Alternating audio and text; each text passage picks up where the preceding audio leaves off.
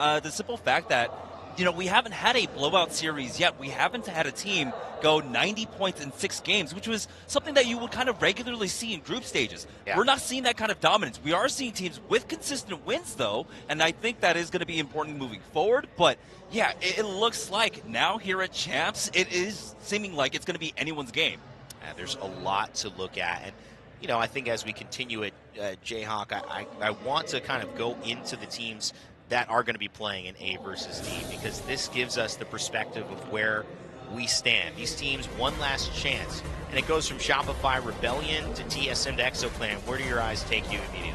I mean, obviously, like you mentioned, the Shopify TSM, these are teams that are going to be going through to the winner's bracket. But I'm looking at some of the teams that are maybe on the outside looking in currently. NRG, FaZe Clan, Oblivion, Ninjas of Pajamas. A lot of these teams are down on the bottom half of the leaderboard. We've seen teams in the past have a massive final set to end the group stages. I'm thinking back to last year, Oxygen, FaZe Clan, Optic. These teams needed 50-plus points, and they were able to get it done. And some of these teams in Group A do it as well. I love that, too. And you're talking about championships. Well, 2023, that was won by TSM. Yes, Imperial Hal no longer with Verholst and Reps, but 2 out of 3 of those members still here competing.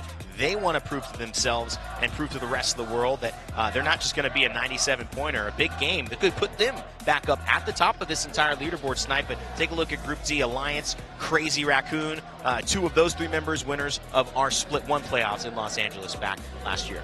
Yeah, I mean, once again, Crazy Raccoon, they've had some exciting games so far this weekend, and I think it's another one of those experiences that people are looking for that team to do more than they have in the past. They always seemed like they're one of the teams that could just pop off, but have been very lackluster when it comes to these games. And another team that is actually standing out is Liquid Alienware. For some reason, they've been dominating, won BLGS, all that, and then at every tournament, it comes down to the final series for them to get enough points. We saw it last time where they dropped, it was a win in the final game for them to barely get through group stages to make it to the brackets, or they were just eliminated. And it was they're a team to do that, and I expect a couple of these it's going to be a shootout in this final series. We know it. Teams will be waiting with bated breath whether they've played already and are hoping that no one passes that point threshold and they stay in the top 20, or if they get that big win like Team Liquid Alienware and finally put themselves in a winner so they get a day off of rest and enjoying themselves in Sapporo. Jamerson, though, a team that kind of, brings a big brand, a big name, and a lot of history is NRG. You kind of wanted to focus on them heading into their last matchup in our group series. Yeah, what's important for NRG here is that they do have 55 points, right? So there is a path to victory. You want about 35 by the end of this series, so that's going to be roughly 6 points per game. Yep. Unfortunately for them, though, this draft, which was done, way before the event, is not working out in their favor. If you take a look at World's Edge, that's their probably most favorable draft. It was their first pick for them. They're going to be going over to Lava Cypher. We're starting off on World's Edge, I believe.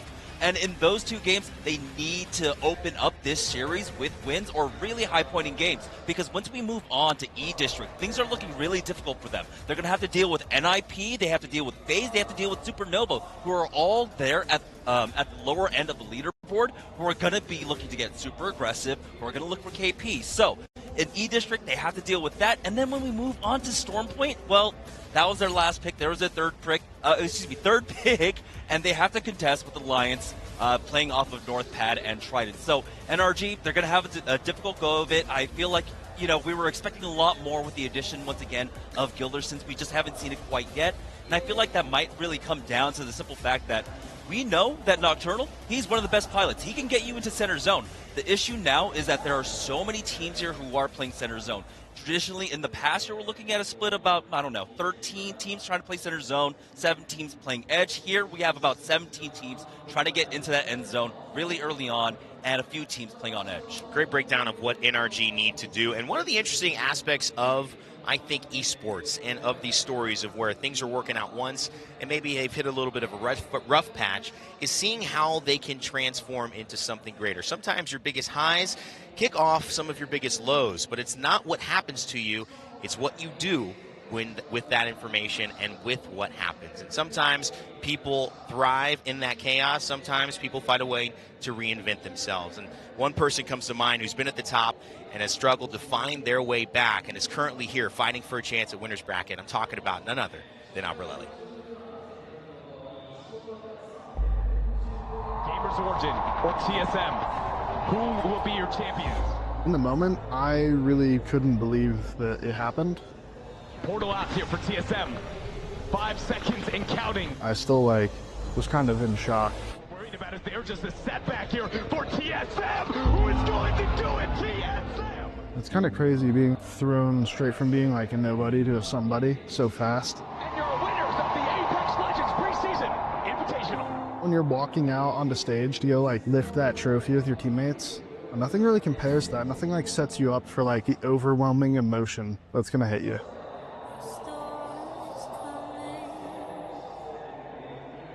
Winning really early, all eyes are on you constantly. The feeling of what now kind of turned itself into self-destructiveness. After the LAN, I didn't really know what to do. And then COVID hit, and that feeling just got even more intense. Losing the opportunity of playing at LAN and not knowing when that will ever come back completely destroyed my mental at the time. I just became very angry and distant to everybody. The way that I was feeling at that time basically led to the destruction of that TSM roster. That really led to the basically free fall between a bunch of different rosters. I kept trying to find some kind of stability and right feeling with a team. And it took a really long time to try to find that.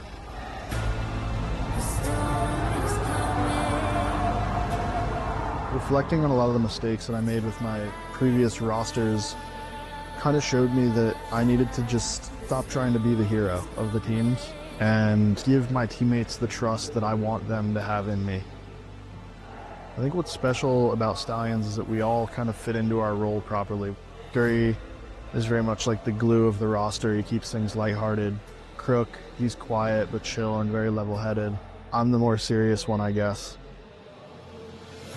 Success in this tournament would mean everything to us. Going into this LAN, we're unsigned. Crook still works a normal job. Polo does too. If we're successful, then orgs have their eyes on us.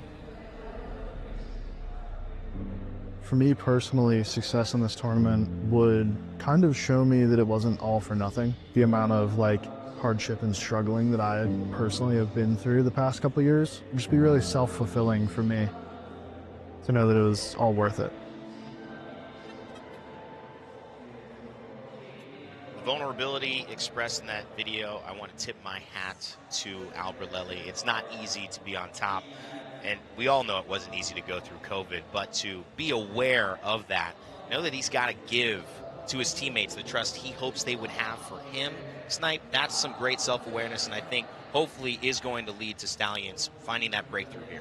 Yeah, I mean, the openness and candidness of Mac Alberlelli is just extremely awesome to see, because I can relate. I started my career near the top, kind of slowly went down, and starting at the top and then working your way down is almost harder than starting from the bottom and working your way up, because you start to have self-doubt. You start to have all these things of, can I get back to the top? Can I do this? And I think Mac in the interview is, he was his own biggest enemy in this, and he finally found a roster of people. Scurry is the vibes king. He makes all these random funny noises. You play with him. He's awesome. I think he found a team that he knows trusts him. And we saw it when they won the last chance qualifier to be here. He was the best player in that lobby by a mile, and it was the faith he had in himself, the trust his teammates had in him.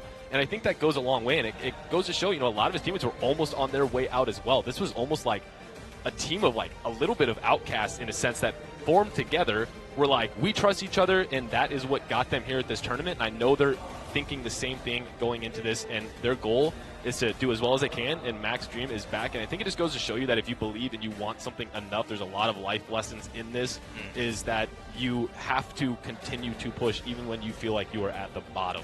And I think also, Jay, it's something about how even in your darkest moments, there is a next moment. And sometimes that moment may still be dark, but if you keep on going through that, there is light at the end of the tunnel. You may not know where it comes from, but it can shine, whether it's your own introspection or maybe something that happens, the right teammates that pull you out of it and get you going on that path that makes you feel good.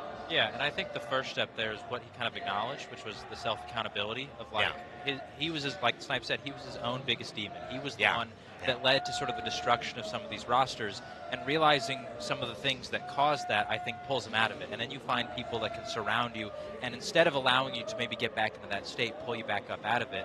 I love to see this redemption story, because at least for me personally, Alberlelli was the player that got me into Apex Legends. Yeah. So seeing him back on the stage is actually really special. I've seen him pioneer so many different things. Really, the first trophy lifted in Apex, seriously, he had X Games, but when it came to that preseason invitational and watching TSM win that one in match point, there's nothing like it. It was a high that I think a lot of us still remember being there, and also would be hard to get over. But this is a new journey. He's turned a new leaf, and Stallions sit in 26th place right now, currently outside of winner's bracket. Can they make it?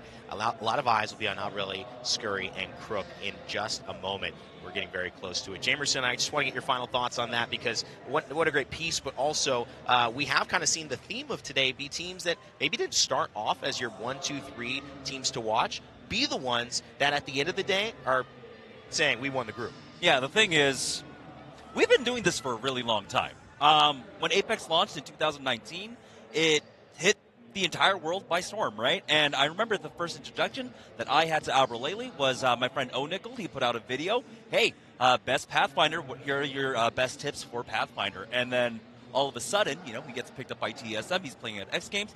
That was 6-7 years ago. And he was a baby back then. Yeah. As a father, I've seen him grow, right? And so now I'm thinking to myself, wow, that is great to see him mature like that. And honestly, I have almost like a fatherly pride to see where he's at now. So many people excited to see it. It's about time to take a look as well. A versus D about to kick off. And before we get in the game, let's send it over to our casters who are ready to get this show on the road. It's Dia and Graceful. Let's kick off our final series. Thank you so much, Rain Day. I love what you guys have set up. A lot of, interestingly, as Jamerson was talking about, a lot of pride in what you can accomplish here on this stage, and specifically in this series, Graceful. One of the things I'm most interested in is finding that light in the darkness, because these are dark times for some of our rosters, but it is also one of the moments in this tournament where there is the most hope for you. Not only do you still have the opportunity in the next bracket to go through and make it to the finals, whatever you end up in, winners or losers,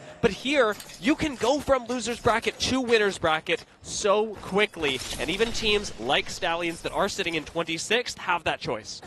Yeah, and this is the thing, Dia, is that sometimes you gotta, as Rene said, sometimes at the end of that tunnel you find a light, but sometimes you just gotta pull the light out of you. At all of the time, you're kind of fighting yourself, because like we talked about doubt and stuff, is that, you gotta put in time enough to see consistency and practice. And sometimes you feel like you're getting let down, whether that be by your own mistakes, whether it be by the team's mistakes or anybody else. And I feel like the mental blockage actually releases over time as you get the smaller achievements. People tend to look at LAN as the only win, but sometimes you just got to start small and take baby steps. You got to win that first scrim, you got to win that first online, you got to win that qualifier, and then eventually you get to the LAN. And already, if you're a team like Envy, you've got your first small win. It may not be in terms of the points just yet, but Envy, sitting at 25th overall right now, have a chance to make their way into the winner's bracket. And fortunately enough for them, Graceful, they've got a zone pulling right next door. Huge shown again, once again towards Turmoil, is, people are already noticing this zone. They've seen this zone and the tendencies. A lot of people are opting to go deep into this zone, but I've seen this zone pulled more towards the mountain, actually, which is kind of scary where the evac is placed right now. We'll have to see how teams are playing this out, because, as we've said before, on this map specifically, a lot of teams tend to rotate early, but with macro, and everybody knowing their macro, they're probably going to run into other teams. Like to see, though, Valk here, a recon character we normally don't see, so that should ease a little bit on their macro. Yeah, Furia are going to get a lot more information on the teams around them. Actually, somebody coming out of Skyhook right now. That's a mix of ninjas and 100 thieves that should be encountering each other in the tunnel as we speak. But with the fast rotates that you mentioned a lot of teams favoring, Valkyrie will not only help you see what else is going on, but be able to navigate through that so much more quickly with her skyward dive. So I do wonder whether Furia will choose to take that right now, because what I'm seeing from them is instead a movement up towards the north that takes them away from the zone and into Skyhook. Yeah, I would assume that they want to go mid-range, but speaking of mid-range, everybody's getting caught on Mac right now. Shadow's already in a fight right here in the choke. Going to see how this unfolds. Shadow 3690 do have high ground and a nice thermite. One might say a fatty thermite if we're taking lessons from earlier. And these Skynades are not finding a lot of purchase onto them. My big question is whether they'll commit onto the low ground. That bubble fort suggests that they might, but I'm not seeing Shadow 3690 commit. Instead, that is a big trade back onto Jackie 1. I would be remiss to push this myself, but Supernova have no such reservations. Leaping on board, this team needs the points, and Ken, searching with the Peacekeeper, is going to find the first knock. Ken is taking their fate into his own hands and helps eliminate 3690 with the help of Oblivion. As Shadows get eliminated, Oblivion pulled up behind, looking to 3P this fight. Did he catch anyone off guard? So far they didn't. They did catch one. Ken goes down, Walking L takes the L, and now they're chasing the last guy running away. It's going to be a hard, tough, disengage because he's actually getting ulted on top by the Newcastle. He's going to run up the stairs, and he, made it out for the moment. We'll see if he can make it. Reeds is hella fast, though. He's got a little gibby bubble soon. Oh, and he goes not quite. It was a good try. It was a good try. Supernova, they're a little bit behind. They need a couple of nukes to make it through because these amount of games is not cutting it. We're right now seeing Effect fall to his doom. Effect, no! That's unfortunate. It is just unfortunate. That's a pretty easy recovery, but it's, it'll stymie your morale for a second. I mean, especially since they have, a team in Overlook chasing them now as well, seeing that. I'm sure they can get the reset. Nobody's really chasing them too far. They're chilling a little bit. That's good. Crazy Raccoon, however, seeing Oblivion get that Jibby kill. I'm actually surprised. As we count away from Overlook, Enter Force 36, we're actually coming through. So Alliance are going to take a much longer reset than they might have otherwise. That's a very interesting turn of events. Now, Crazy Raccoon and Oblivion do meet up with each other. I want to talk about Supernova for a second, since they did go out earlier, but Alliance have just hit a respawn, so there's a chance that we get some action over there. Holding on to it for now. We'll talk about Supernova in just a second. E36 already on top of Alliance. Yeah, Alliance in a bubble fight against E36, chasing them. Huge bubble fight. Unlucky, however, has shown promise in these bubble fights. Getting huge damage in. Trading now. 2 for 1 for E36. Can he close out the fight? And they're hitting the crack already. Effect, though, doesn't turn out without a fight. And Alliance goes out early. Effect almost clutched that, but unfortunately is going to go down. Now, the thing is that in this series for Alliance, it's not the worst thing in the world. This, however, for the Ninjas in Pajamas could be exactly what they need, because every point is going to matter so much for the Ninjas, who currently sit in 37th, currently well into losers bracket territory. Yeah, although Alliance went out early, they're pretty much kind of safe into the winner bracket. What we're looking for right now is Ninjas being hungry, which is something we've been missing. They've always been over-rotating early on, looking for pretty much just praying that the zone is going towards them. Now we're seeing a little bit of more, edge / into mid-speed rotation. Hopefully they can pick up a couple of kills. Zane was up fuel for a second, but one last shot would do it. Instead, a bubble is going to stop Zane just that little bit short, and Amphi Tarzaning his way on in will end up helping collect the kill. E36 still around, still alive, are moving into Monument, perhaps to try and res. Maybe they'll find a different place to craft up and then ultimately pick their teammates back into the game. But Ninjas collecting at least 2 kills for right now is going to be some welcome points for them. Already starting to move closer to their average, as on World's Edge, Ninjas have averaged about 3.8 points per game, and they're going to need a heck of a lot more to surpass where they currently are in the standings. Seeing this zone pull as well might confuse people because, is he going to pull south of the mountain or is he going to pull north of the mountain? A lot of teams right now are, setting up already. Go next, however, very comfy in the tunnel. They can rotate to both sides if they want to, but other teams such as, Envy, who thought for sure this is going to pull deep into Thermal, it's going to have to adjust a little bit. I'm a big fan of where Cloud9 are at right now. I was the catwalk? Yeah. I was talking to you about Cloud9 earlier and how they're a very impressive team in this series, in today's games, in this tournament. They and Alliance actually have the chance to top the leaderboards. They are the 2 highest placed teams that are playing right now. And again, to reemphasize, in my opinion, they've got one of the best spots in the zone. Yeah, for sure. They are not only, they're pretty much guaranteed through the winner's bracket, but what they can do is get first in all of groups, which is, very impressive. Ninjas, however, scrapping for any kills they can, still chasing for E36, evacuating on top of him, and he's gonna go down.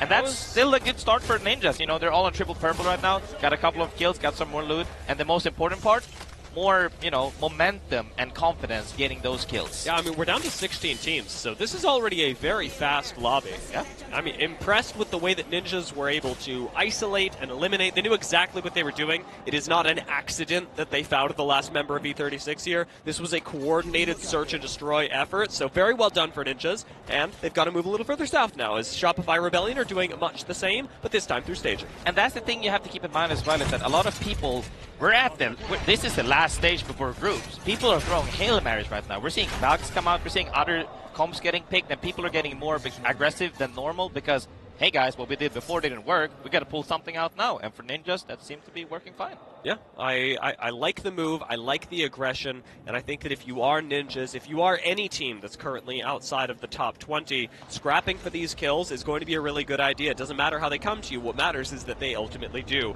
Furia, we mentioned them playing a little bit safer earlier. They are also sat technically outside of the top 20, although for them, I'm a little less concerned, because they're currently sat at 22nd and have a whole series ahead of them. Yeah, they have more leeway to not have needing big games. Right there, we're talking about one solid game or like a little bit of consistency and they'll make it through. However, other teams have to pressure a little bit more. But that's also why we see such a big change, on people's game styles. So many more teams are playing mid-speed now. Before, we used to seeing, between 8 to 14 teams playing center circle. Right now, we don't even have 10 at some point. And now, sure, the zone did shift, but people are adjusting to mid-speed a lot more, which have seen a lot of success this tournament specifically. Yeah, and especially now that we're spending a little more time on World's Edge. When you and I began all this, we were also starting on E-District, which it does tend to lean a little bit more zone-heavy, or rather, I want to say separate teams from, playing zone, playing edge. There's a lot less mid-speed teams on E-District, simply because there's a lot more space to play zone if you really want to.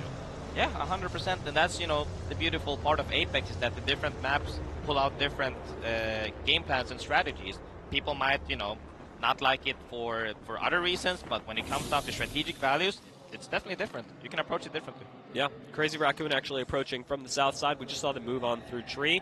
Noticing, in fact, that this south side is almost entirely empty. Envy are going to get a Mythic crate completely uncontested. Here's hoping it's got a Kraber, because I'd love to see a few more of those in the lobby. But Crazy Raccoon are going to have to deal with likely Liquid Alienware and almost certainly NRG on their next rotation. This is the big thing, though. The zone pulled north. Oblivion is currently in God spot. Go Next is in a solid spot, however, highly contested power spot. They might actually just be getting dove from behind whilst the team tries to take the card in the front.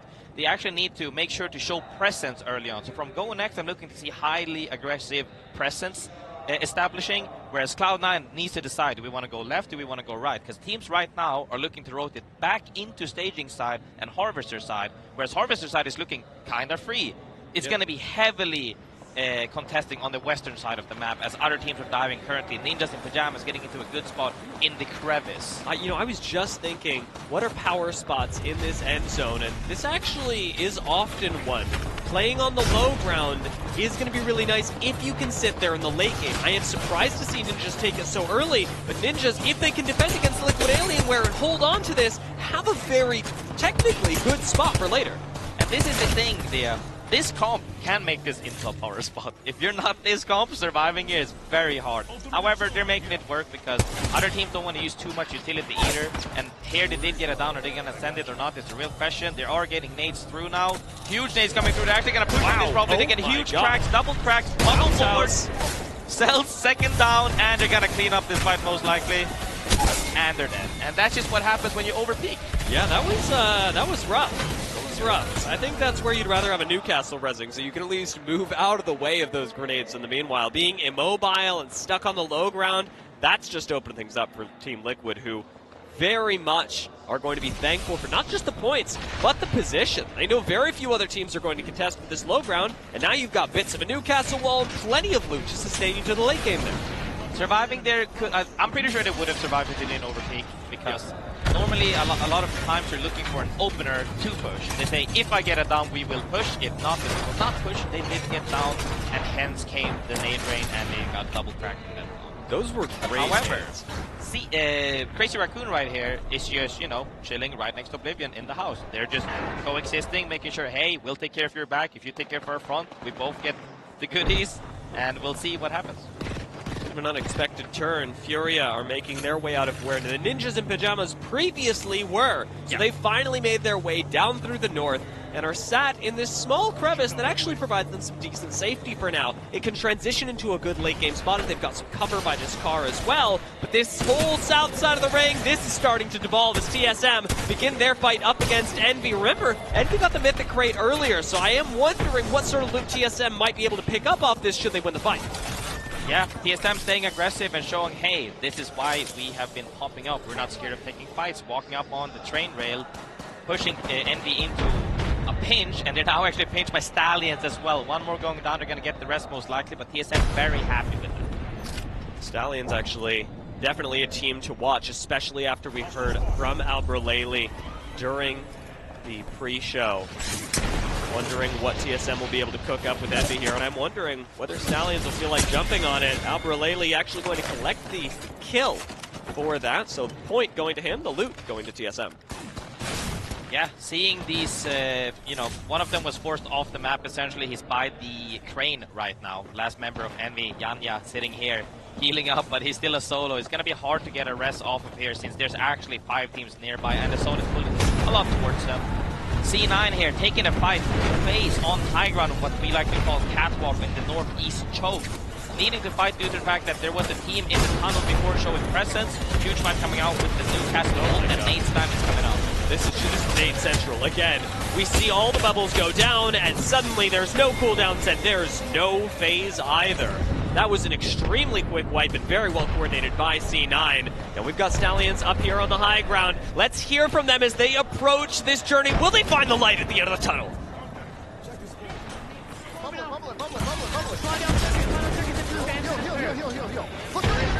right! Slide! Coming me all the way,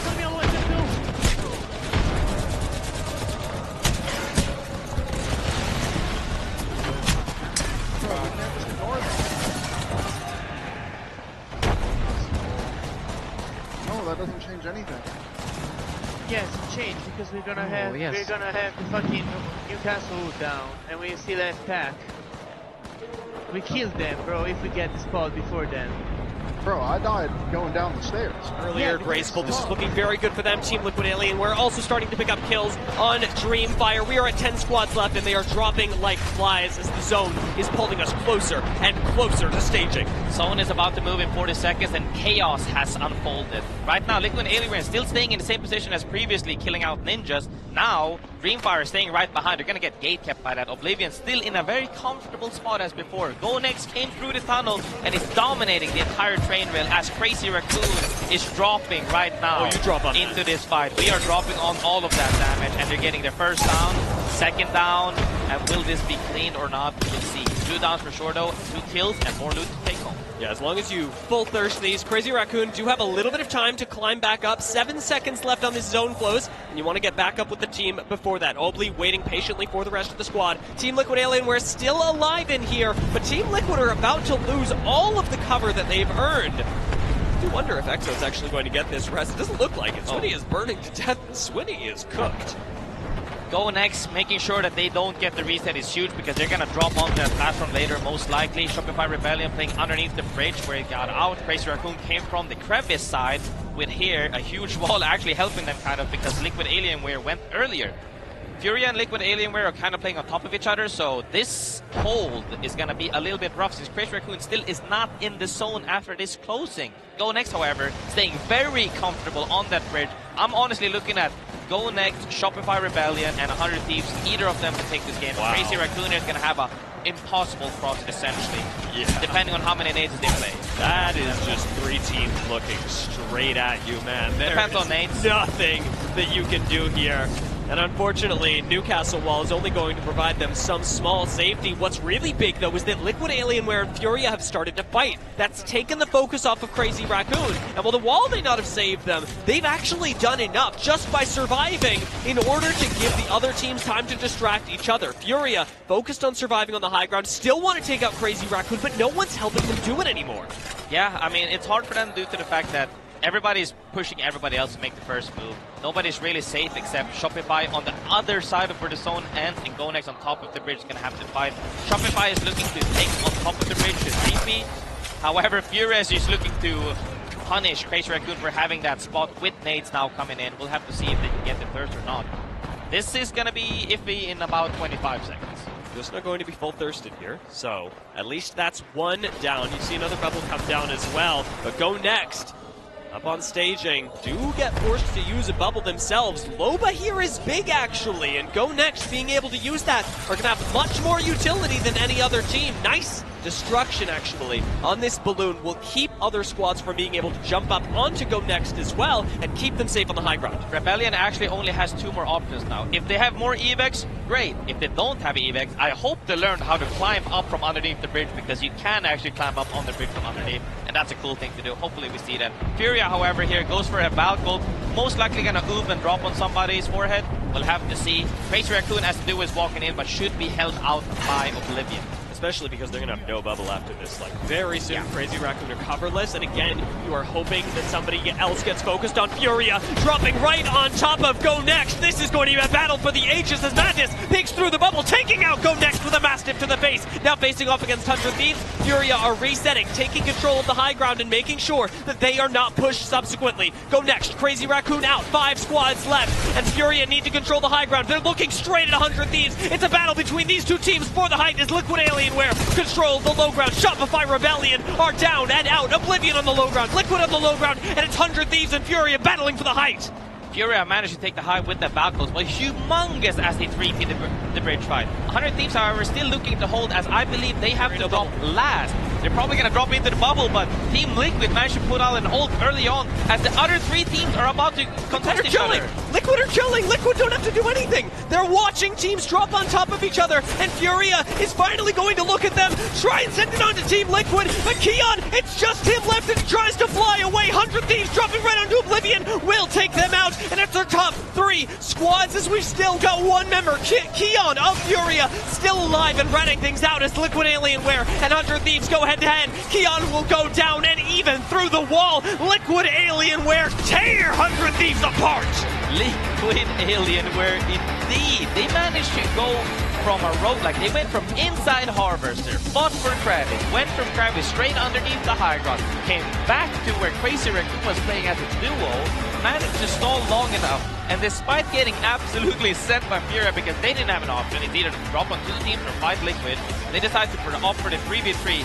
Liquid takes them out and then wins the game. That was phenomenal. Liquid had there what Crazy Raccoon would have killed to have, which is every other team looking straight at each other while they just sit in the open ground and go, all right, well, what's going to happen next? It was a very nice finish for Liquid and well thought out, well timed. You can't make these things happen all the time, but being able to notice when it's your moment, that'll get you something like a 23-point game.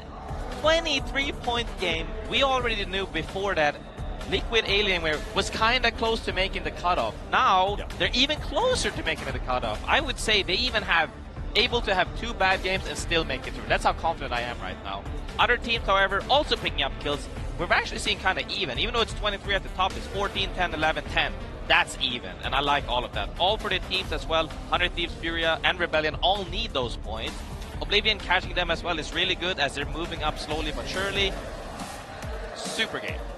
And Kurev picking up 5 kills. It was a huge pickup for Liquid Alienware going into BLGS, was a huge contributor to the success of Dragons in previous lands as well. And now, on this roster, has continued to make them look better and better. Of course, really happy to see Yanya up here as well. I miss the old Liquid squad, and it's nice to see that Yanya is still able to perform at such a high level as he's now on Envy. But I have to really praise Liquid for the way that they went about this, and I want to say Furia as well. I liked the way that they took high ground. They did have a kind of awkward end game, but Furia actually played this whole mid-game sequence with incredible accuracy, I'll say.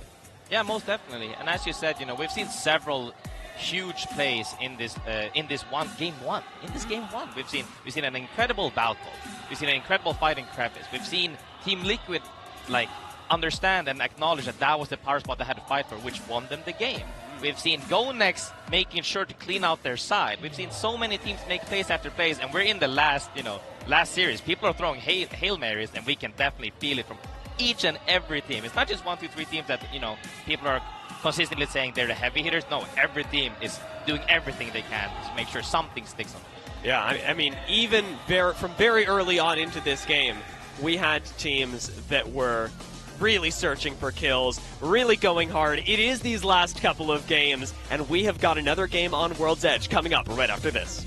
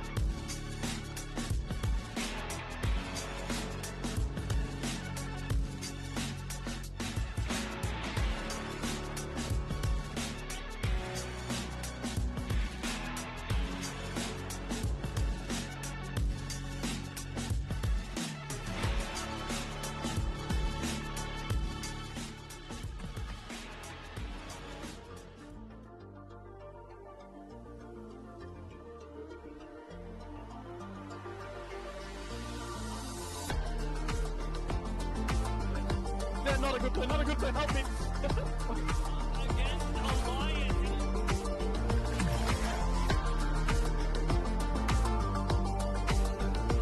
Coming in from empty. You're on lock in. Strong!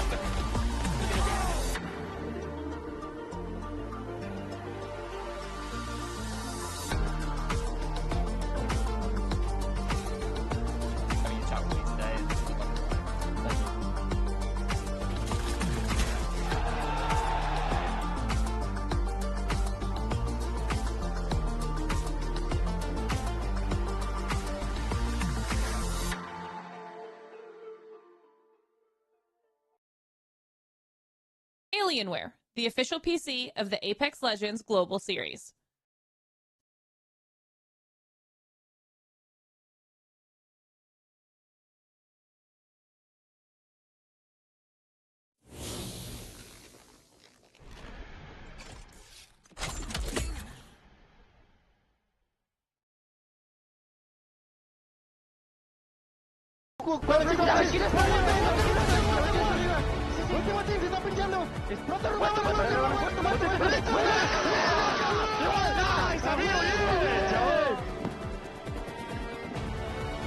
Welcome back to Daiwa House here in Sapporo, where it is a wonderful evening for some Apex Legends, some end of the group stages.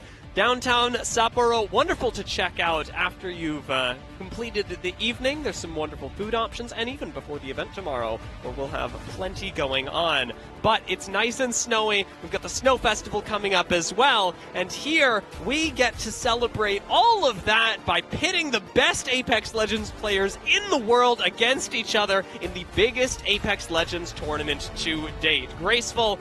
Game 1 out of the way in the last series of the group stage had me riveted. That was a fascinating game to watch. It did huge things for Team Liquid, now pushing them into the top 20 teams of the group stage overall.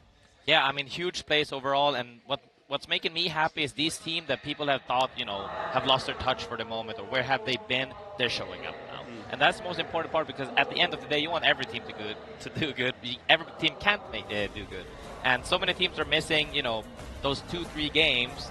But since everybody is throwing their hands in now, it depends on who's actually making it through. But to be completely fair, I think that some teams have shown more consistency than others. Some teams now, however, have switched up their strategy. And that's the biggest change I'm seeing, especially in Ninjas and Pajamas. Sure, you might have complained that, they overpicked and they got punished for it. But the fact that they hunted for kills, they Valkyried it into a great positioning. We didn't see that before. Yeah. What we saw before was straight into the zone that they thought it would end. It didn't end there. They got punished on rotate. Now, however, they're just making individual mistakes. That's something anybody can do, and I'm sure they can keep up this tempo, and I'm looking forward to that from them. more from other teams as well. Yeah, I mean, a lot of teams still have a ways to go.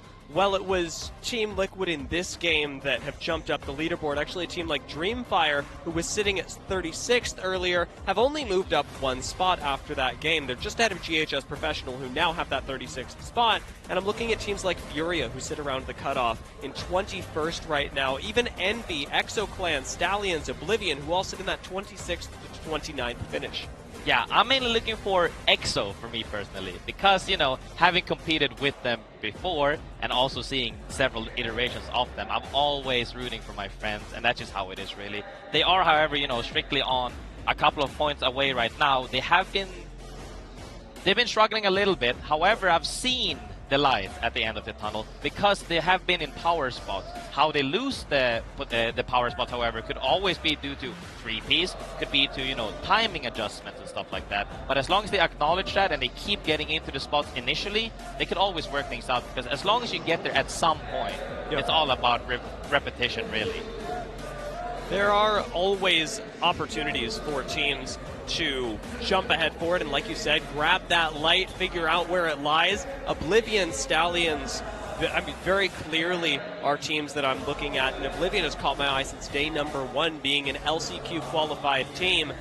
Even being in the conversation as a team that could be qualifying into winners bracket is a fantastic achievement for them. Looking a little further down, of course, we do still have teams like Shadow 3690, who I'm very interested in seeing the development of over the next couple of days, because as you've talked about, Graceful, there's a big part of this game that is going to be just feeling a little bit random sometimes, because it is a battle royale and sometimes things feel out of your control. And one of the most important skills that you can learn as a professional player in Apex is recognizing that while something may have felt out of your control, that there's almost always something else that you can do, a measure that you can take earlier in the game, a way that you can present yourself in the game to other players that puts you in a better position where things are more likely to work out in your favor.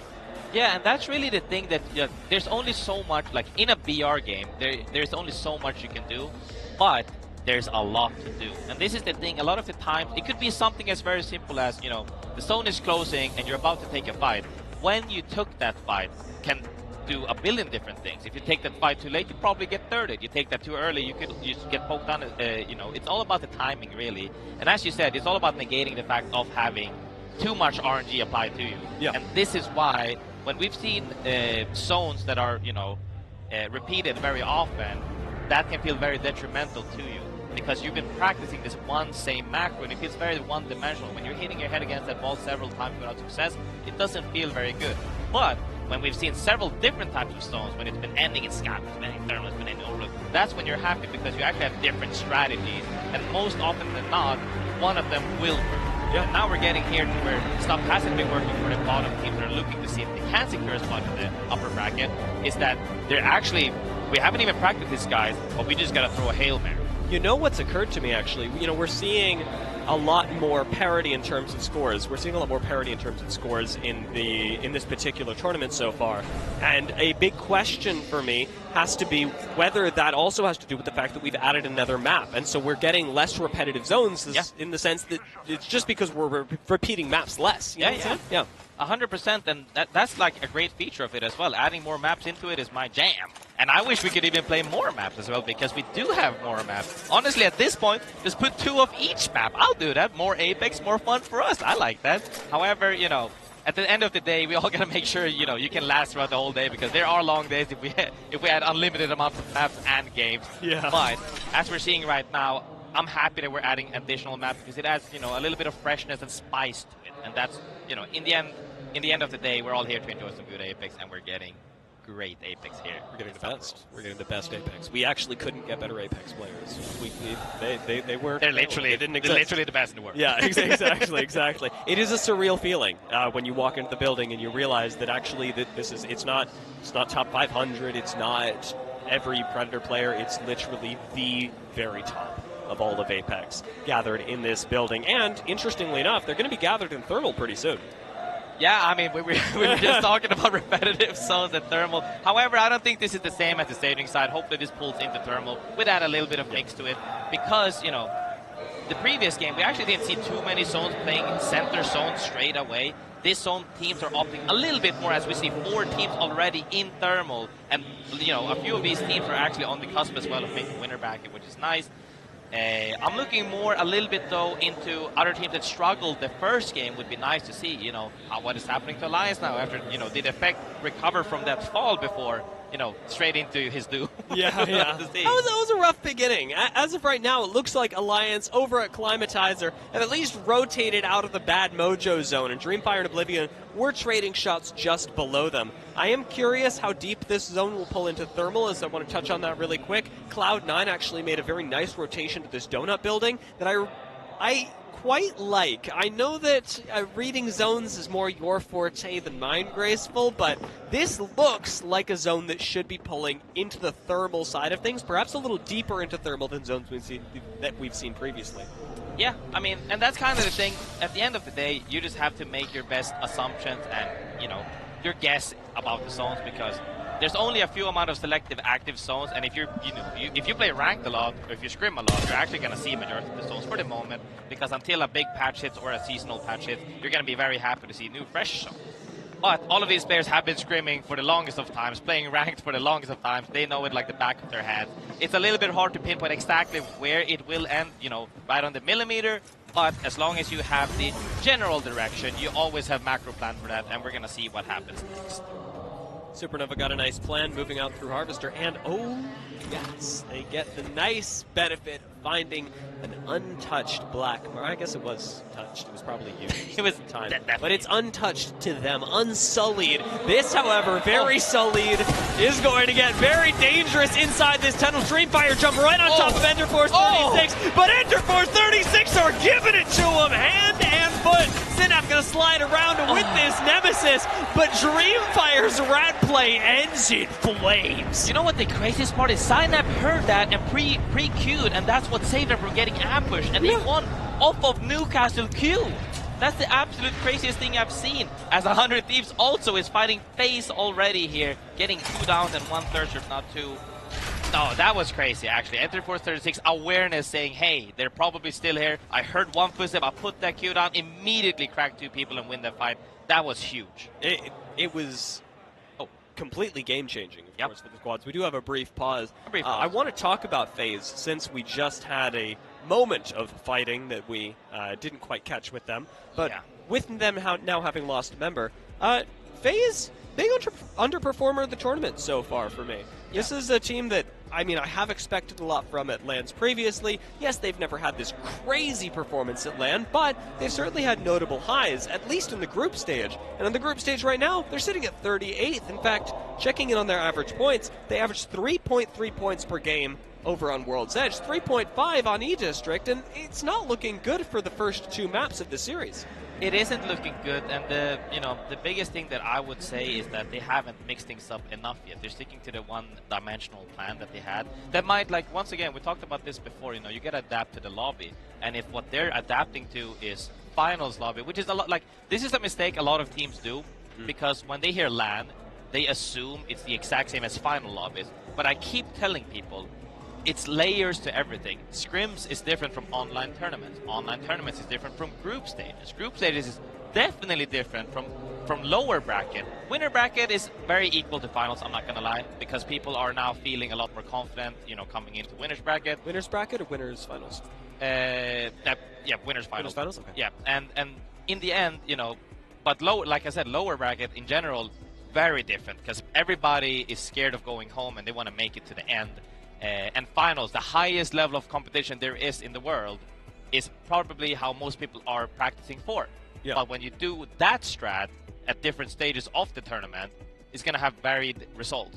And what we can see right here is that FaZe has been struggling, very hard, I would say, in this tournament so far. They can still come back, but it's definitely been a rough start for them. What I'm looking to, however, right now is, even though they're eliminated already, and also, Dreamfire got eliminated early on with that rat play, I'm still looking to, my bias here with EU, which is, EXO, Ninjas in Pajamas, etc. And I just want to see people pull through, because Alliance I'm already feeling confident about. But the most team I'm actually looking forward to, my number 1 for this game specifically, is 100 Thieves. I think 100 Thieves is actually a very nice call. I'd love to discuss that more, but while we have our players in a break, what I'd love to hear from is actually Lace, because Lace caught up with MT a little bit earlier, and I've been dying to hear what MT thinks behind the scenes. Lace here back in the Players Lounge. I have MT from Shopify Rebellion. They're doing great in the series so far. Now, MT, we're getting to the end of the group stages. Is there anything that you're going to adjust moving forward in the competition? At the moment, we're pretty much planning to keep everything exactly the same. We've been starting hot in each group, like picking up a lot of points early and then kind of like dropping off towards the end. So this last group, we're just going to make sure to finish strong the whole way through. Yep, if it ain't broke, don't fix it. Now, what team is your biggest competition? Definitely Falcons. Got a pretty big rivalry with them. Me having teamed with Reese, Ben, and Kyle, and then Zanya having teamed with Reese. So definitely want to beat them. Yeah, something to prove against the Falcons. Now, with this meta, it's a little crazy. What character do you want to delete from Apex? Gibby and Newcastle for sure. Just get rid of the bubbles and the shields. It's so boring to play against. Yeah, wants to get rid of the chaos. But this has been MT from Shopify Rebellion. Best of luck for the rest of the competition. Appreciate it. It's a controversial take. That is a very controversial take. Taking out Newcastle and Gibby, I mean, they just got here, Graceful. No, we cannot take them out. I get it. It's not fun to fight against 59 different bubbles and Newcastle Qs and Newcastle walls and the rest, perhaps. Yes, okay, that might not be fun currently. However, we also have to remind ourselves that Gibby has had only 2 metas, really, and I love Gibby personally. Newcastle hasn't had that much just yet, so I'm happy to see him in play. I think perhaps we could tone things down, but downright delete? Oh, hell no. Nah. Yeah, I can't help but agree. I'm actually really refreshed to be seeing this meta, and even more so, watching how people's play of Newcastle, especially, has changed so much since earlier. Gibby actually gets played in a very similar way to when Gibby used to be meta. He's basically, 2-button wonder. But Newcastle, on the other hand, has really evolved since Newcastle came out and people started trying them in pro play. I mean, you used to have people playing Newcastle sort of like they played Rampart, just with an extra little mobile shield. And now we're seeing people play Newcastle in very aggressive, very dynamic ways where he can be a support to Gibby, but he can also be a huge initiator for your team. He can be the thing that saves you, and he can be the thing that shuts down the enemy's defenses. Yeah, most definitely. I think it's really refreshing overall, and, I'm happy to see changes. I feel like at some point we are also, we got to mix things up. Like, at the end of the day, are we just going to have the old OG Wraith meta? Is that what we're going to have the whole time? Watson, Wraith, it could be, Path, Gibby, Watson we had as well. We've had several different metas, and I think it's fine as long as we don't get stuck into it for too long. I think people, we don't want to see it for several months. We want to see it for a little bit, and then we can, change on about it. But speaking of meta, personally, I like seeing Mirage. We've seen a little bit of Mirage. I've been talking about Mirage meta since way, way, way back. 5 reworks back, pretty much. And I'm happy to see him. Even though he only got picked a little bit, Loba seeing a little bit of light as well makes me happy. Yeah, Mirage is actually very fun. I think in a very good place right now because when I saw the patch notes for Mirage, I went, oh my lord. Mirage just got so much utility pumped right into the character that surely everyone is going to pick Mirage. And we actually had a little while in scrims just before this event where people were everyone was trying Mirage. They were like, well, we may as well give it a go. He can do literally everything, and he can go it was a whole thing. And while we're not seeing him picked as much, I think that Mirage is actually in a very good place where he offers an incredible amount of utility as a support, has this niche strength, but also isn't oppressively picked, isn't used by everyone, maybe because there are stronger options and it's not so much a lack of strength in Mirage, but what I am really enjoying the fact that we can have a character that is so niche, that is clearly so powerful, but also isn't a mandatory pick, likely because of the slightly selfish part of his kit that is his ultimate. Yeah, I mean, I like it a lot as well. We gotta have picks that are niche in a way.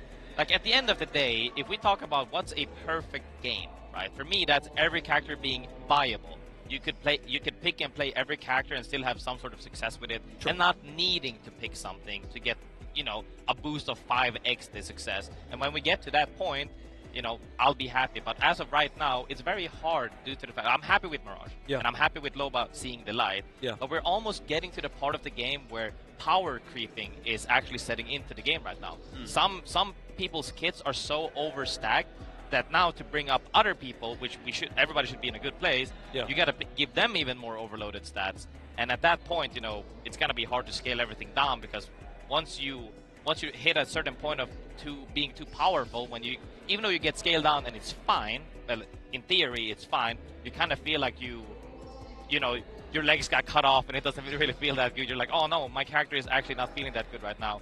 Like, my friend, very die-hard Path main, right? Loves Path. Yeah. He got hit with the nerf, which is, it is what it is. He got hit with the nerf. But then, you look on the other side of the grass and you see a Loba who, oh wait, Loba gets 2 Qs on lower cooldown than what I have, which is why we nerfed me? Oh wait, Loba also gets a Bangalore speed buff after the Q. Oh wait, he also gets a free cell? At that point, I get why people are getting frustrated. All I'm saying is, at the end of the day, patches will happen. Things will balance out. It all depends on when. I'm sure it will happen. We just got to stick in there, really. I mean, the cycles are a big part of Apex Legends. Yeah. Learning new legends as they become hot and get quite powerful, and then learning how to pivot away from them when the meta starts to shift, whether it be because of changes in their own power or utility that's been added to others. Speaking of utility, let's talk a little bit about some of the ridiculous numbers that we have hit during the course of this tournament. Now, the most reasonable is probably Valkults. Valkults have been pretty chill. 87 of them, I don't think that's a wild number. Everything else on this screen right now, pretty freaking high. Absolutely crazy, I'm not gonna lie. GB bubbles almost reaching 4,000 bubbles played already, as well as ramp covers being almost 14,000. Yes, you have a lower cooldown. Yes, you have more stacks, so it makes sense in the whole gram of schemes. But when I'm thinking about the raw amount of bullets I need to go through 14,000 ramp covers, it is not juicy.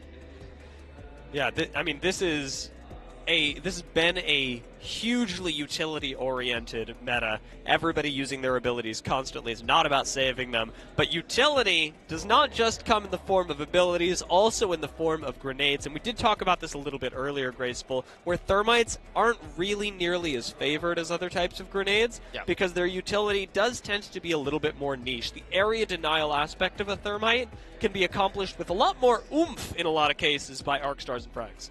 Yeah, I mean, thermites in general is like the most value thermites you can have. I wouldn't even say space denial in general. It's like when they're behind a box and that's their only cover. It's like if they step out of the box, they die to you shooting them. Yeah. That's when the thermite is best, because you kind of have to sit, like you have to sit in the flames essentially. But if we're talking about pretty much every other single scenario, except when we talked about thermites doors, when thermites could burn through doors, right? Frags and arcs will give you a higher opening, either that be a Skynet into 100 crack or a arc stick at best case scenario. But even just the arc stun is most likely enough to get you killed in most scenarios. Thermites actually might be, now that I'm thinking about it, a little bit underpowered in this meta specifically. Yeah. Because in most other metas, sitting still to res is much more common, and so thermites are a lot more punishing. If you land them on somebody who's resing, they just have to stop. Whereas if Newcastle's resing you and somebody lobs a thermite, he might tick Newcastle, but he just walks away. Yeah, I mean, that's definitely the case. I think in the case of resing, standstill, all nades just blast you. Guys, I'm about to start the match, and I hope I'm doing my best, guys. I'm clicking my button. I'm doing my best right now. I know we're all waiting for it, but while we're waiting, I think the zone is gonna end. I think the zone is gonna end. Please, let this be my ranked ending. It's gonna end by the lava. Closer to the choked mountain hill is where I would like it to be. I really don't. I know you said southwest of thermal. They would pull deeper. Only slightly. Only slightly. I'm not talking anything so by crazy. The dome? Or are you talking by the dome? Or are you talking by the island? Or are you talking about by the boxes? Triple pins? Which one are you talking about? I'm talking by the bubble building, or the dome. Yeah, the dome. Yeah, okay, by the dome. Like a little bit, even over by where Envy were at, on that little house. I could see that. Yeah. I'm sorry, I'm giving you all these random, I'm just saying random words. You're like, a platform? Yeah, what's a platform? Like, yeah, I have my own call out for everything. That's why I keep it. Yeah, where Envy was staying, essentially, by the building above the lava. Yes, I like that building a lot. Yeah. Although, actually, now that I'm thinking of it, I don't know what practical purpose. Sorry. I'm getting off track. I'm daydreaming about the practical purposes. I actually did want to ask you a question though, because when we were talking about character balance, you had mentioned one of your sort of ideal game states would be one where all characters are viable, and I wanted to talk to you about that because that comes with some baggage, right? Like whether a character is viable is going to be different across competitive and casual play. So what does viability of a legend mean to you? It means that when you pick them, it's not... I would say, okay, I think... Okay, viable, you can make anything viable. I could, you know, I've done solo to Pred with Mirage. I've done solo to Pred with pretty much every character at this point. But mainly what I'm talking about is characters that are unique enough to where you want to pick them for a kit or an item or ability that only they have. One of the biggest things that I personally don't like, right, is when Lifeline had fast res. You remember back in the day, Lifeline has fast res, and then they gave that to Gibby in the Gibby bubble. I don't like that because they do the same thing, right? And I want characters to be unique in a way that only they bring that.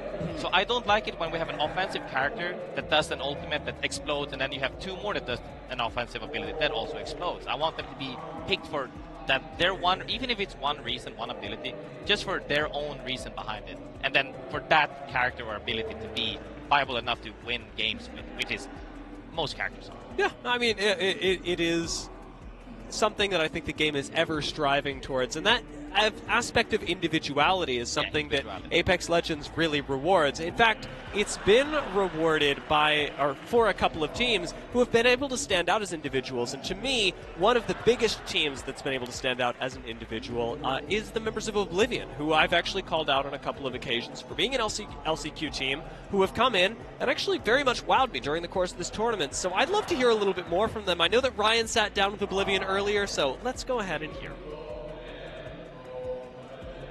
What's going on, people? I'm here with Blinkster from Team Oblivion, and man, it's been a rough ride for you guys already. 15th yesterday in that first match, and then of course today stepping it up into 6th position. What kind of changes has the team made to do that massive jump? It's an amazing feat. So the big thing is like confidence. So this is my first land, right? So my first block, I didn't have any confidence, and I didn't know what I was going into.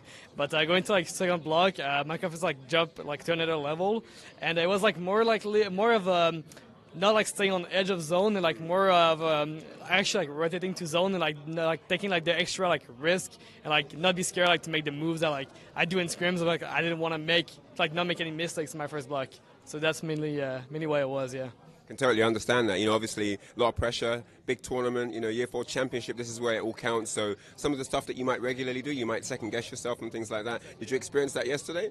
Yeah, exactly. So there was a lot of plays I wanted to make in the back of my head, but I didn't want to actually execute them in the stress of the moment, because a mistake can cost you a game. So I was trying to minimize the mistakes, but at the same time that I did some extra mistakes, because that's so perfectly understood. I think everyone watching this will be completely aware of how important this is for you guys. And coming into this team, being the sole representative from Canada, how does it feel? Is there an extra pressure there? Is there more on the line for you personally? Talk to me a little bit about that. It feels good. I think I'm the first French-Canadian player to ever attend an LGS LAN, so that's definitely a big thing for me. I know there's a lot of people back home watching, so that means a lot. But yeah, I mean, being the first French-Canadian, the two only Canadians in my team here at the event, definitely means a lot, and it's definitely a big thing for me, and I think for the country, yeah. Absolutely incredible stuff from you guys. Wish you the very best of luck in your next game, and hope it all goes well. Appreciate it. Thank you. Thanks so much. That is a fantastic part of watching Oblivion succeed, is getting to watch another Canadian succeed. Graceful. You can feel the patriotism, I'm sure. Yeah, I can. Even coming from Sweden as well, a lot of top athletes come from Sweden, and I'm always feeling the same way, representing something. But the biggest thing I can connect to is not wanting to make mistakes on the big stage, which I completely understand, and that's why scrims are there. You gotta make your mistakes in scrim to learn, but enough of making mistakes. We're heading straight back into the action. This is what we've all been waiting for. I'm sorry, guys. We're here now. Let's go. There's always pressure, the pressure to perform, and funnily enough, right now, FaZe unfortunately did leave us just before the pause, and now it looks like Stallions may be on the way out as well. TSM taking an engagement with them. That's going to be just north of Thermal Station, right outside of Mirage Etoile. Yeah, I mean, we'll have to see where it goes now. I'm still looking for zones moving on. Hopefully we see some action coming in hot soon, because a lot of teams, as you see, out on the outskirts on the map, are opting for mid-speed right now. We actually, throughout this whole tournament, we've seen this change from straight up center zone to straight up edge for a while. I think I saw one game with 10 teams on edge to now we're seeing majority of the team playing mid-speed. It's so cool to see, because this is also considered the meta as well. It's so cool to see it consistently defining itself over and over in a way of, people trying to copy other successes. But not only that, seeing Valkyrie a lot more played now as well, because people are now even more scared of getting held in chokes and getting gate kept in specific areas. I like Valkyrie a lot. She's solid. Yeah, I mean, as other teams sort of figure out your rotations, there's almost no better legend to be able to get dynamic with. This is a lot of Rampart walls in one place, I will say. DSM hanging out in this area that we've mentioned to the north of Thermal over by Mirage Etoile are doing well to at least barricade themselves in here for now. And with the elimination of Stallions, we'll be moving down to 17 squads. It looks like things are getting a little darker for the team, but I'm hoping they can hang in there. That was probably about 7,000 of the 14,000 walls right there. I saw all of them, and they were breaking left and right, but yeah, at least they're settled in right now. Furia coming in with the rotate mid-speed again. So, we're seeing something of mid-speed again, like I said. I like that a lot. They're already double purple. A lot of these teams that we've been spectating has already been on blue. They're already double purple, feeling confident. Not too many attachments, but they're making sure they want to see the next zone before they move ahead. And now as the zone popped and boom, they see that the zone is going more towards Thermal. Zone actually pulling maybe a little bit south, even towards the platform, the platform by the lava side of Thermal. We're seeing some interesting stats here. Yeah, nice to see right the line where Furia is at. 85 points for the team that we are currently on board with at 21st overall, and just a sliver, a hair's breadth away from making it into the first round of winners. Now, Disguised are following right up behind them, Zero Tenacity as well, but it's Furia who really have the opportunity in this game to take the big leap into the winners bracket. Yeah, big leap to do indeed. Everybody is looking to climb up that ladder to end in the 20th or above spot after this series. And it's looking good for a lot of the teams that have been underneath 20th right now.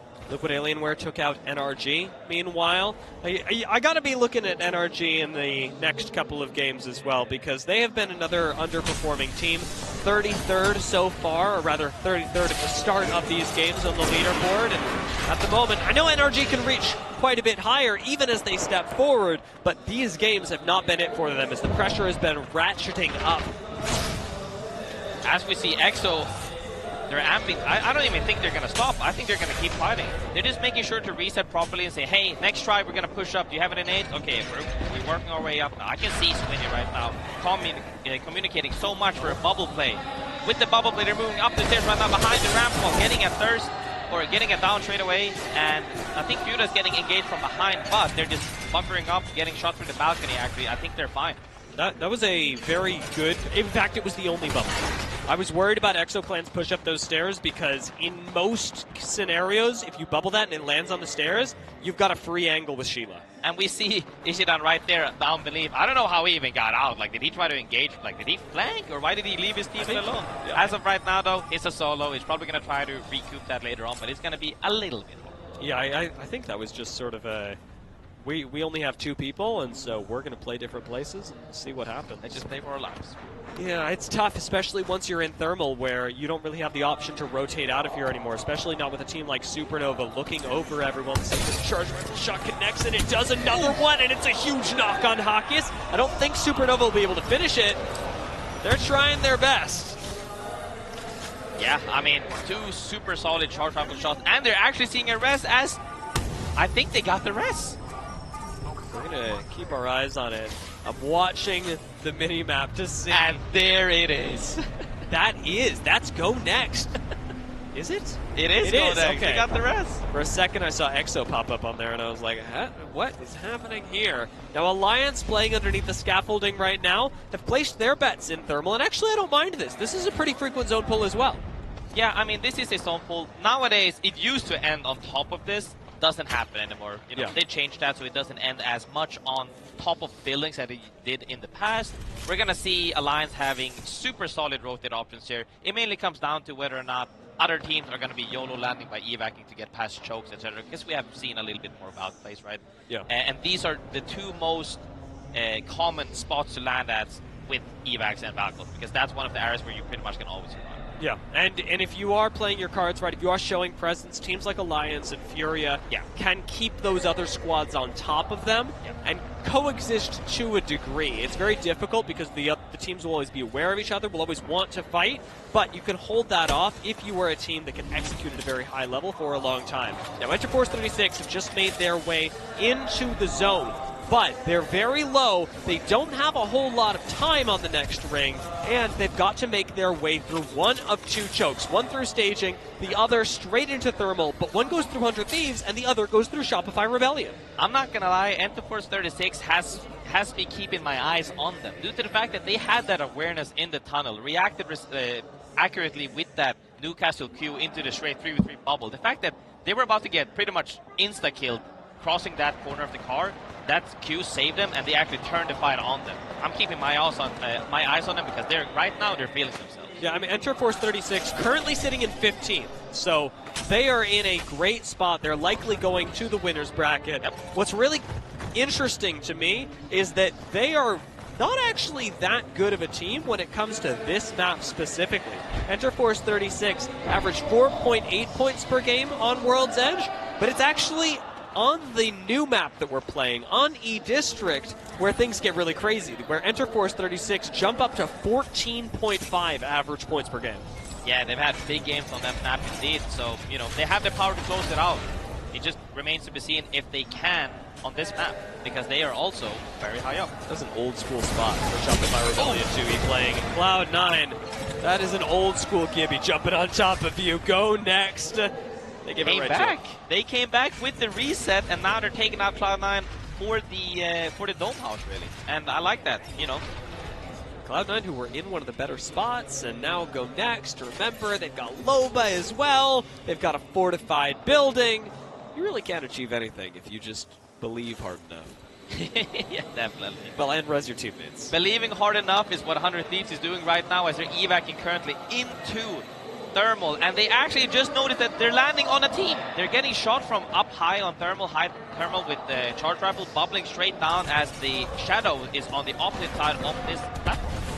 Shadow 3690 were also not super pleased with that. They saw this team landing on them and went, you know what? We're just going to bubble as well. We don't want to mess with this. We don't want any attention thrown our way. So 100 Thieves get to stabilize for now. But these two teams clashing is almost certain because even as of right now, 100 Thieves still have not positioned themselves in the next zone as a result of where they landed.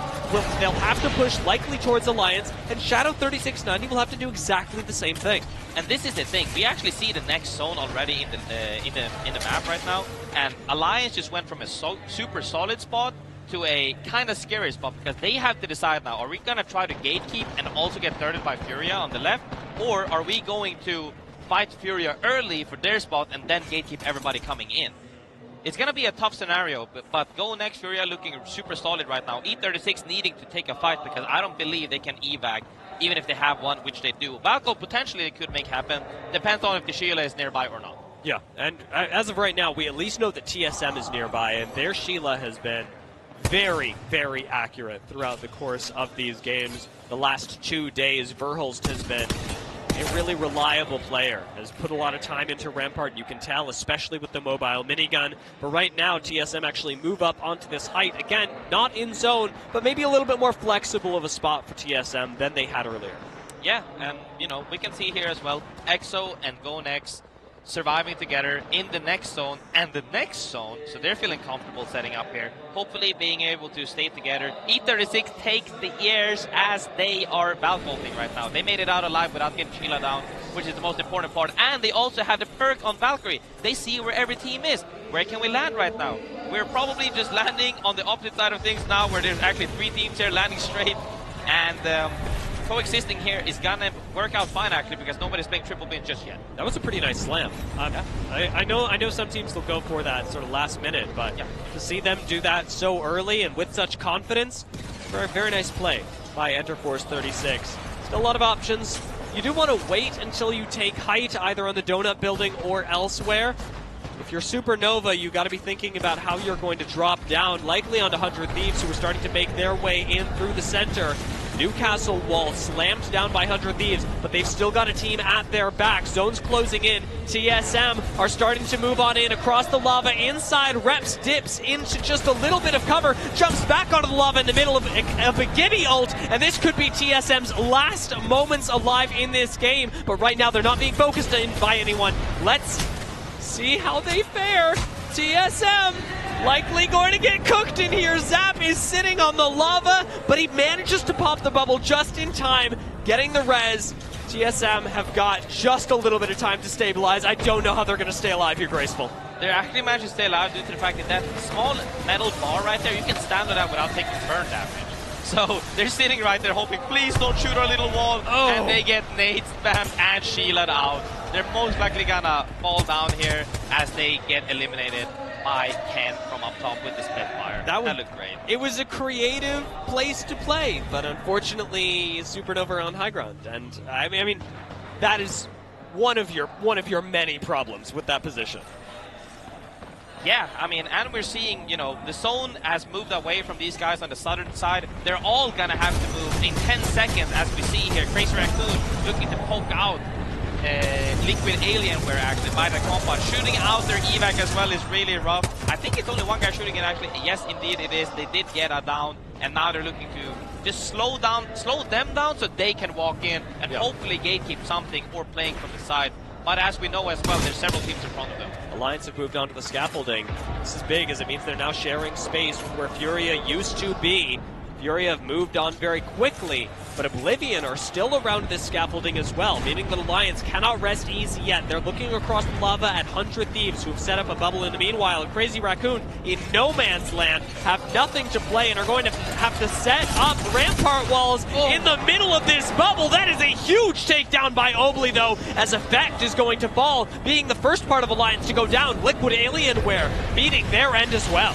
Effect actually feeding FaZe, running straight into that bubble as he ran past Oblivion as his other two teammates started fighting Oblivion, ran straight into Raccoon and died. Crazy Raccoon, however, gets the reset into the next bubble, and now they're just playing their spot because they are indeed in this zone. Oblivion, however, taking, moving on Alliance, and now they force them out, and Crazy Raccoon is getting pinched, forcing their second bubble again because they had it back again.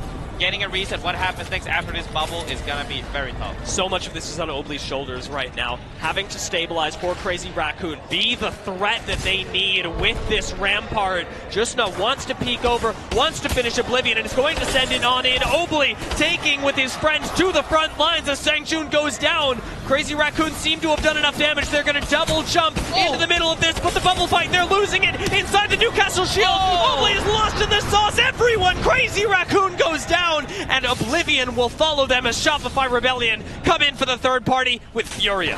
Furia came in very late. They played passively for the longest of time, only to pick the absolute perfect timing to 3P.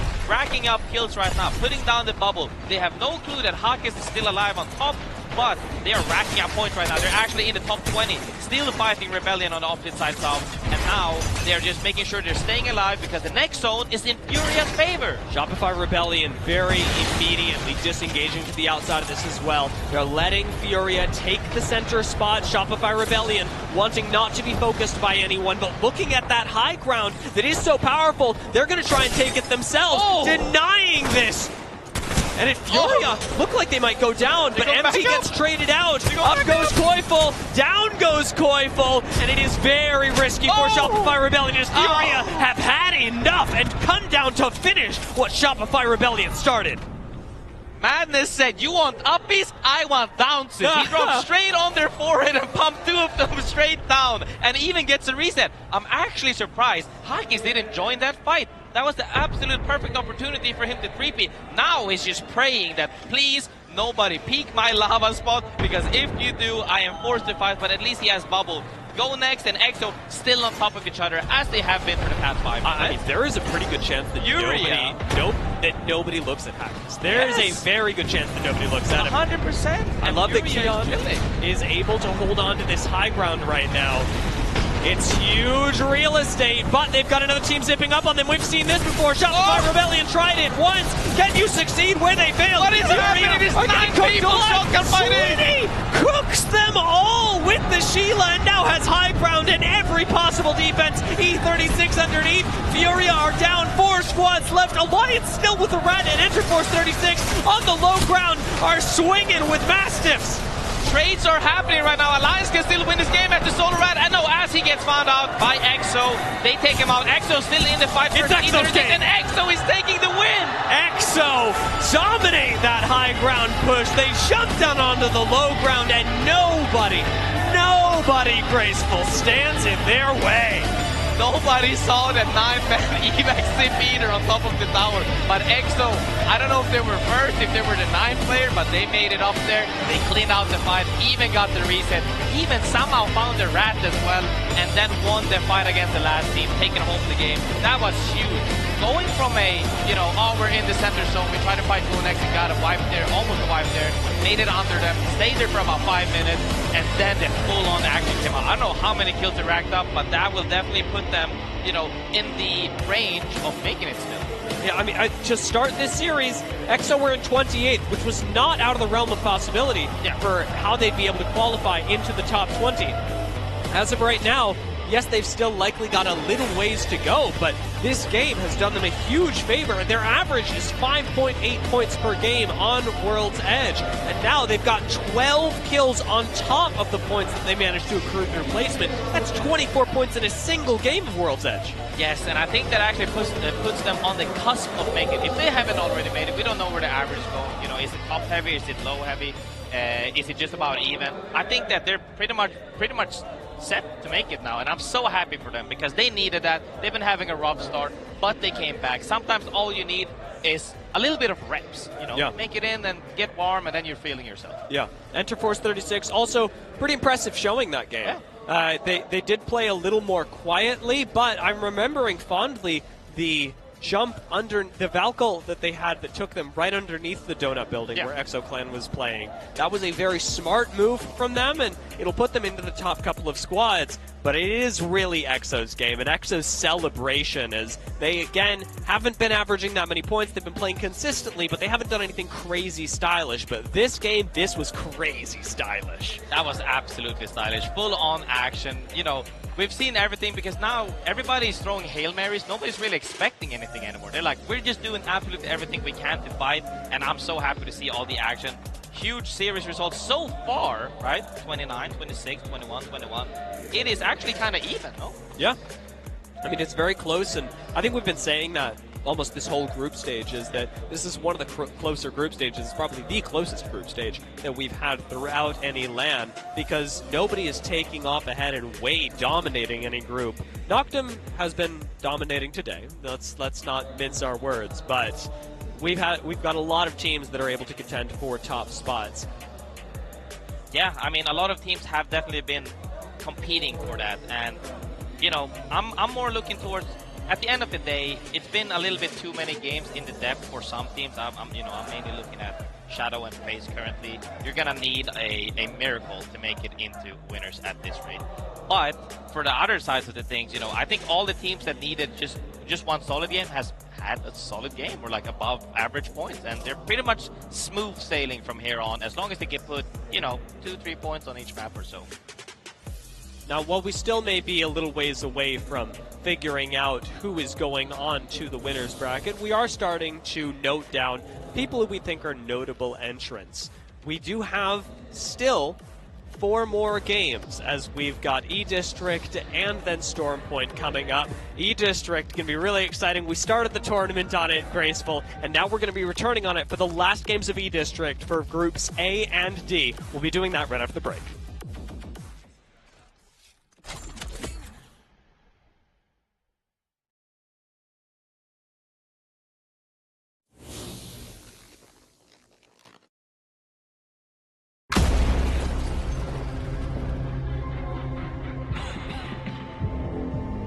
Got a lot of blood on my hands. Now some of it is yours.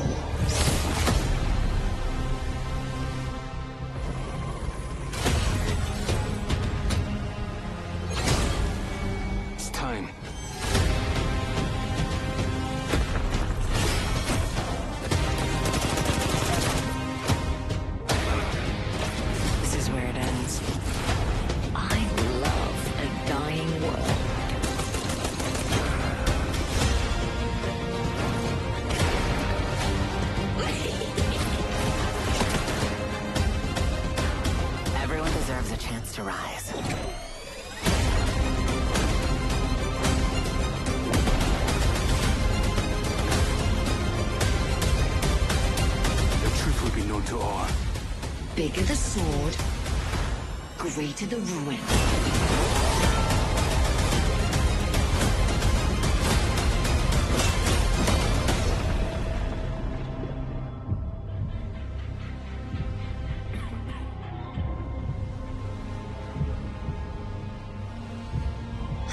Tragedy.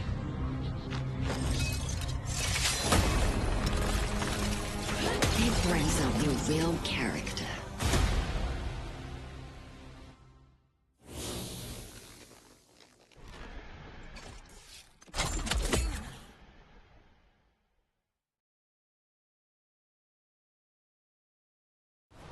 There's another team. Just play up here. Play live. Good. Nice. Rest. Nice, good fucking shit. I'm good, boys. Yes, sir. I'm you in. The Gavlin's only right next to us. I'm nading below. I'm spam nading. I'm sliding wide. Slide wide. I've got bubble here. Yes. On me. What did I? Dead. Last guys. On the right. You got it. Dead. That's You attack.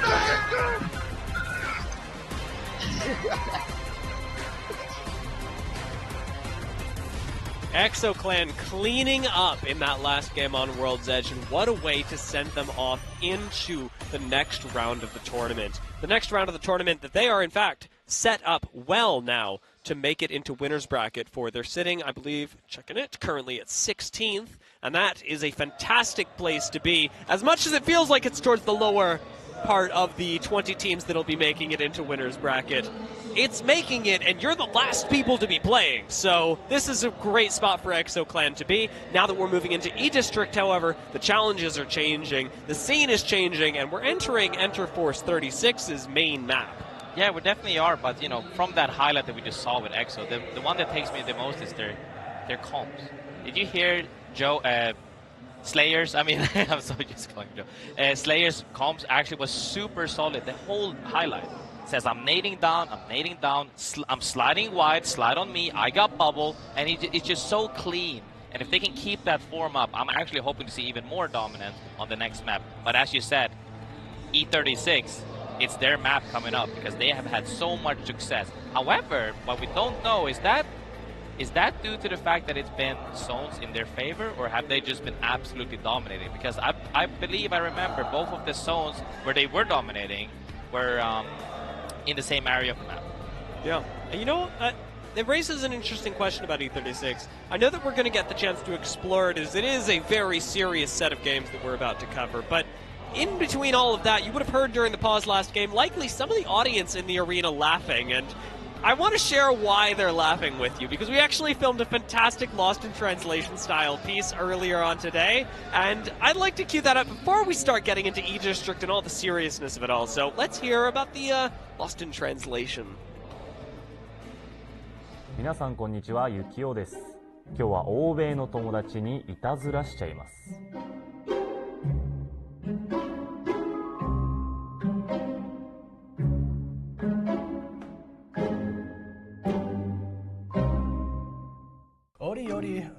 Ori, no pero, no pet.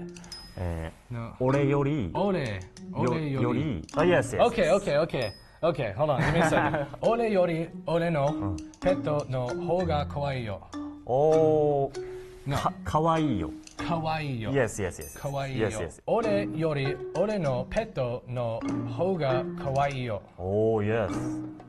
So good. This one? 優しいやつは結局勝てないんだよ。勝てないんだよ。 Yes. 勝てないんだよ。 Yes. 優しいやつは結局勝てないんだよ。Perfect. リンゴとバナナを食べて食べるのが好きです。Ah, yeah. Okay. Lingo to banana o tabete tabero noga skidas. Perfect. Good. Ushi-san ga momo date. Does that sound okay? Yeah, good. Ushi-san ga momo date. Good. Thank you. I teach. Okay. Yes. Puli プリプリプリプリ3枚と3枚と2 2ヒットだぜ。ヒットだぜ。 Yes, yes, yes, yes. プリプリ3枚と2ヒットだぜ。だぜ。 Yes, perfect. Okay. プリプリ3枚と2ヒットだぜ。 Oh, Is it good? good. Actually, Yukio has something he needs to show you. Oh no, me? Yeah. Oh no. Are you proposing? Look this. No. Oh, okay. Yes. What is it? More? Okay. First. Oh. Yes, yes, yes. What? Same me. That's what I've been saying? Yeah, same me. You're so funny. Yeah, Thank you so yeah, much. yeah, yeah. Oh my god. Have you seen my pets? No, no. No? But I think Uh-huh. you are cute. Me? Yes. I think. Oh my god. Thank you so much. You're so sweet. I love you. What is this? Read this. Okay. Is that what I just read? Yeah. Nice guys finish last. Yeah. It's not true. No, true. No. No. Oh. Yeah. In Japanese. Oh. I didn't even realize. 食べて Tabete is eat. Eat. Yeah. Yeah, I was like so confused. Like, why is there banana in here? No, you guys did a good job of like hiding it, but I was confused. What is this? Yeah. Same me. In Japanese. Mumu Sastakya. Yeah. I had no idea. I'm like 0% understanding Japanese. This means I hit a fatty samite. I was thinking, I don't recognize any of these words. That's messed up. Yeah, That's messed up. no promotion. I gotta get you back then. Surprise. Oh, yeah. Graceful, I regret to inform you that after having seen that piece of content twice now, I am no closer to fully memorizing the sentence, I hit a fatty thermite, but I really, really want to learn it. I mean, hey, you got time to practice as we're waiting for them, for all the teams to dive in, you know? Maybe we could get you a card yourself. But what I want, though, you know, you can take the card all you want. What I want is some Apex action. That's what I'm here for. I was going to say, we have no time. Like, the match is starting literally right now. E-District begins, and it will be these teams' last visit to E-District of the group stage. Yeah, I mean, E-District is a great map, I might add. I think so far, from seeing the tournament-based results, you know, from playing it in ranked as well, I feel like this is one of the most fair maps in sense of you never really feel that, oh, I couldn't have done anything on this map. And that sense is great. And now as we see, you know, teams are looting up really quickly, especially when you play Loba. You know, and we've seen the sense of fairness that E-District provides reflected in the way that people prioritize POIs on this map, or rather I should say that they don't prioritize POIs on this map. When going through the POI draft, very often we're getting teams that leave this map to last, because you can do quite a bit with almost any position here on E-District. So even where ExoClan are looting up right now is going to actually be very nice for them, because Loba or not, you're able to collect loot quickly and then start moving your way likely into the center of the map, as I see them moving towards Energy Bank. Yeah, you know, a lot of teams are already rotating. I believe we saw in the top left of their map that the zone might be pulling south. And you know what's in the south, Dia? My favorite part of the map? Draft point. As we see the zone very well. It might be ending around it. I'm not saying it has to end, you know, on top of it.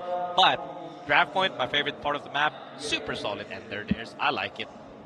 That's awesome. I have yet to see a like solid draft point ending on E-District, and so to get the chance, maybe, to see that now is going to be really special. Again, maybe. We don't know. The zone still has a lot to say.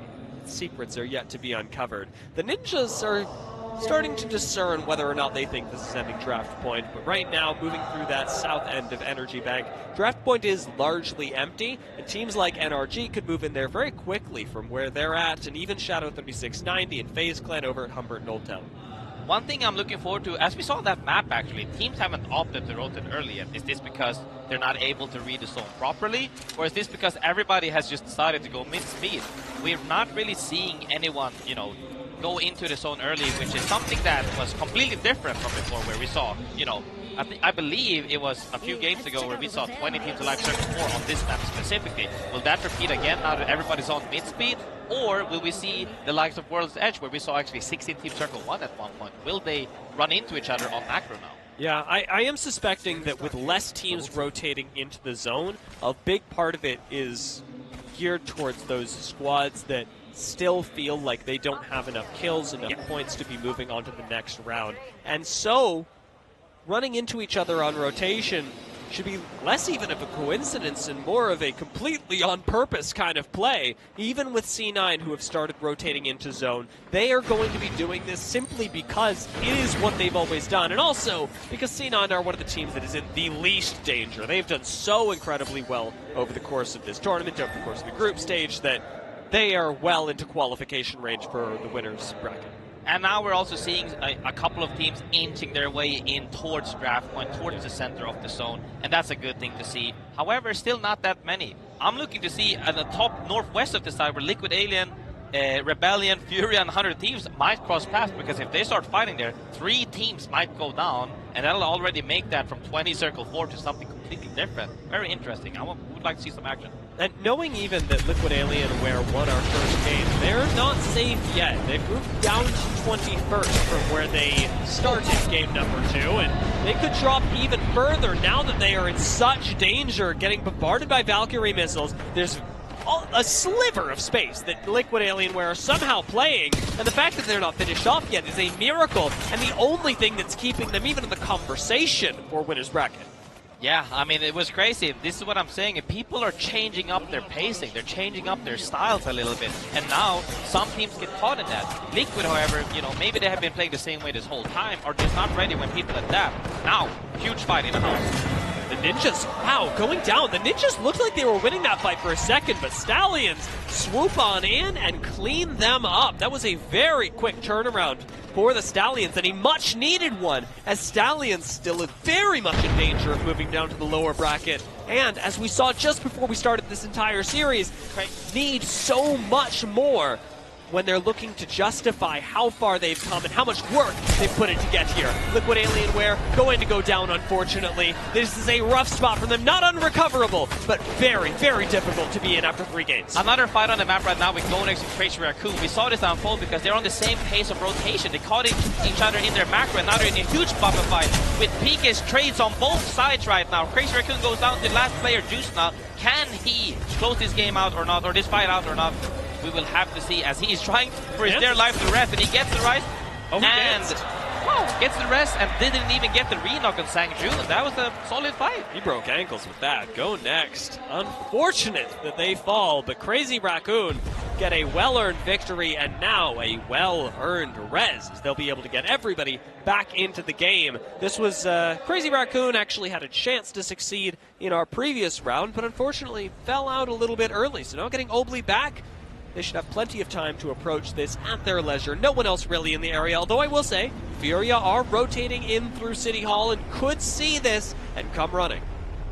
Yeah, I mean, getting this rest, getting this a little bit of breath of fresh air of, hey, we won a fight now. We're pretty much, making our way towards the top 20. I believe they're just on the cusp of securing that top 20, which is huge for them.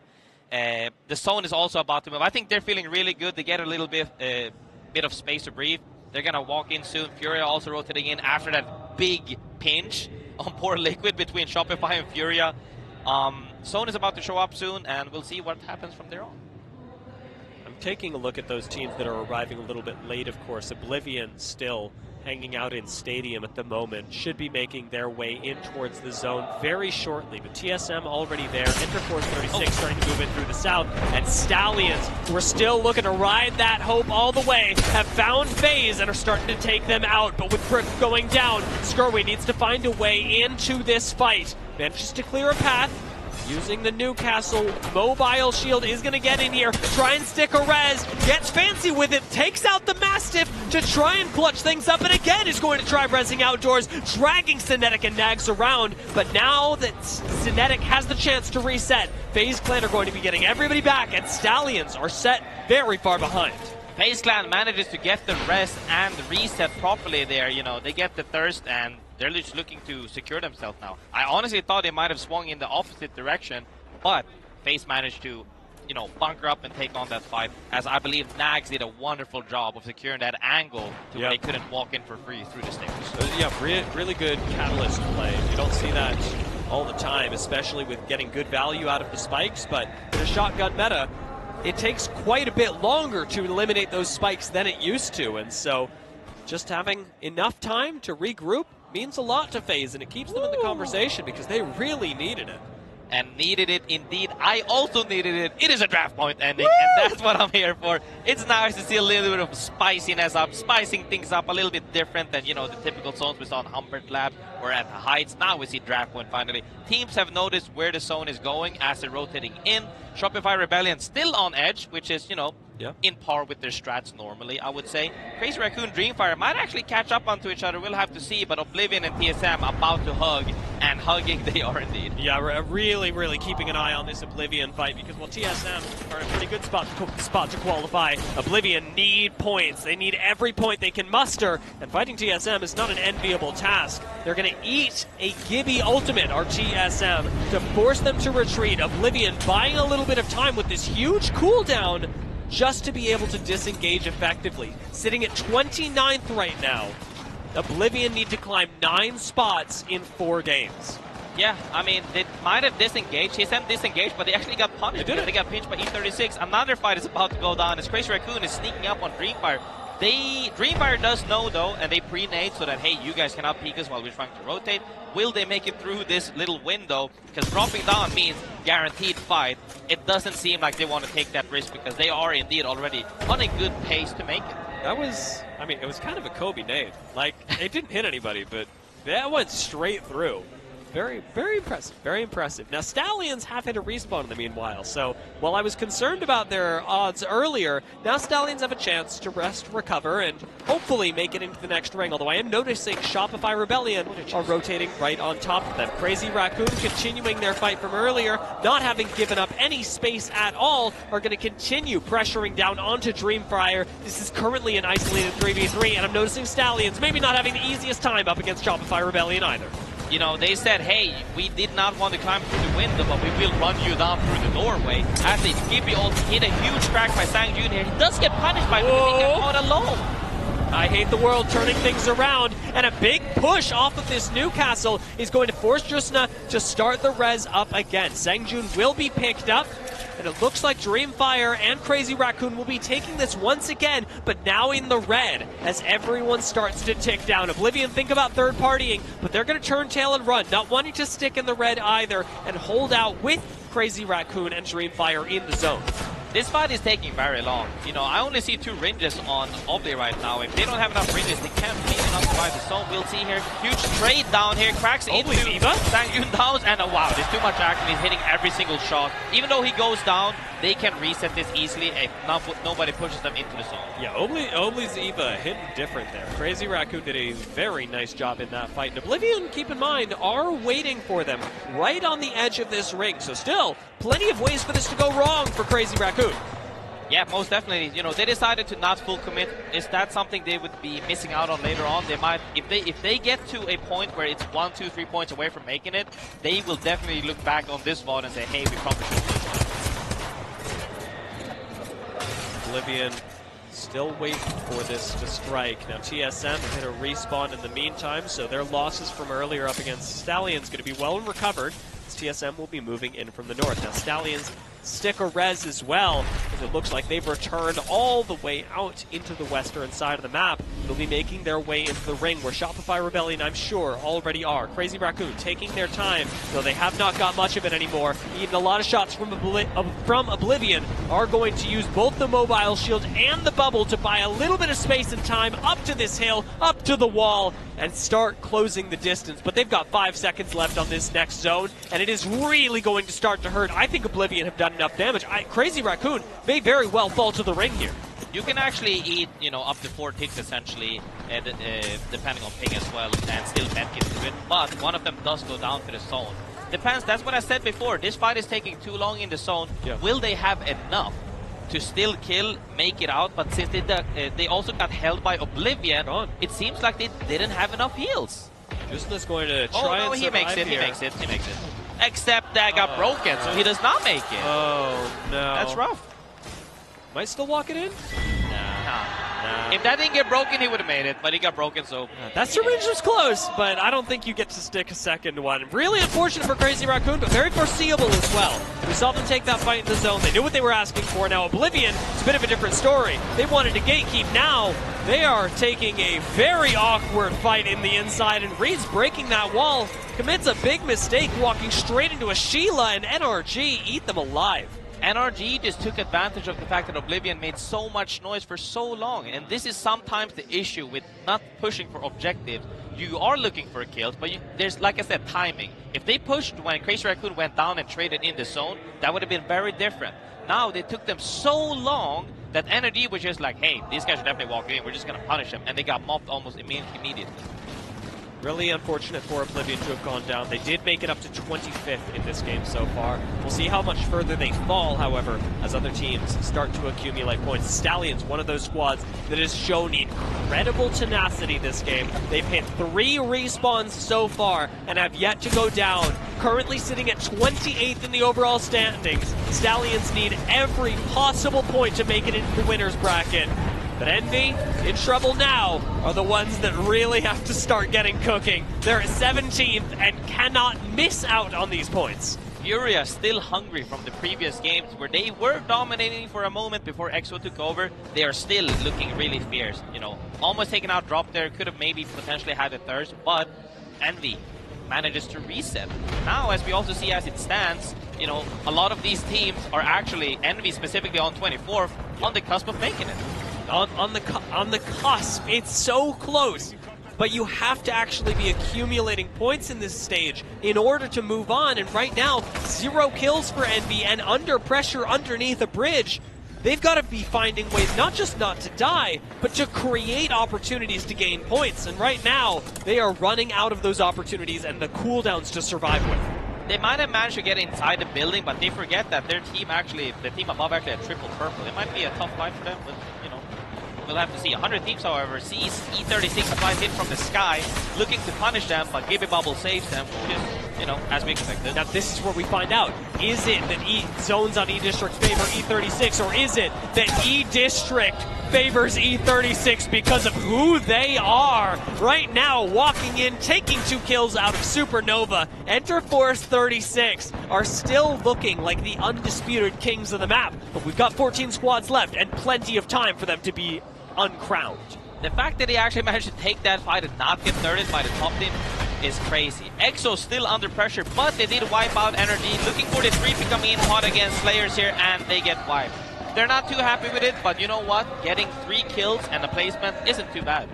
And they had the win last game, so a little bit of buffer for a bad game here or there. EXO Clan still going to be on the line, still going to be wondering whether or not they qualify, and still needing the next 3 games to go in their way to really set themselves into winners. Now, Envy have managed to survive. They expended a lot of cooldowns to get there. I was critical of it, but it's managed to work. 100 Thieves are picking up kills on Enter Force 36, and finishing that kill on Aimbot is going to give them a point and take a big chunk away from the team that has run E-District until now. Synap has just been absolutely ruthless so far. Even 2-pump knocked, I'm pretty sure, after getting the last member of SNN. Now, 100 Thieves, like I said before, why didn't they push earlier? It's kind of starting to feel it right now, actually. Now Envy also joining the fray from bottom of the Furious house previously, made it into the same building, looking to see if they could have joined, but it looks to me like all of them reset. Yeah, timing is going to mean everything for Envy right now. The fact that they choose to push out at the same time as another squad is big. Enter Force 36 going to lose another one, and this time to Envy. So another point gained for them as they retreat right back into this building. Not overextending for now, but 35 seconds as this zone is closing will force everyone to move, and that includes Envy, waiting on the Catalyst wall, looking for their next option. Out it goes, separating Synap, who is just the last member left of E36. Envy could go for this kill. They eat a small nade in the meanwhile. Find Synap. Do they send it? Do they recognize this as a solo? It looks like they do, but they're not dropping on him until now. Looking for Synap. It's the last kill. It's a whole squad, but Synap gets away. Synap tries his best to survive and actually does as good as he can. Actually, it seems Stallions as he went out. Are taking down Cloud9. This is big for Stallions! Cloud9 are gone, Shopify Rebellion are gone, and Stallions are still standing. Envy looking down on them, though, are causing big problems. And as Shopify go, it looks like Stallions may soon as well. Resetting on the low ground, Envy think about committing, but they don't want to overextend. They don't want to risk everything that they've got so far. Finally, Yanya drops down. Finally, Stallions will fall, but they gained a few points. Maybe, just maybe it'll mean something. Envy has taken that opportunity to clear out their back first, even though it was a solo sign-up. You know, he got pushed out, and then after that, they just looked to clean up Stallions, who took a fight. That was super good from Envious, but now they're looking to step up on the stairs. FaZe Clan and 100 Thieves waiting on each side to pinch them. So it really goes to show where do we go next, because most of the spots are actually occupied. For TSM, they've actually got very little pressure on them, and so this is more about executing at a high level, continuing to solve E-District, learn the tendencies of other teams than anything else. FaZe, it's a very different story. 38th so far. And with this first game on E-District, they need to make big numbers happen to even give themselves a chance of making it into winners over the next 3 games. This has to be the start of something huge for FaZe, something that has been missing from them, that killer instinct this whole tournament. It actually is in their favor with the zone pull as well, so it comes out, you know, remains to be seen to how the game plays out, because they need to do something. They need to make a splash. Even though there's a team underneath them or not, they need to show, I want to see them show dominance above for the bridge, push other teams to fight each other, Envious into 100 Thieves, you know, Furia into TSM. They need to be the team to say, hey, you guys are not coming up on our bridge, and we're going to do everything in our power to close out this game, because if we cannot see that fire right now, it's going to be tough for them to make it on. Envy have played so conservatively. They have been so risk-averse, and you can understand why. Sitting in 23rd, this game could be what makes the difference for them. It should be what makes the difference, and they've got just as fair a chance to win as anyone. Surviving on the inside, they finally let the bubble expire, and there are so many names on the outside of it. Catalyst Wall is going to keep them safe for a little while, but they've got a mobile shield and a prayer keeping them alive. Furia are going to go down, pushing us to 5 squads left, and Envy play so quiet on the outside. Shadow 3690, wait for the game to come to them. TSM, wait for the chance to third party, and 100 Thieves jump in and out on Envy, not giving them a second of rest. 100 Thieves now finally starts to move in for these kills, finishing off Envy while TSM go down on the outside. Envy still alive though, still fighting for their chance in this lobby, will finally fall as do FaZe Clan, leaving us with 2 squads. 100 Thieves in on the outside. It's Shadow who come in on the zip line, and Shadow who from the bottom of the leaderboard takes the victory in game number 3. While we saw that whole action unfold on the bridge, the stalling from Envy was too long, and it kept the fight going for way too long, so that TSM and Shadow fought on this on the eastern side underneath the stairs, and it looks like Shadow actually won that fight. Waited for the fight up top to unfold. That one happened, and then they took their evac up on top, started the fight, closed out the game. Huge problem. Is this the Shadow? Is this the Shadow that I've come to miss? We talked about FaZe maybe accumulating momentum here to see how far they could go, but Shadow 3690 began this whole series in 39th place out of 40 teams at this competition. To find a win now, the day before group stages come to an end, in your last 4 games of the groups, this could be massive for them, whether they make it to winners or not. Finding themselves here, finding their essence at this point in the tournament could be just what they need to make a push for finals, whether it be from winners or losers. Yeah, I mean, like you said, whether it be from winners or losers, its most important part is the fact that they can feel we are winning team fights now. Yeah. We are now closing out games. Yeah. When you get that into your head, things will start rolling, and that's exactly what they need. Shadows picking up 19 points, 100 Thieves 16, Envy 14, FaZe only 9 from having the God spot for the longest of time. I feel like they didn't pull the trigger fast enough. They were waiting for other teams to collapse and fight on each other, but in my opinion, they should be forcing resources, forcing bubbles before they get to that stage to where they could. I think Envy extended that fight by at least 40 seconds. Yeah. I think it's funny seeing these two sitting next to each other because both, it's fair to say we were critical of their passivity during the game, and both still managed to put up good placements but could go so much further. Now, in the overall standings, this is where we are after 3 games, and it is big to know, as with 100 Thieves and our overall series results having 35 points, ExoClan come up behind them with 33, and Liquid Alienware are actually looking pretty good themselves. This was a make-or-break series. This is a make-or-break series for Liquid Alienware, so all they've got to do is keep this up. For a lot of these teams, it is make or break, and it looks like EXO, Liquid Alienware, and potentially even 100 Thieves are sitting quite comfortably. And here's right here, I can see it at all. A lot of these teams are actually kind of safe. Only a select few can climb past these guys, but we're only 3 games in there. These leaderboards can shuffle real quick when we see certain teams have the success recently, like Shadows in this last game. What if that's the next team that's just on 82 and they put them down and everybody keeps fighting for that last top 20? Yeah, I'm still looking at that 16th area where 100 Thieves are, is the still not quite safe zone where Liquid Alienware are coming up right on the bubble at 90, and Envy, with that conservative play, it seems to be working because it's pushed them up also right next to Liquid Alienware. Never forget about Stallions and Oblivion as well. Both of those teams have shown signs of life, and they're on 78 and 75.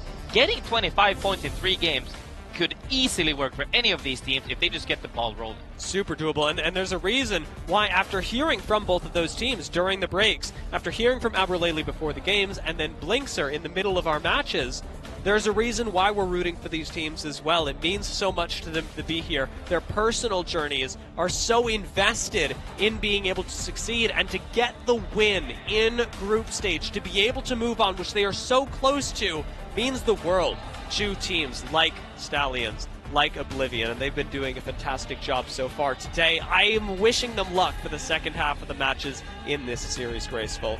This has been an incredible 3 games, and we've got 3 more coming, but before we jump into those 3, I would love to hear from our wonderful analyst desk. So, Rain Day, have a good time. Thanks so much, Dia. Graceful, great job on the cast. I'd love to hear what they have to say as well. Welcome back to the desk for our halftime recap. My name's Rain Day, Jayhawk, Snipe Down, and Jamerson here to talk shop. As we finish 3, fellas, we've got a lot of numbers now starting to twirl. Do you have what it takes to make your move? Because this is the moment. You look at Stallions, a few points away, maybe 20 or so, to even get into that. VK Gaming, staring, waiting, hoping no one gets past 94. It looks like it's going to happen. A lot of teams helpless to just sit and stand by, but a lot of teams still with their fate in their hands. Absolutely, but it is getting scary because the one thing that I'm noticing is the current cutoff at 94 is already looking like it's going to be higher than we were maybe expecting. Yes. This could be because a lot of players are getting respawned into the game, allowing for more people to get kill points. And so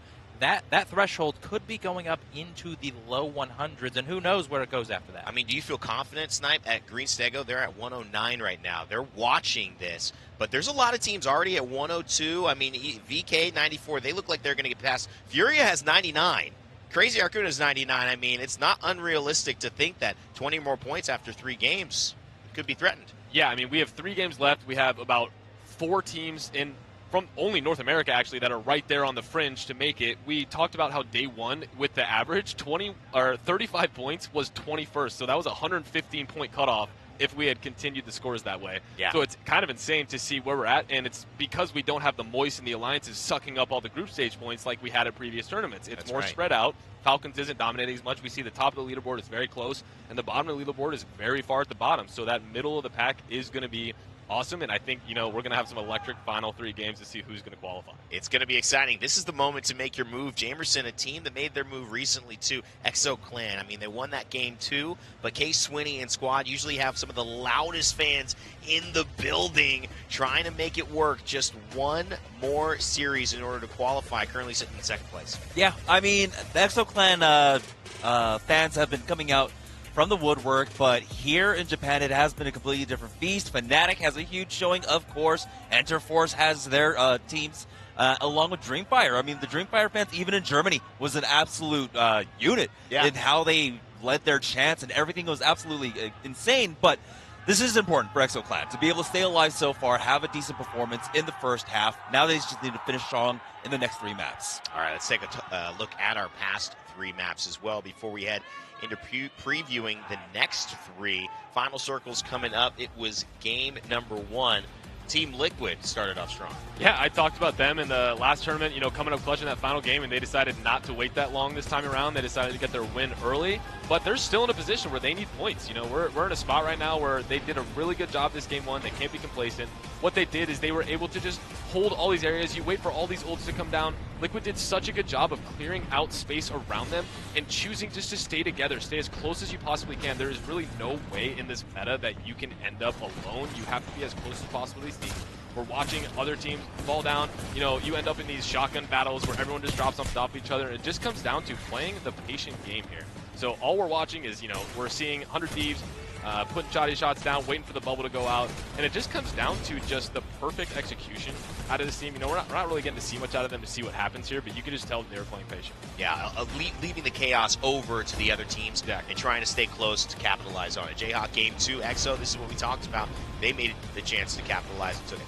Yeah, and you just talked about chaos. This was actually one of those chaotic end games I've seen in quite some time because we kind of had 2 conglomerates of teams in this end zone, and it all ended up converging on the south side on this one pillar. Furia was up there. Shopify tries to challenge them for it. It doesn't work, and then all of a sudden, ExoClan enter Force 36, the Hawkus ratting on the outside. They come in late and all group up around this pillar down below and right above. And then EXO just happens to be the team that won the height, and then they're able to drop down, get the win, because everybody else already has their Gibby bubbles out. And we've talked about this many times. Getting that last bubble in, being the final aggressor, controlling the pace of play. What a win from EXO. Huge numbers there. 12 kills overall, 8 kills for K-Swinney, 1.7k damage. Jamerson, we just saw this one play out, though. Game 3, it was TSM looking like they had a chance, obviously battling up on top, but Interforce would show up. Yeah. I was still amazed by how many teams were still alive for this final circle, especially with the chaos that we had at the beginning. And I was expecting this to maybe be weeded down a little bit more, but you can see that Shadow would just able to bide their time here on the low ground, the peaks. When you're already pre-holding these angles, you're going to be able to dish out any damage for anyone who peeks there. And so Shadow Force played this one well. They set up that evac tower, getting ready for this final fight. And again, it comes down to who has the most control. Being able to hold on to utility at the end is also one thing that I've been noting from a lot of our teams. They've been making sure that they have got at least an extra nade in their back pocket for these last fights, and Shadow Force were able to maintain that. So it ends up paying off for them in the end. Thank you so much for catching me as well on that. Shadow was able to take the win, and of course had a win a little bit earlier, but it was Shadow's turn to shine. We don't want to take that away from them. However, Niazul, Jaguaris, and Kurev, we got a little bit of a chat with them, saying we are the calm team. We do not panic. Our personalities allow things to happen. The story, though, is that they have waited almost too long, and it was just one game that was separating them from going to elimination brackets or being out of the tournament from being in winners. We're kind of in a situation here where we need these performances to happen. It is happening. You see that comparison between them and ExoClan. K-Swinney and Niazul snipe this guy out of his mind so far. 11 kills, 2,800. Niazul getting just about half of that, still doing tons of damage, but 2 kill leaders in our lobby so far. Yeah, I mean, K-Swinney's been around since the beginning. I remember meeting him at X Games, and he's just a phenomenal player. He's been, at the top. He's been kind of all over the place, and to see him performing this well, they had the crowd hype in Mannheim, and I feel like they're bringing them back in. They got a win. It's been fun to watch them for sure. Fnatic at the top of the overall leaderboards. Falcon right behind them. Noctum, Aurora, and Alliance rounding out our top 5 so far. But remember, we're paying attention to that bottom 5. 15th place, Green Stego not playing yet. And obviously 100 Thieves, ExoClan, Crazy Raccoon, Furia, VK Gaming.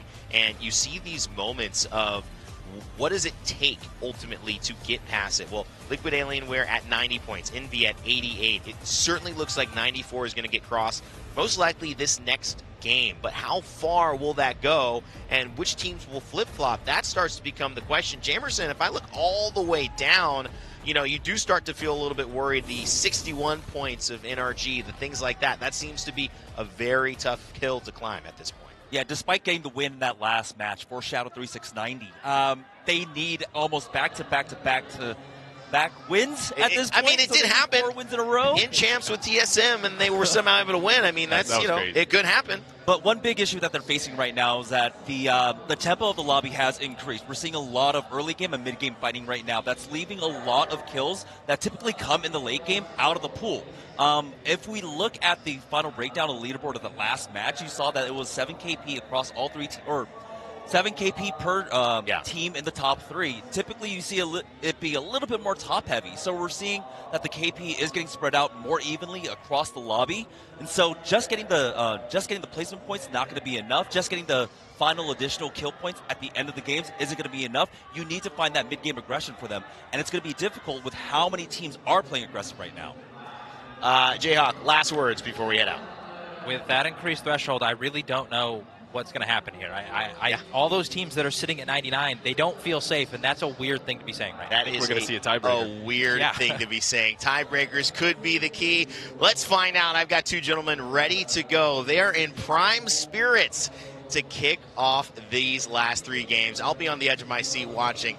Fellas, Mark, Dan, take it away. Let's do this. Let's get into it. And we are the lucky ones, Dan. We are the ones who get to kind of guide you through games 4 to 6 here. And this is where we find out who's going to go to the elimination bracket, who's going to progress to the winners bracket. And we were kind of looking at the numbers, and they were just kind of alluding to it on the desk there. A little bit higher than what we're used to seeing. The numbers aren't numbering. I mean, you were looking at it, you were like, something's wrong here, something's wrong, something in the waters isn't quite adding up. And a little bit theory crafting, we're like, well, why is that?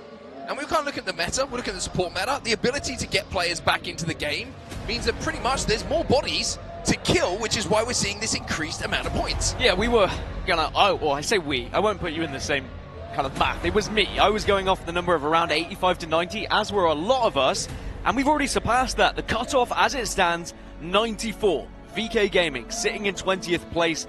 That is what is being chased. The likes of Liquid Alienware only 4 points behind. Envy only 6 points behind. And you have 3 games to do it. So it is likely that they would get there, but not impossible that they wouldn't. So VK Gaming are going to be watching and probably biting off every single fingernail.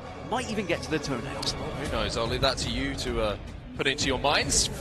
But for VK Gaming and for Force 36, still chances to make things happen here, and for everybody, still chances to make things happen. A lot of points still available. Remember, we've still got 3 games of Apex Legends. That's a huge amount of points that you can tally up across those 3 games and completely change the complexion of how these brackets and how these lobbies are going to look going into tomorrow. Now, as far as the map is concerned, we are staying here on E District, where we've just been, before we head to Storm Point, which is not only exciting for everybody to watch in match 5 and 6, but also for us, because we haven't casted it yet. Yeah, I'm excited to get to Storm Point, but, E District is always entertaining. We always have those final circles that provide with incredible amount of people in the end zone as well. It's just going to be one of those scenarios where you never know who is going to win. But I'm excited because of how close some of these teams are now to getting to that top 20. The teams we're going to be looking out for, first and foremost, Liquid Alienware, Envy, Stallions, and Oblivion. They are the 4 closest teams to that top 20, although it is a big difference from Envy to Stallions, a 10-point difference. So they're going to need something special on the Stallions. They certainly are indeed. Something to keep an eye on is maybe there's going to be a little bit of a change up in the gameplay and the approach to these games from some of those teams who are starting to look to chase points. Are they going to look for some early fights? Are they going to try and get KP on the board, build that confidence as we move through these games? E-District is going to be the map. Let's get into this one, Dan. To enter Force 36, the team that's been performing the best on E-District out of these 2 groups, an average of 14.5 points per time we've seen them on this map. So we'll have to see whether they can carry that through. But of course, it was Shadow 36 who were able to swoop on in and get that victory in the previous game as they look to try and climb the leaderboards themselves. 20 points at the moment as the series stands. But of course, they want to double that, if not triple it. We're going down south to start this one off. Just got the ring console information popping up on our map overheads. A little bit of Humbert and a little bit of the western side of the kind of dividing wall also involved. So where that zone starts to pull is going to be very interesting late on. And when you see a circle pop out like that, a lot of teams are probably going to be thinking, we're going to need to hit 3rd. Looks a little bit like you trying to eat ramen. What, because of the dexterity of the use of the chopsticks? Is that what you're saying? Incredible technique is Honestly. exactly what I was thinking. And there's the zone that Onset was talking about, heading down to the southeast. it might just be a little bit further south as well. You Shadow 36, the previous winners, are going to be in one of the prime positions, and of course FaZe Clan have a ring console to work with there in Humbert Labs, so they will know that they don't have to travel too far.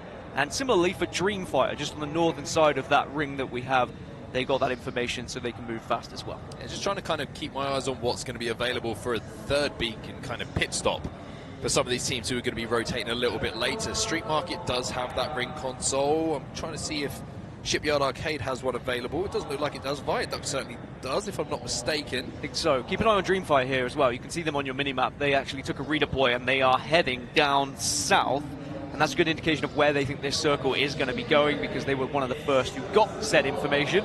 And then on the other side, you've got Shadow 36, who do not have ring console from Old Town, and they are moving back up, and they probably saw Dreamfire pass. So this is one of those scenarios, again, where people are starting to see those arrive. They're seeing the traffic. Ships in the night. Yeah, like ships in the night, they pass, but then they have to decide where they play off the back of it. Yeah, really interesting to see how some of these teams who are going to be forced to approach a little bit later do play. I got a feeling that we might see a little bit of build-up of traffic around those ring consoles a little bit later on, just due to the unpredictable nature of where that zone is going to pull on that third zone. So it's kind of all set up quite nicely for this one. We might have some of those earlier engagements than we expected as we take a good close look at the Goliath burger. Do you think you could eat it? No problem. You know, anyone else, I probably think they would have been lying, but I do think you could. Now, E36, I actually mentioned them earlier. One of our better performing teams on E-District. They're posturing up against Oblivion. Well, there's the as it stands on the right-hand side of your screen. And of course, the top 20 will go into that winner's bracket. Bottom 20 are going to have to fight a longer road to try and get to that match point finals on Sunday. Oblivion on your screen right now. 9th place overall in this lobby with 19 points on the board. They will want a stronger end to these games to give themselves a chance. Oh, this is sneaky. Uh-oh. It's also very risky. It seems like the timing was completely off there for Sinab. He just wasn't able to catch one of the Oblivion members, and now E36 have had to recuperate together. Even though they don't have the high ground, they do have those first shots going down. Nice shots initially. Now the counter slap comes out as well, but you've just got to hit and hope with the scout when you're firing it blind like that. It's going to be a 1-for-1 trade though. 2-on-2. Aimbot now. And it's stuck between wanting to push and wanting to stay alive here. He's left on his own. He's done some good damage. Using the Valk Jets, he wants to get this kill, he wants to get this knock and turn it into a 1v1. He does do exactly that. He jumps up, grabs the banner. He doesn't get the armor swap, but does he need it? No, he doesn't. That is heartbreaking. He wanted that armor swap, but unfortunately it was a teammate's death box. He grabs the banner, and Oblivion are saved because of that, and that right there is the culprit. So close to having a magic moment on the main stage. And sadly for Enterforce 36, they have to just watch on for the rest of this game. But Cloud9, TSM very close at the moment. This is of course a look at Humbert Labs, where all the traffic is starting to be directed toward for this final circle, and it is certainly going to be an entertaining one when we get there. Most teams should be able to reside and get alongside one another here. We shouldn't see too many fights at this point. But what causes fights to break out usually is when teams start to arrive and force those other teams a little bit closer to one another. TSM on our screen right now. 12th place overall in this lobby. A little bit of a quiet one for them. Usually we're talking about them being front runners in the lobby. Rhino is only halfway through the games at the moment, still got plenty to play, and Storm Point is somewhere where they have been having quite a bit of success. Sheila is going to announce that she's in the vicinity as well, as Reps will take a little bit of damage on his cross. Oh, I tell you what, NRG and FaZe are actually going to go toe-to-toe here. Bubble on bubble, wall on wall. Fun's taking a lot of damage, but they do have the lead, NRG, right now. Certainly do, and there's a res coming in, but I get the feeling that this one should be NRG's, but no! It's going to be FaZe who somehow turned that one around, actually coming into third party this fight that is taking place, and it's Ninjas in Pajamas who are going to be able to clean up the pieces. Very bad news for both FaZe Clan and NRG, two teams who are down in that bottom 10 who need points, as are Ninjas in Pajamas. 34th position at the moment, and it just seems like one fight suddenly caused all of these other fights to break out. No one comfortable in their position, and they want to get this KP. TSM are waiting underneath this as well. We saw them rotate into that low ground.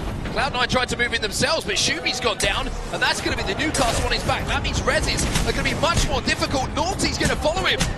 down for a little nap himself, and Sorcerer is probably thinking, what are we doing? How have we managed to be involved in this fight and not take anyone with us? It's going to be Ninjas in Pajamas who will be strongest, and TSM probably thinking, is it our time to arrive now? C9 completely eliminated, and that's the pace of the game, right? Everyone's desperate for these points. And now Alliance are getting involved, and it looks like Ninjas in Pajamas are maybe going to go down here, but elsewhere, Go Next are also taking a fight. It's going to be Oblivion on the receiving end of that, but the fact we're seeing so much fighting happening in Humbert Labs, I think just shows the pressure that is on some of these teams right now, and also the lack of risk, or maybe too much risk from some of them. The likes of Cloud9, for example, they're already in the winner's bracket, so they probably feel like they can take those fights, but was it worth it?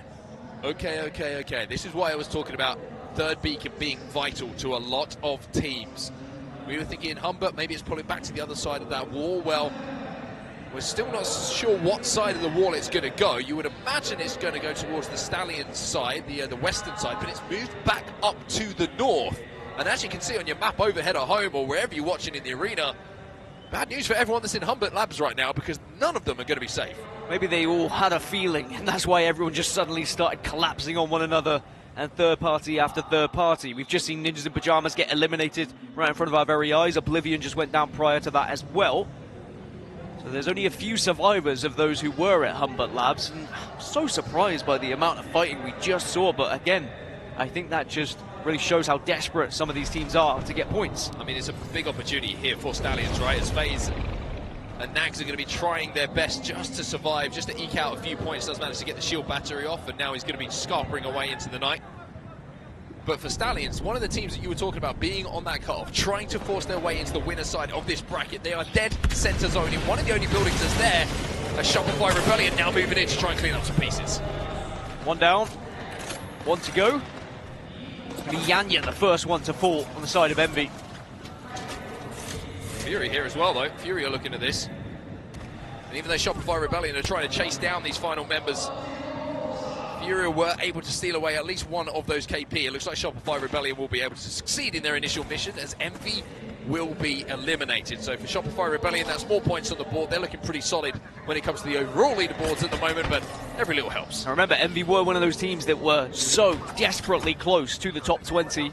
Only 5 points behind 20th position, but they go down. And again, that is great news for VK Gaming, who are just hoping that the miracle can happen, that no one catches them up. But of course, Liquid Alienware are still alive and are closing in on that 94. They're only 3 points behind as Alliance start to move on in.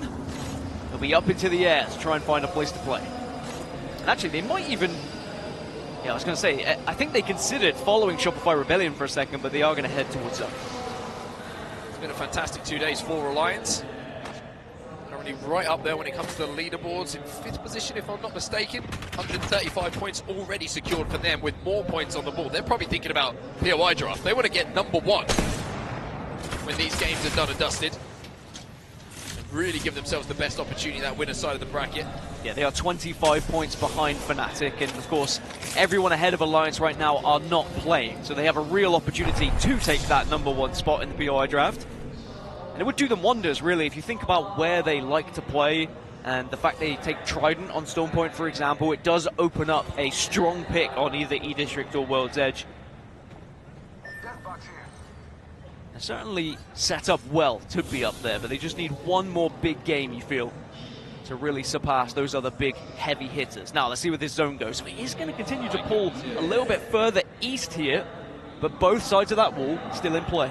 Stallions probably thinking, why is there nobody here? Is it going the other side of the wall? 100 Thieves probably thinking, why is nobody here? Is it pulling to the other side of the wall? That's kind of the dilemma that both of these teams are facing right now. FaZe did manage to get the respawn, by the way, in the meantime, over at Stadium, and they're working their way in from the zone.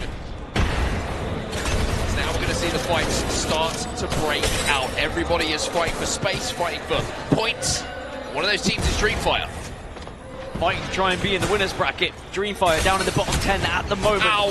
And oh my goodness. Okay. They just got absolutely obliterated by Shadow 36. And Shadow 36, previous winners, really trying to do something and make that miracle happen for their run to the winner's bracket. Team Liquid Alienware just took to the skies for a second to find themselves a safe spot to play. They're not going to be inside of the following zone, but they will be inside of the current one. TSM also did likewise with a little evac tower play of their own, and they will now be playing just underneath the bridge.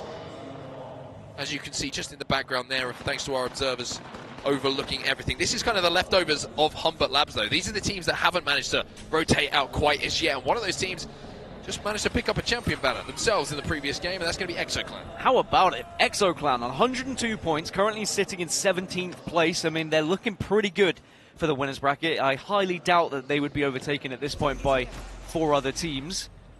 And then considering coming into this tournament, I was wondering, you know, would they make it to the winners bracket? How are they going to play? An on and off team, but they have very much performed here today, and they showed that they really are a team that everyone has to just respect, similarly to a lot of the other EMEA teams that we've seen performing at this tournament. Yeah, it feels like they 1 and 2 have really belonged to EMEA, and I've been highlighting it, I think understandably so. But boy, would they like it to be days 3, 4, and 5 that really are the ones that they are remembered for. When we get to those big moments, we get to those qualification matches, we get to the match point finals, which of course everybody who's watching around the world is so excited about, and we get the final answer, we think, unless the zone decides to be really weird. Imagine. Yeah, it just changes randomly. But it's going to be TSM, only team who are inside of some sort of playable cover underneath that bridge, who are going to be able to survive the longest with the natural formations around them. Of course, that will be the final circle to work with for TSM, so they can sit pretty for now, but it's about who starts to join them. ExoClan, speaking of them and how well they've been playing, how do they do as a 2? Munis doing some good damage, but Swinny is left on his own. Flatline fire is going to be good. Supernova eliminated. Swinny with that flatline is very synonymous with success, and again, it's going to do enough to get him those kills. No one around to pick up the pieces, and third party to ExoClan will reset as well. Shadow 36 are the closest team, but they are not close enough to go in, swoop in, and take those kills. So instead, they are just going to watch from afar. But you can see the pings are coming through. They are aware of ExoClan's position. But both of these teams on the south are going to have to try and find a way into this zone. And sadly, there's a couple of teams like 100 Thieves who are going to have eyes on them. Well, someone said something funny, because Slayers is currently giggling a little bit like I was yesterday and a little bit earlier today. It's that time of the day. I don't know what it is about Sapporo, but you get to this exact time of the day and all of a sudden everything becomes a little bit funnier than it was previously. Maybe there's something in the water, but ExoClan are going to jump from high ground to low ground and begin that pathing towards the zone, because the zone is closing in, and it's not just the south where the zone starts to close. Everyone on that western side also have to move, Alliance being one of them. Oh, and sadly for them, their redeploy has just been shot down, so it's over towards Plan C, because they put 2 redeploys down. That's the Sheila effect, right? That's what Rampart does, just able to destroy those evac towers so comfortably, and they're going to have to walk this one in, and somehow or other, they are going to walk this one in. Instead, a bubble fight is where we turn our attention. One of the teams here is going to be Furia. You can see the Baxlon wanting to slam them away. The team who is approaching, but ExoClan, they're full of confidence at the moment, and Keon isn't quite connecting until he really has to. The hip fire on the scout good enough. ExoClan's little run's going to end, and we're into our top 11. Have to hold your breath when you hit fire in the scout, and you're going to have to hold your breath when you're getting pushed by the Stallions, the team that needs some points. They're trying to chase that top 20. They do come in, they see the players on the floor, but Keon has escaped. Keon with the Jets, hit the Jets. Takes to the skies. Oh! And has just, by the looks of things, managed to make this a little bit uncomfortable. Furia have been eliminated as will be taken down. It'll be MT who gets that elimination. Alliance now, we mentioned how they had to go to Plan C as A and B of the evac towers was taken out. Well, Plan C's looking pretty good right now. A couple of kills to their name, they're into the top 10. Liquid Alienware are just gathering points just purely through placement right now, and they are very close to taking that 20th position away from VK Gaming and sending VK Gaming into the elimination bracket. I think it's almost a reality already. 4th place in the series. And I mean, they've left it late, have Liquid Alienware, but it's something they typically seem to do when it comes to some of these competitions. A little bit quiet in day 1, but very explosive here in this series. Liquid looking for 3 points at the moment that would get them into the positions to qualify, of course, for the winner side. Still plenty of games to go, and there's teams behind them who will be chasing them down as well. But even if they get those 3 points, there's still a lot of games to be played, and it will not secure them there until they need to be.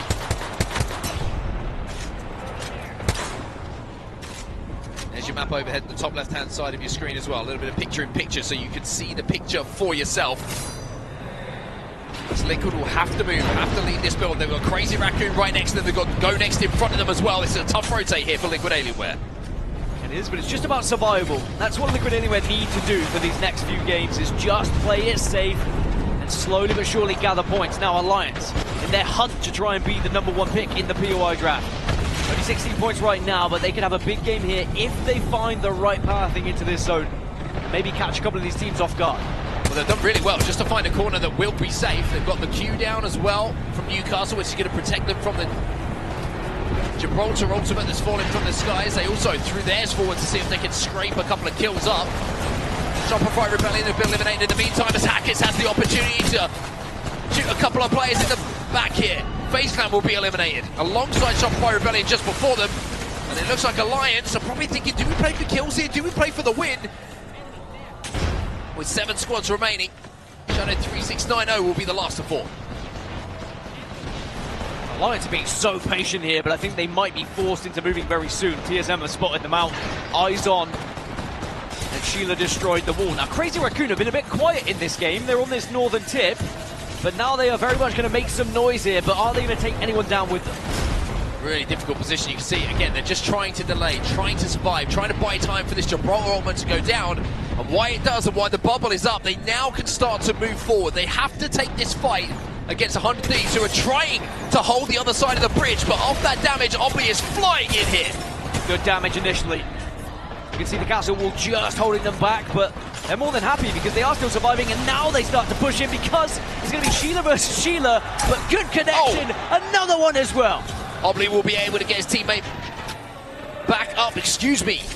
It's going to be Yuzza who's going to be able to do that. Crazy Raccoon trying to hold off as well. Sangyu given the opportunity to fly forward to finish off some of these knocks. Grab the shield swapper, look for more KP. 100 Thieves finding the end of the Peacekeeper is not a comfortable place to be, as the kills keep on racking up.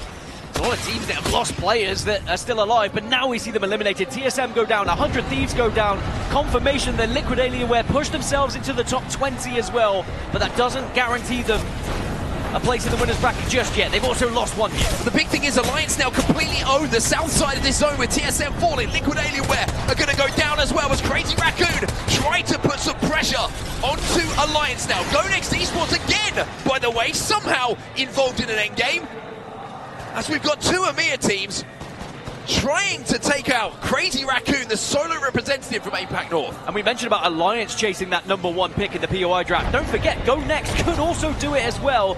They are certainly up there in that conversation. What a rotate. As for Crazy Raccoon, what a rotate. What can they do with this position? That's brilliant. They drop from the bridge, they find a place to play these crates, and now they have forced Alliance to have to make the play onto Go Next Esports. It's brilliant from Crazy Raccoon, just to watch everything happen in front of them by dropping just at the right time, and now Sheila could do what she does best. Dark Veils have made things awkward, the bubbles will as well, but surely this is inevitable for Crazy Raccoon. Crazy Raccoon with the bubble down last as well.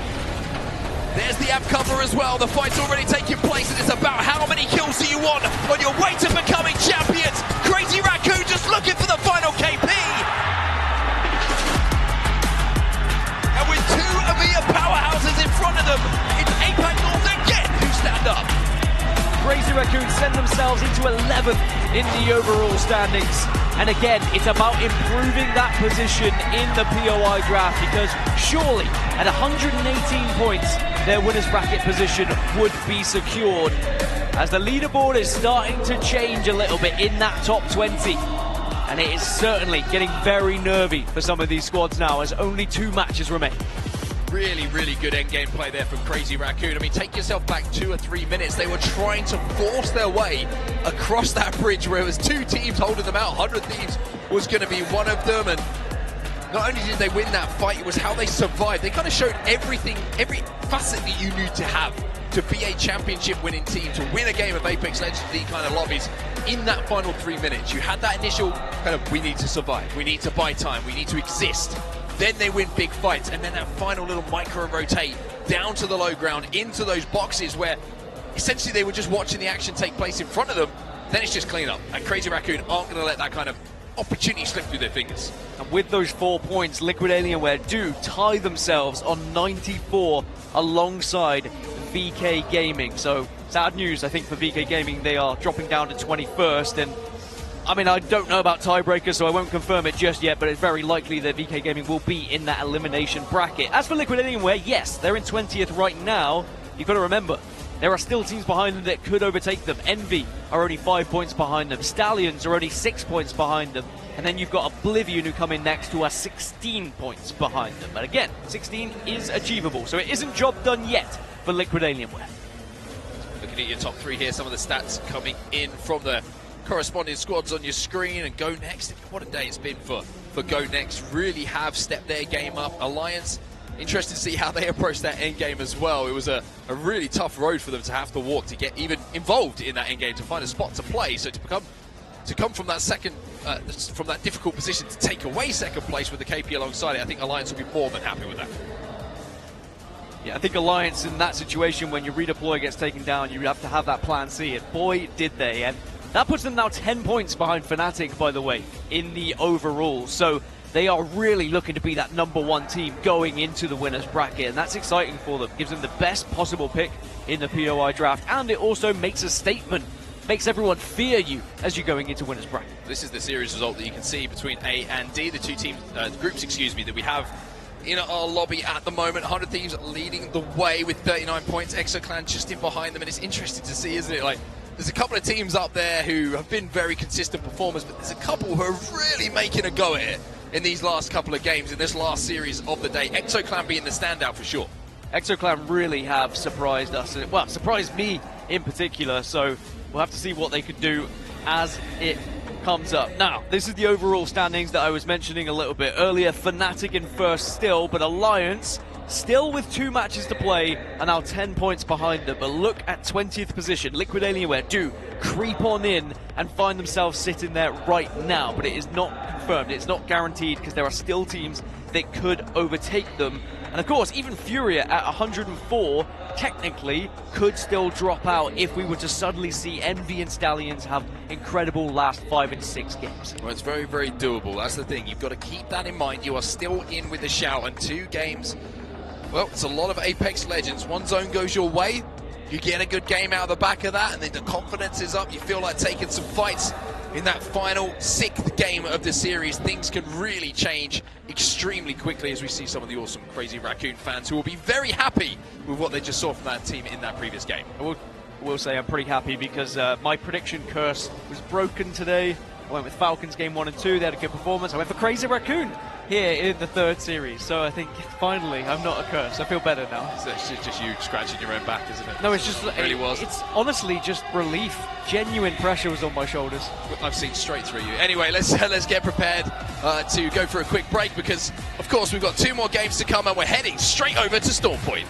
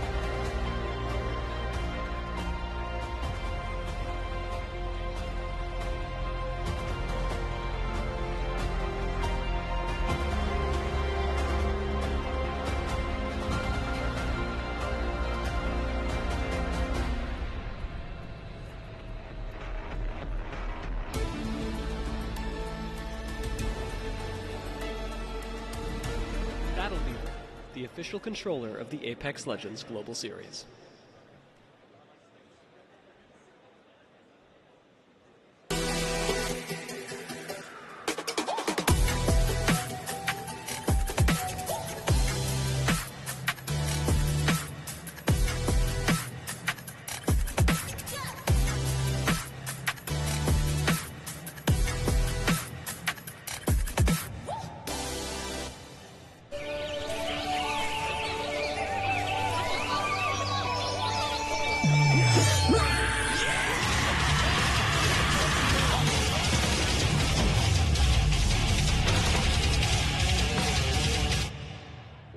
Herman Miller, the official chair of the Apex Legends Global Series.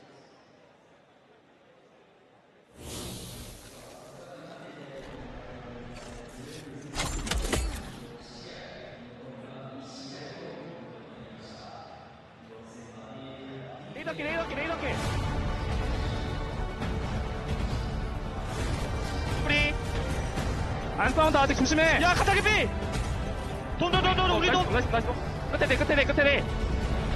에임대. 하짤. 유프리. 켜주자. 라즈! 카타필. 지금. 피.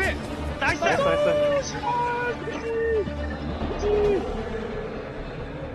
Welcome back to the beautiful Sapporo here in Japan for the ALGS Championships Day 2, and we are getting close to closing out the action. We have 2 more games to come today as we change the scenery, much like we're seeing in the background here. Not quite a snowy Storm Point, but certainly it's somewhere where the weather can affect what's going on. It really can, and it has been quite the blizzard outside. It was very calm when I arrived here in Sapporo, and I was like, where's all this snow that everyone's been talking about? And then suddenly it exploded as of last night, and it is going to be absolutely covered here. And it's very, very cold, but I kind of like it. Nice change of scenery. Do you think it's cold? Just a little bit, yeah. I actually think it's not too bad. There's no wind chill. You know what I mean? It's like, I was walking in the snow this morning, and I was like, oh, it's actually not that bad. It's quite nice. That's a typical Englishman. It's never as bad as you think it is. No, it's never as bad as you think it is. But we've got 2 games to come, of course, and we're heading over to Storm Point, which we're excited about. And I think a lot of the teams are either in one of 2 camps when it comes to emotion at the moment. They're either excited because they're playing very well, they've got a lot of points on the board, and they're feeling very comfortable they'll be going to the winner side, or they're feeling extremely anxious, Dan, because some of these teams need to make these last 2 games the best ones that they have had since they landed here in Sapporo. Get into that top 20. That's what they want to do. They want to play for the winner side. They do not want to go through the gauntlet of the elimination bracket. The teams who realistically can still make it to the winners bracket, Envy, Stallions, and Oblivion. It's a big old chore for the likes of NRG, Shadow 36, Ninjas in Pajamas, Dreamfire, FaZe, and Supernova. It would have to be something special. Still doable, but let's focus on what is realistic right now. Envy on 89. They're 5 points behind. Definitely doable. Stallions and Oblivion. In terms of their stats and how they've been performing on Storm Point, Oblivion are a team who have been pretty impressive, averaging 10 points a game. So they really are going to be looking at Storm Point as a massive opportunity for getting into this winners bracket here, which could be bad news for those who currently hold those top 20 positions. On the other side, for a team like Envy, they've only been averaging 4 points on Storm Point. Yeah, it's a little bit worrying. It is a bit concerning. When you're desperate for points, you don't want to hear that kind of stat. I think it's one of those where you see Storm Point probably later in the series if you're Envy and you're hoping that you're getting to Storm Point and the job's already been done. We'll take a look at the map schedule just to remind you of what's happened, and of course that we're going over to Storm Point here as well. And when you look at our winners, no repeat winners here in our first 4 matches, but certainly has been, I would say, a share of where the regions have been celebrated, right? Let's take a look at some of the drops down. Let's see what people are dropping here at Storm Point. Of course, we'll look at Team Liquid Alienware. Where do you think they are? Barometer, of course. Where else would they be? That's where they like to call home, and no one really tries to take it off of them because they always say, well, we'll just fight you for it if you do try and take it off us. And that means that Team Liquid Alienware are going to play this one a little bit differently. You might have noticed in that last game, they didn't get any kills. They were playing very safe, they were playing very secure because they are so close to that bubble, so close to that 20th position. But I think as they look at the overalls now and they notice how close Envy are, how close Stallions are, they need to be putting points on the board. Well, something just to highlight here is that NRG are dropping over at Northpad, and Alliance, of course, wants Northpad and Trident. And saw a little bit of, we'll call it a little bit of a sparring contest between the two in scrims in the build-up to this. If you haven't seen the clip, by the way, that Hackis got with the charge rifle, when they were kind of, we'll call it contested for the sake of it, it's disgusting. I think he gets a clap and then hits the last one as well. He basically gets all 3 kills with the charge rifle, one of the shots being a collateral. It was absolutely ridiculous. So NRG are going to have to be very careful, because I think Alliance in the position that they're in right now, they're comfortable, they're good, they're qualified. NRG, not so much. Well, it's our last 2 games of the day, the last 2 games of the group stage, and it is going to be Storm Point where we're heading. Are we going to see Alliance get a little bit aggy onto NRG as they have little to lose here, whereas NRG, everything to lose. They're in 32nd position, and they are quite some way away from that top 20. They need wins, arguably back-to-back wins, if they were to find themselves in the winners bracket. Lots of work to do, a lot of pressure on their shoulders. At the other end of the table, though, remember, there's still so much to play for, and I'm talking about the top half of the table. The POI draft, of course, is going to be heavily influenced by where you finish up. So many points still available, and you're looking at the top, you're looking at Alliance, you're looking at the likes of Crazy Raccoon, all of these teams who are at the top. They want to take home first place. Alliance have the chance to do so. They're 10 points behind Fnatic as it stands, who aren't playing right now.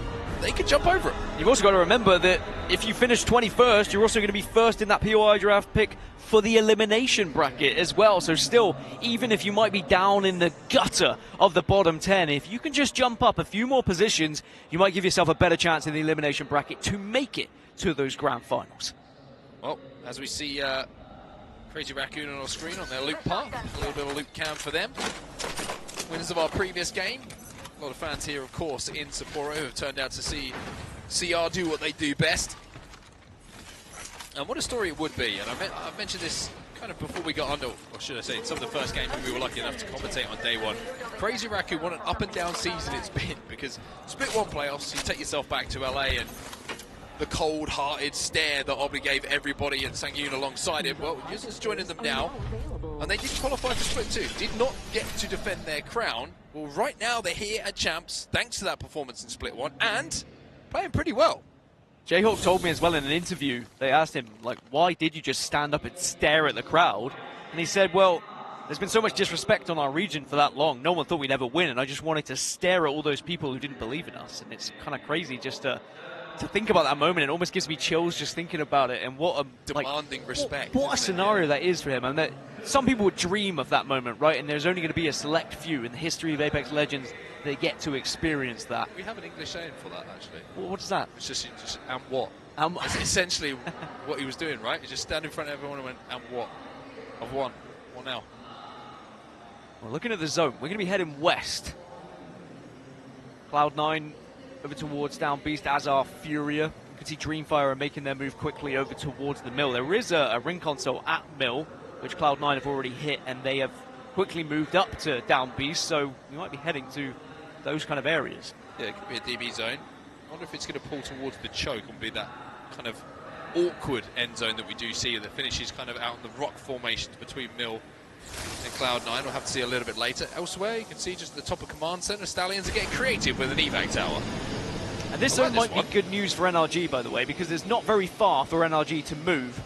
But what is far for NRG to move is up this leaderboard, because they've still got to catch up to 94 points, which Liquid Alienware currently occupy. Sadly for VK Gaming, they will be dropping into that elimination bracket because they are not playing.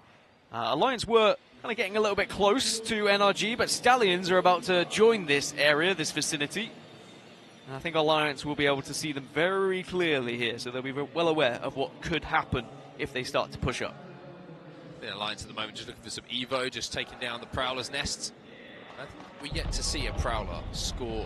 I mean, let's say, shout out to Hugo, Doc, everyone in the back who's doing some fantastic work on the statistics for this event. I do want to see if a Prowler has managed to get a kill on land, knock someone on land. Do you reckon it's happened? Ever? Yes. At this tournament? Unsure. On land. I can't remember myself. If it has happened, use the power of social media to make me aware of it. E36 just looking over the drop at the moment. Do they fancy getting any presents? Oblivion are leaving it for them. And remember, Oblivion, perhaps the team to watch in that chasing pack, because they have performed very well in Storm Point as ExoClan get a nice little chunk. Get a chunk but no damage. Really done as yet, but now the damage does start to come in. It's Supernova who will be sandwiched between two teams, it seems like, and will comfortably be taken care of. So ExoClan continue their little bit of momentum. It's such a funny squad, ExoClan, I have to say. Always well supported wherever they go in the world, but it just feels like they'll have a series where they're totally anonymous, and then they're like, it's almost as if they're begrudging, like, all right, we'll win now. You know what I mean? And they just all of a sudden get momentum. Late the tournament goes on, and they're always there or thereabout when it comes to those finals lobbies. And ExoClan, one of the first teams to drop the Newcastle from their composition as well, going with the Rampart and Loba as Dreamfire pushing up onto Envy. This is not good for Envy. I mean, Yanya going down like that when you're so desperate for points, when you're one of those teams who's trying to get into the winner side of the bracket, is a tough one. A tough one. Although, we'll say in this meta, at least there's a chance to get it back in. Also kind of crazy that it's Liquid Alienware and Envy competing for 20th position at the moment. Of course, we know the history of Yanya and Liquid Alienware, of course, previous teammates. Speaking of Liquid Alienware, our current team that holds 20th position, they also still hold this spot at Sito Station. Looks like they're trying to see if they could pick up the kills onto Oblivion, but I think Oblivion are just going to continue on their rotation. But Furia might be flying. Actually, they're not flying, they are driving right next to them. Yep, they are. I'm not quite sure what happened there. It felt like maybe someone didn't hold on to the handlebars of the Trident there and slipped off. Happens. But they survive. It happens. You know? Time to hit the ring console, Liquid.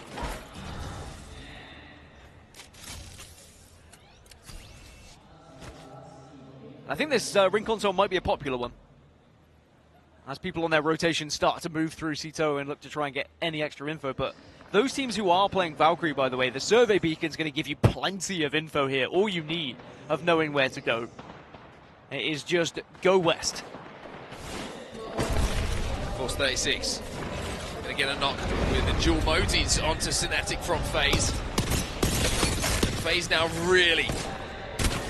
I mean, there hasn't really been too much to talk about for FaZe in this tournament whatsoever. It feels like every 3v3 they're just getting a little bit run over here in Japan, and it's looking like it's the same case here in this fight. 36, move in, pick up the kills, but now they're going to worry about ninjas in pajamas who are arriving. It's Force 36 have reset though, so this isn't going to be as easy a fight as maybe the ninjas thought. Aimbot with the Mozams, the dual Mozams just waiting for someone to walk right into his reticle. This is going to be a long fight, and it is going to be a possible third party afterwards as well. It's Force 36 have lost 2. Oblivion now trying to get involved. This is a very, very interesting fight where everyone's just taking turns to be the third party and then become the thirded party, essentially. Blinks is going to take down Zane, and this is getting really scrappy now inside of this building. This is one of those that, if you're not careful, can get a little bit out of hand, and before you know it, you're not really getting away with anything. E36 will be eliminated as a desperate play on a little bit of a hijack of the Trident. And it looks like Oblivion will be able to get the KP that they desired, and they will be able to survive. And I said, Oblivion might be the threat in the chasing pack. Considering how successful they have been on Storm Point, there's just something about this map that has really played into their playstyle. Zone-wise, I said go west. Maybe we don't always listen to the advice of Dan Gaskin. Instead, we're going to be heading over towards Checkpoint. I will say it's very 50-50. Sometimes I ignore you and regret it. Yeah. Sometimes I listen. And regret it.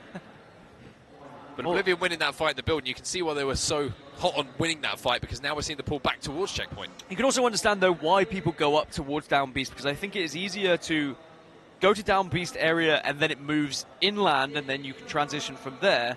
However, if you commit to Checkpoint and then it moves to Down Beast, you are going to be really struggling to find any playable space, and you're also going to be griefed by anyone that's going to be on that high ground at Down Beast as well. So it's a really tough goal for a lot of these IGLs, and sadly some of them are going to be kicking themselves when they find out. Bear in mind, a lot of them won't even know yet. Some of them were able to get ring console information and have moved accordingly.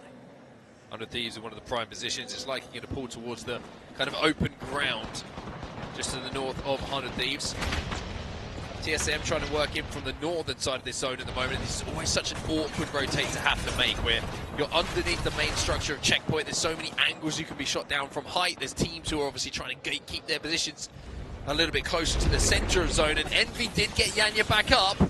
And now with the cat wall are trying to force their way to zone. And they also have the next beacon information. Look at the top left. That green highlight means that Envy know exactly where this zone is going. Yeah, Envy can actually overtake quite a lot of teams that still don't have that information, but there are plenty that are still ahead of them, as well as Ninjas are also going to get back to a full 3.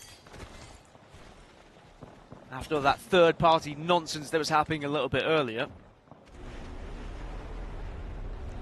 And actually, it looks like FaZe Clan have also got back up on my screen down towards Sito Station as well. So 2 of the teams that were involved in some of that scrap have somehow managed to escape and get back up. By the way, Furia is still just driving around on a Trident, just to highlight. Fury are playing their own game. They're having a great time. They're having a great time. That's all that matters. They have the radio on, windows down. And Furia should be safe. They're on 104 points in a similar situation that ExoClan are. Like, why not turn the radio up? They really would have to hope that two teams don't have incredible last two games. They just need to put a few more points on the board to really guarantee themselves, but they should be okay. One of the things I mentioned, Howard, they were in one of the prime positions. You can see exactly why they also have that zone information. They know that they're in one of the best positions on the map because they've got the console already scanned, and their job is just to survive at this point. Watch everybody maybe rotating in from the B side and from their south. Everyone to the north isn't going to be too much of a threat. They should deal with each other before they get to 100 Thieves. So as long as they output as much damage as they can from that building they find themselves in, they should be in a pretty good spot to have a good game. Interestingly, you mentioned FaZe Clan respawning. Well, they managed to work their way back towards Zito Station because the Mythic Bin has just spawned there as well. So they're going to be able to get those Evos up and give themselves a much better chance in these fights. Ooh, okay. So that is a circle with a lot of open space, and the safety of checkpoint isn't necessarily going to be there for a lot of these teams. 100 Thieves, however, will be rubbing their hands together when they do find that out. But you're completely right. FaZe, they get respawned. They're down at Zito, and they say, oh, a Mythic Bin. I did. I saw a Kraber. You saw a Kraber? So now it gets everyone back up to Reds. Might have a headset issue, though, so and gets a Kraber. Prepare yourselves, Station everyone, referee just in action. case. Station referee is in action, everyone. We've not had a pause yet, you and I, so we'll see. Maybe we'll get our first one of the tournament. Why? Why would you say that? As long as I'm mentally prepared myself, I can prepare everyone else for it as Fair well, enough, just in fair case. enough. Well, hopefully not. Hopefully that little issue does get sorted. Luckily for FaZe, there's no one around them, so they can maybe get that sorted as everyone else takes care of business. This could be a fight. Probably is going to be a fight. Dreamfire and Crazy Raccoon. It's not the first time they've scrapped so far this tournament. I think it's a little bit separated from his team here as well. You can see he's having to use the Newcastle view just to try and survive. Obviously, he's going to be focused on himself on the Crazy Raccoon side, and this is a little bit scrappy, a little bit ugly at the moment. I think he's going to find there's multiple players in front of him. Crazy Raccoon in a much more comfortable position in the leaderboard, so they can probably play a little bit more free, whereas for Dreamfire, backs quite literally against the wall, not only here at the mill, but also in the leaderboards. They're down in 36th.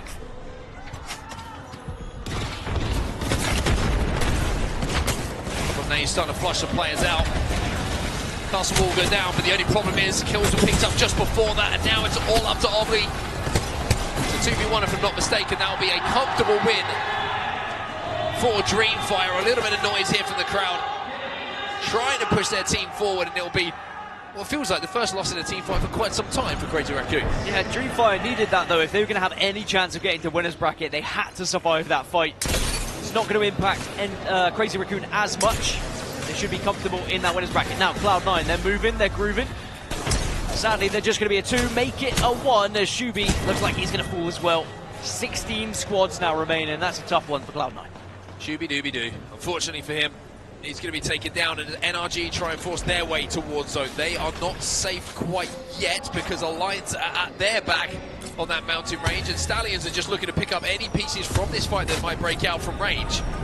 Scurry almost with the perfect weapon here as NRG will be eliminated. That'll be them out of the lobby now, as Alliance look pretty comfortable in this team fight. Alliance, ExoClan and Stallions all so close to one another. I'm sure Stallions would love to be able to pick up these kills, and Abrali does manage to knock K-Swinny, so they look to try and push in on this one. Maybe they don't know that Alliance is on the other side of it though, so they do just need to be a little bit careful. They're able to get the final finish onto K-Swinny and quite rightly back off afterwards, so they do sniff out the Alliance boys on the other side. I mean, any opportunity to gather points, I think you have to try and take, and I think it's a really smart play actually for Stallions, who are one of those bubble teams trying to force their way in to that winner side of the bracket. ExoClan will be eliminated as Alliance once again in these 3v3s just dominate. Now they've got to look at Stallions, and this is a big moment here for Stallions because Abrali has just been rezzed, and you know that Alliance know that, and here comes the slam. Two of them are batting, but they do get it off. This is still a winnable fight for Stallions, and a big 78 to kick us off here. Bubble will be forced from Alliance and down from the low ground. Now they'll have to fight. Albrelele's going to find effect and Hackis himself, though, and Albrelele might be looking for all three here. Crux should finish this off. Alliance eliminated as Stallions will hold strong. That's massive for Stallions. Big KP to send them closer to that top 20, to be breathing down the neck of Liquid Alienware. Shopify Rebellion are in the area, they are in the vicinity. TSM just got eliminated in 13th, and the zone is continuing to pull the way of Stallions. It could have gone from good news to even better news with where this circle is. Well, Stallions, if they can force their way forward about 15, 20 feet, they will be safe. But Shopify Rebellion are trying to hold them out at the moment. If they can do so, though, everybody else in the lobby will have to engage before Stallions will have to fight anyone. This is a huge, massive opportunity here for Stallions to get the points they need to force themselves from 22nd, like you can see on the right-hand side of your screen, into that top 20. They're using those rampart walls successfully here to just place brick by brick, step by step. Dreamfire eliminated in 12th. As Albrelele navigating this one excellently. The first time we've seen him on LAN in 2 years that Mark's mentioned a few times. Could we be seeing him in a winner's bracket lobby? As now Team Liquid Anywhere, the team that's in 20th, they're under a little bit of pressure here. Certainly are. This is the north side of this zone. This is Checkpoint. This is all the teams that had to go through the POI. And now they have to leave. You've got Liquid Alienware, Ninja, Shadow 3690 overlooking all of this as well. And Liquid Alienware are desperately trying just to survive. The grenades that are just being sent their way at the moment, looking to obliterate them behind this wall, but they survive for now. The Ninjas need big games, they need kills, and they need wins. But can they do it from this position? Can anyone do it really from this position? On this northern side, if you are able to find kills, you might be able to get yourself in a good spot. Now, Envy, speaking of good spots, and speaking of chasing points, they're currently looking for a bit more to get into that top 20. Let's jump into a listening, see how Envy are feeling. That's good, yes, that's good, that's good. Catwalled on the left. They're trying to break him, I'm watching. Just stare at this. Yeah. He reinforced again. Bubbled here, bubbled here. I will have my cuddle again, okay? Yeah, they bubbled the car over there. 10 seconds till zone close, don't get cracked. Yep. Okay, you guys ready? Yep. I'm just waiting till it actually pops. We still have time, yeah. Well, till it actually pops. Yep. Okay, ready? They're already moving, That's good, Ready? Yep. I'm doing it. Let's go. I got cracked a bit. Just fucking, we're just gonna have to see what's in. Yep. Maybe like this little fence line right here? We're in right here, we're in right here. You have to wall towards checkpoint. I'm cuddling. Well, the comms are extremely quiet, they're extremely calm, but the move is something completely different. It is a ballsy move here from Envy. They bubble the car, and Dropped might be the last player alive here as the bombardment goes down. He's trying to save the pieces here. Yanya, he's been finished off. Gonex eliminated in the meantime. And at least now he has a buddy in Knock to crawl towards him behind the last pieces of this castle wall. But here come Ninjas! Ninjas get the kills. Envy eliminated in 9th. Now Ninjas need to try and reset here. The real question is, can they? Yes, they can. Team Liquid Anywhere, though, against Shadow. Posturing up, bubble to bubble one. When the bubble falls, you have to have a plan. Jaguarez now with the R99 in the Mastiff. A little bit of a throwback when it comes to the loadout. Ninjas will be eliminated as well as we go now into our top 7. Make that 6. As Shadow 3690 will go as well. The two closest teams to each other at the moment, Liquid Alienware and Oblivion on the north side of this zone. Furious slap bang in the middle. We were joking about them running around on a trident. Well, there's no joke anymore because they are completely and utterly central. And remember, for teams left, Oblivion arguably the biggest threat to Liquid Alienware's top 20 position as well, because Stallions were eliminated, but Liquid Alienware outlasting them is massive for their chances of getting to winner's bracket, still with one match to play here in this series. GBL's going down. Oblivion should be safe from it, though. You can see no damage whatsoever is going to be taken. The teams who are going to have to move first, Shopify Rebellion, FaZe Clan. On that southern side have the furthest to go to this endgame. Furia are slap in the middle. And you would imagine would be looking to hold out the likes of Liquid on 100 Thieves. FaZe and Shopify might have a little bit of a freer walk in than they realise here. Last-ditch attempt for some of these teams to find points. Liquid Alienware in this position, The trouble is they need to check both north and south, and they do have a little bit of high ground over the southern players, but it's Oblivion who are their immediate concern.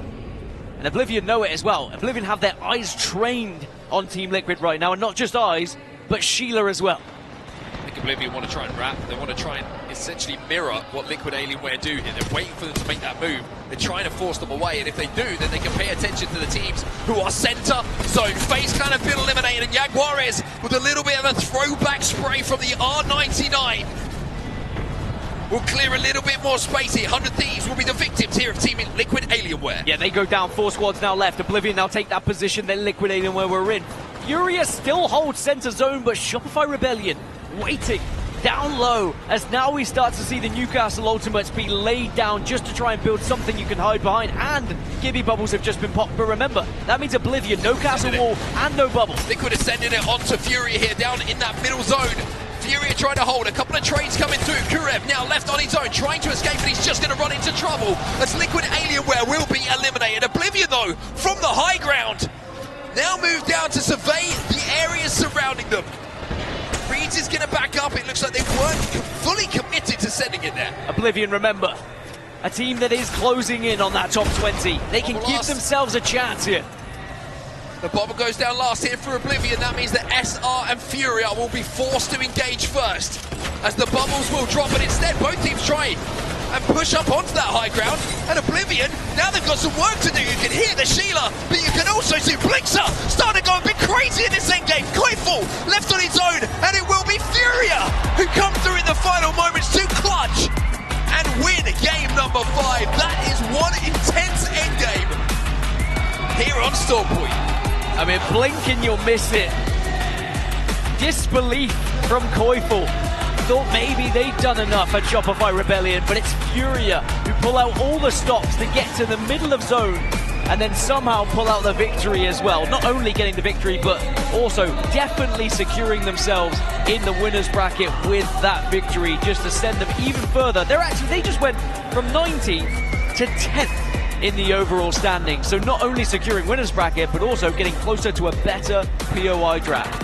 But Oblivion getting to that final circle, putting points on the board, make this last match very, very interesting. I'll get into it later because we can just talk about what actually happened there. But I mean, for Furia, when all of that madness is happening, you would have thought that Oblivion had the better position, but once suddenly it gets down to just bubble shields and Newcastle tacticals coming into it, it is about who is peaking at the very best, who is actually hitting those shots when you need them to. Yeah, I'm just looking at the position maybe of the bubble from Oblivion could have been a little bit better. Yeah. It was kind of over the ledge, so to speak, which allowed Furia to kind of creep under it, shoot up and get some damage down, whereas it was thrown a little bit further back. It's very difficult to do in the heat of the moment.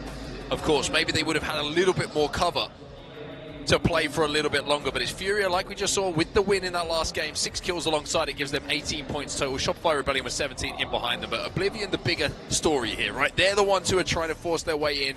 Stallions, I think you're looking back at some of the moments they had in that game, I think they'll be a bit disappointed just to take 6 points away from that game. I think what's important here as well, Liquid Alienware putting 10 points on the board just to keep creating that gap between themselves and the chasing pack. They are not out of reach yet, but they have certainly put themselves in a fantastic situation going into match number 6. These are the heavy hitters though, and they are some big old names on your screen. Zainu, Unlucky, Koiful, I mean, they are 3 of the best controller players that you'll ever see. There certainly is a lot of Shopify Rebellion on that banner that we can see in front of us right now, and Zainu on there twice. He's already managed to pick up 2 championships, and he wants to join a very elite group of players with a 3rd one here in Japan as well. If he can manage to do that, then we have to start talking about him being one of the best in the business and one of the best, maybe, the last couple of years. Long way to go, though, until we get to that conversation. I mean, if you ask Jayhawk, he believes that Zainu is the best player around right now, with his ability not only to kind of shoot and aim, but also his ability to call plays in the moment. He might not be the IGL, but there are very much times where he makes decisions for the team, especially in-game fighting decisions, and I think you need that for some players. Sometimes you need someone who can just take charge in the heat of the moments. This is the top 20 though. Again, Liquid Alienware still hold 20th position on 104 points. Now everyone above that should be safe. It should really only be Liquid Alienware that would even be at risk of falling out with what can actually be achieved and earned in this next match. But what's interesting is this next page of how people are closing in on Liquid Alienware and how much they have to do here, Mark, because there is about a 10-point gap between Liquid Alienware and anyone that can actually catch them. You're looking at 104 being the chase, essentially. You've got VK Gaming.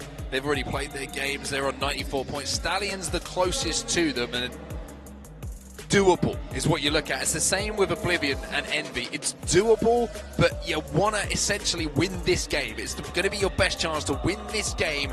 Maybe the perfect scenario is the first fight you take is against Team Liquid Alienware, and all of a sudden you get them out of the game. You know they're not grabbing any points.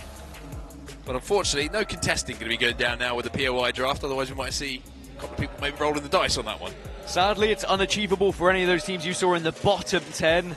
They realistically have to accept they're going to be in that elimination bracket, but they can still compete for a better POI draft in said elimination bracket. So it's not like they'll be throwing their game. They still have plenty to play for to ensure they give themselves their best opportunity in this tournament moving forward.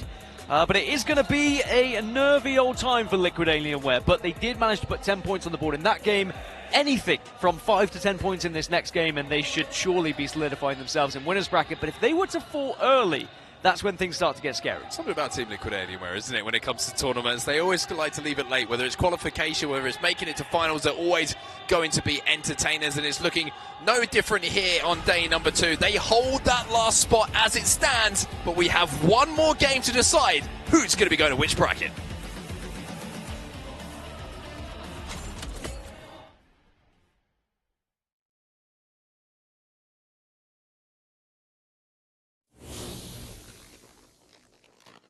Sony InZone, the official monitor of the Apex Legends Global Series.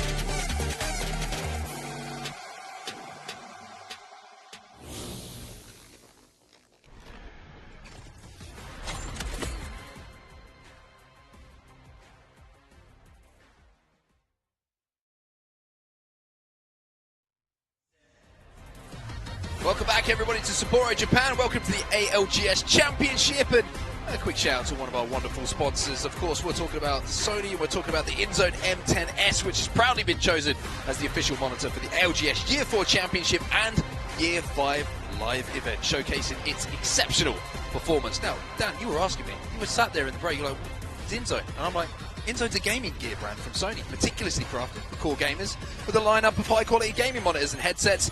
The InZone M10S is ready to provide an exhilarating experience for esports enthusiasts while giving you the competitive edge that you need. Let InZone elevate your gameplay to new heights. That's exactly the monitor that the wonderful people you can see sat in these booths are playing on right now. And all the feedback that I've heard, Dan, is that pretty good. Everyone's enjoying it. It's awesome. I think I need one. It would help me elevate my gameplay to new heights. I need multiple to elevate my gameplay to where it needs to be. You playing on multiple accounts? No, I'm playing on multiple screens. That's probably why I'm not very good. Just across just 9 screens. Instead of widescreen, you just put them. I'm trying to get ahead of a curve that is never going to be happening. But yeah, it is what it is. We've got one more game left, and we're going to be doing it on Storm Point as well. And we've got to, of course, make sure that we've got everything buttoned up here on Storm Point, and got to make sure that we're finding out who goes to which side of the bracket. This is how things stand at the moment. We'll take a look at that, and we'll see where the points are standing, because the one team who's standing in the way of everybody else is Team Liquid Alienware. They're holding up that 20th position at the moment, 104 points on the board. Dan Gaskin, my question to you, my good friend, is can anyone steal away from them? Yes, they can. Will they, however? I guess a better question.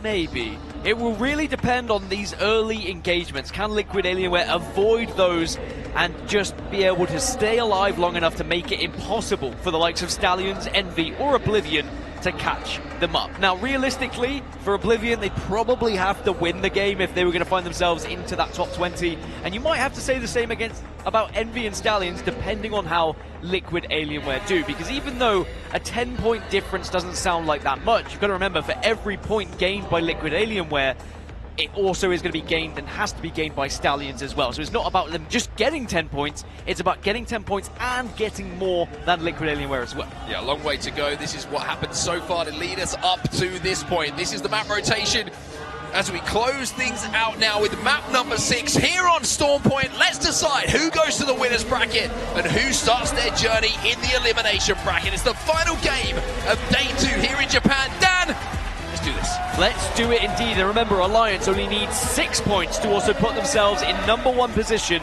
for that POI draft in the winner's bracket. And there is still an outside chance for Shopify Rebellion to also steal that away if they were to find a big win here. But it's Furia who found the win in the previous game. They now put themselves in the top 10 of these overalls, and again, that's pretty good for the POI draft for the winner's bracket to be in 10th position. Can they push it one step further here in match 6? Well, Furia won that last game, of course, which is why they've earned themselves the POV we're watching right now. Also, it looked like the pictures were looking pretty good for good friend Joe Brady in the booth behind the camera. Never going to get a bad picture now. Never. Even us. Arguably one of the greatest photographers in the world. We're going to... Arguably. Yeah.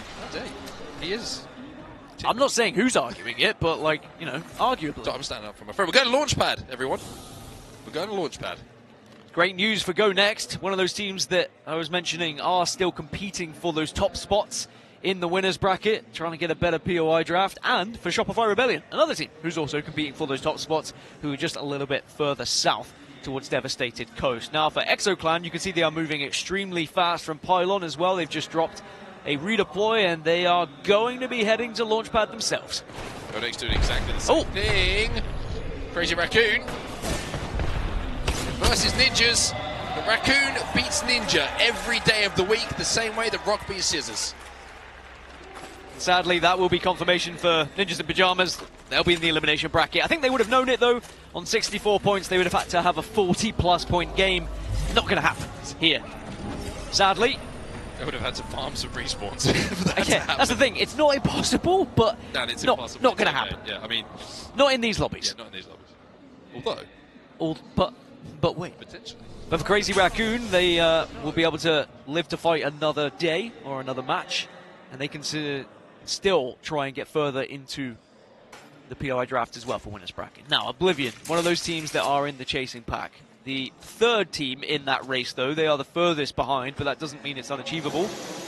Maybe they'll be able to rat out over towards Launchpad and find an unexpected ExoClan. Here we go!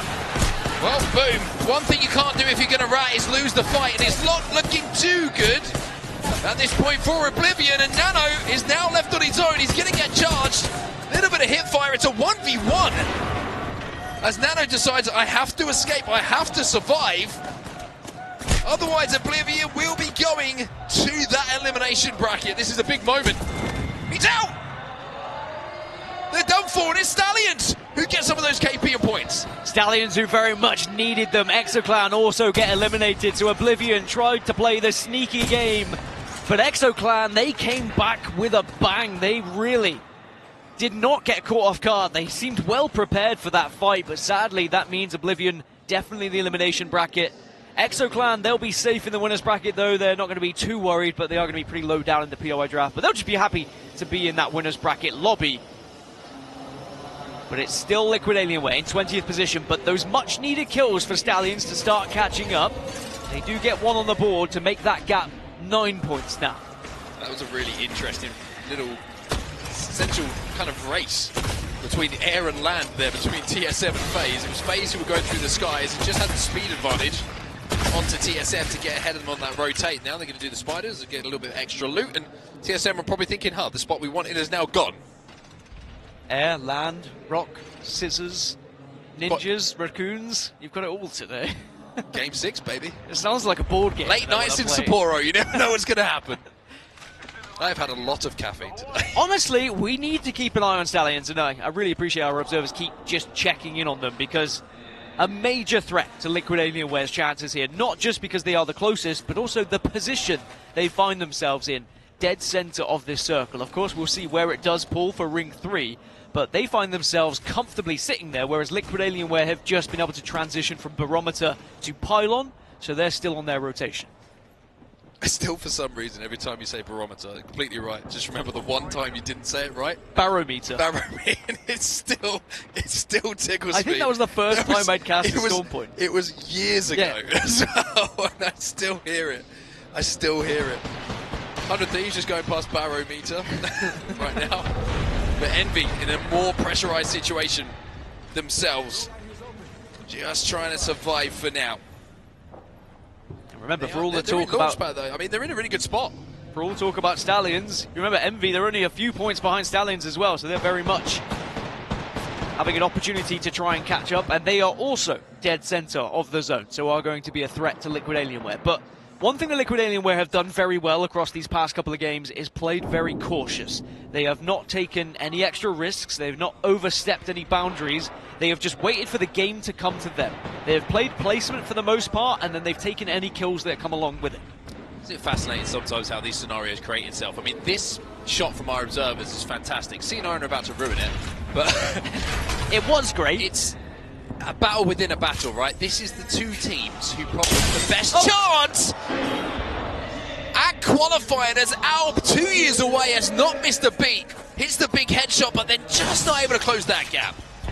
How important could this fight be for both of these teams, but also for Liquid Alienware? I think Liquid Alienware would kind of like one of them to be eliminated, but also that would mean 3 extra points to one of them as well.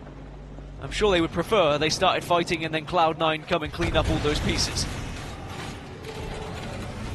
It's also one of those fights that may never happen because it is center zone and both teams might just be like, do we need to be taking this fight? We're in a pretty good position, but for how long? Let's see where the zone goes and how it is going to affect this game.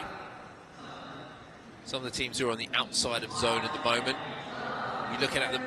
It's interesting to see how Liquid Alienware are playing this. They've moved from Barometer towards Pylon. They're not really in too much of a rush. They know that they haven't got good prio to this zone. I think they were waiting for the ring console at Pylon as well. Yes, they were. They're going to wait for this ring console and then try and make their play off the back of that. And I imagine they're going to play this pretty late to try and survive long enough that other teams will essentially take care of themselves, like we were saying inside of this build with Stallions and co. Just playing it like a simple tennis match. Just keep putting it down the middle and make everyone else make the mistake. 100 Thieves and Alliance are closing in the area though, and that does get a little bit concerning, because if you start to see a bit too much traffic, you might be under a bit much pressure and you might start to panic. But it looks, well, you can see on the minimap just the panic happened. Liquid Alien got shot once and they instantly were out of there. Alliance and 100 Thieves have a little poke at each other as well. Remember, 5 points Alliance need. 6 to be precise if they want to overtake Fnatic for the #1 position in that POI draft. Very achievable here. Team Liquid Alien, we're going to be safe for this next zone where they are at the moment. Don't have to do too much. Don't have to really worry about anything. It's about just holding on to this final spot for them. As they jump in the Trident, maybe they're thinking now that they have that zone information, we can throw a bubble on the bonnet and we can hit the accelerator and the gas to find ourselves a spot to play. Remember, that's all Liquid Alienware need, is just a chance. Think back to BLGS, right? They just about sneak in to qualify. And then they go and win the whole damn thing. So if you give them an inch, they are bloody going to take a mile. I was going to say that the Trident kind of didn't let that castle wall go down in the way that they would have wanted. Didn't really get the coverage. You can see it's kind of... It's like a pizza wedge. It's like a micro wall. Force 36 having a fight with Dreamfire at the edge of zone here. Both these teams really with too much to play for in this situation. Force 36 will lose that fight. 16 squads now remaining. And every squad that falls is good news for T-Law. Again, it's not the end of the world for Force 36. They should be more than comfortable in that winner's bracket, but they will be low on the POI draft because they were in 15th when eliminated. And there's a good chance that the likes of ExoClan and maybe even T-Law could overtake them. For Dreamfire, well... This Deathwatch still trying to get to zone, by the way. For Dreamfire, it's about increasing their chances in the elimination bracket with a better draft as well. Now, back to Launchpad. Launch site. Launchpad? What am I even saying? Slate once again. We've been given the, the risky shift.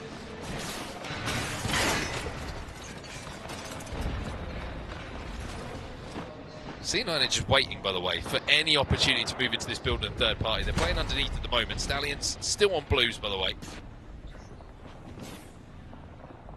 And this standoff just commences. This is where, another thing just to highlight here, this is a long day of action. It's been 2 long days of action, right? And Stallions and Envy, the focus in these kind of situations is so much tougher than kind of working your way in from edge and just trying to fight, right? Because you have to...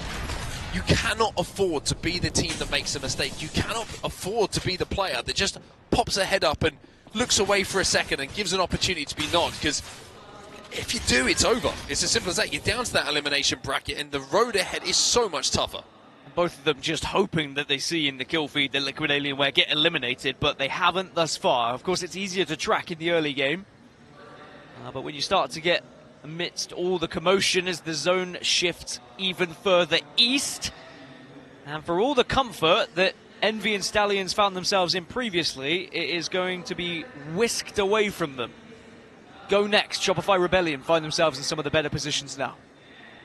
Crazy Raccoon going to get the Mythic bin on the south side as well, so you do not really want to be on the south side of this zone, knowing that CR are going to be up to, you would imagine, full red Evos, and they're going to have some pretty stacked weapons to play with as well. But just looking at TSM's position, you can see Shopify commanding a lot of space at the moment down on the southern side of the zone. TSM have a chance to wrap behind and take a little bit of space around those Prowlers. Maybe you are going to see a Prowler have an influence on an endgame. Maybe I've foreshadowed something. That would be insane. It's Envy versus T-Law in the final circle, and a Prowler gets the final roundhouse is someone. Speaking of Envy, still just posturing up at the moment, but they will have to eventually move out of here, and they may not know it just yet. Really tense moments. We cannot state how levels of concentration are tested in these situations. TSM have made that route that I was mentioning from their position. They're now on the east side of the next zone, so TSM play this one really, really smartly. But this building is essentially the game, right? This is the brackets for all these teams. And it's going to be mayhem when they all have to move. Furious start to dive into the sky. Dreamfire trying to take them out of the sky. Where did Fury go? Remember, Fury did very well in the previous game to slam themselves in the middle of it. They're actually going to go on the western side of Launchpad here, so it's not going to be ideal, but it certainly works for now. But they will join the rest of those squads that have to move from west to east. It is going to be difficult, but at least they do have this high ground to work with, which, again, they could dive off if they needed to. Yeah, they could just rip a skyward dive off the end of this towards the closing moments of the circle. If they can get it off, it will be a fantastic rotate for them to make, but not easy to do for sure. As Envy now, this is their chance at kind of deciding their own fate, essentially. And a tagline for this event I've seen a lot, and understandably so, is fate is calling. Well, it certainly is for these two teams. Zone continues to move towards Shopify Rebellion. But this next zone moving in is going to determine who gets to the winner's bracket for me. Because not only have you got Stallions and Envy within that building and launchpad, but west of them is Liquid Alienware. Our three major teams to be watching right now are all going to have to move together, but in different ways. You could argue Liquid Alienware might have an easier rotation because they're not next to all of that traffic. The only problem for them is next to them is Alliance, and on the other side of them, Crazy Raccoon, who we know have hit a Mythic bin. So pretty tough to do, but they do have the Trident, remember, Liquid Alienware, so they can throw a bubble on that thing and kind of just skip ahead of everyone if they need to. It's just a matter of playing the survival game. It is a battle royale at the end of the day. And sometimes if you can just duck your head down and avoid all the commotion, you will be rewarded. But Liquid Alienware are not doing that. They are very much actually doing damage to teams to keep them away from them. 6th place at the moment in the series, but 20th position in the overall standings. Timing of that was impeccable.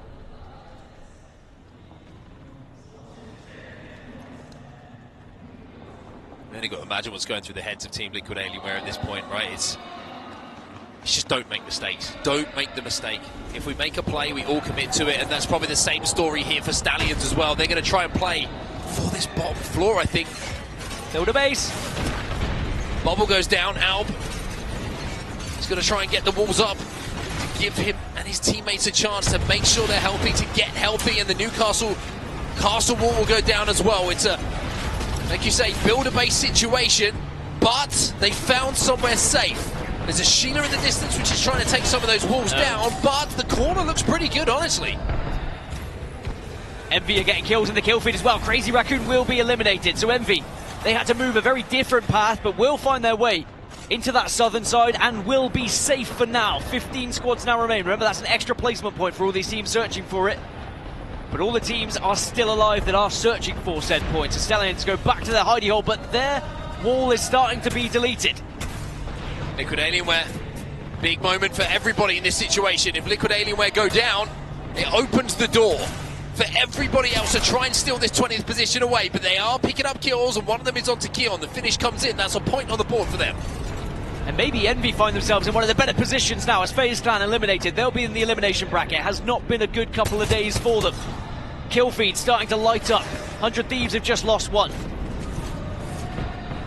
13 squads now remain as 100 Thieves do go down, but Stallions are he gets the stick! He gets the stick!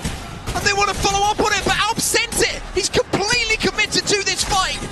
He's gone down! Crook!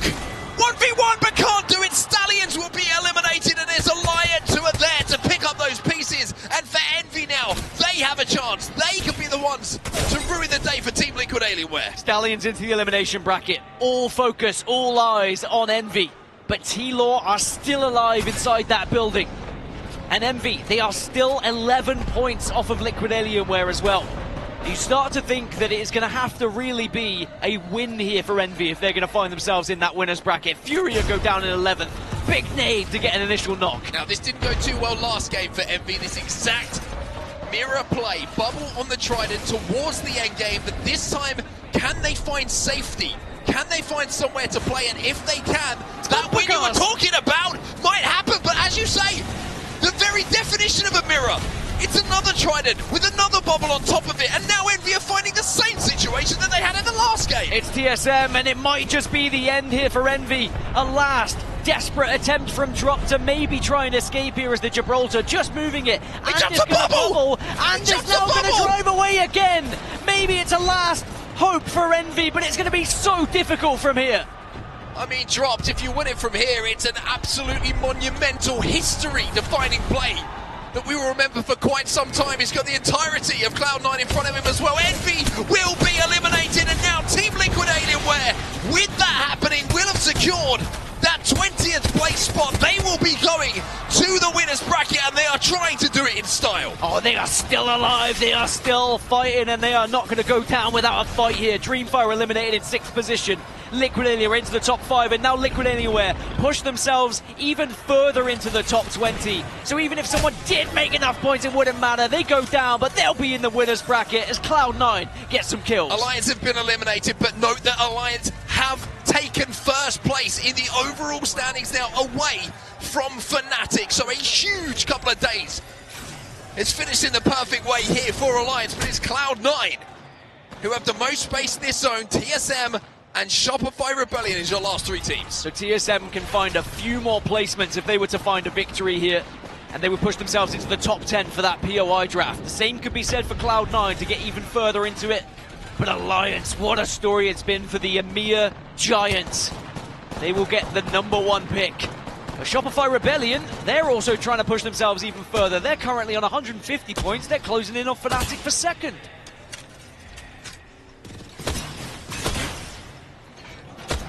Zainu, no scope, no problem.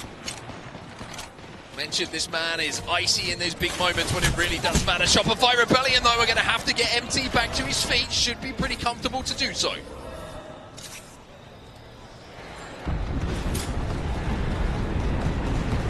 Here come the Gibby ults. And Shopify Rebellion have already expelled their bubble. The platform that Shopify Rebellion have to play here could be the difference maker. They have the height advantage, they have the angles over everybody else. TSM shouldn't really win from this position, but boy, are they trying to give it their best bet and best go at it here. Shopify Rebellion in a very commanding one, but what can change a final circle? A Dark Veil. More Gibby ults. More carnage coming down and raining down from the skies. Shopify Rebellion, a little bit hazardous and a little bit kind of trepidatious in the way that they're kind of tiptoeing over the top of TSM. As the Gibby bubbles once again comes down and round 3 of the Gibby ults takes place. Bubbles everywhere. Vital.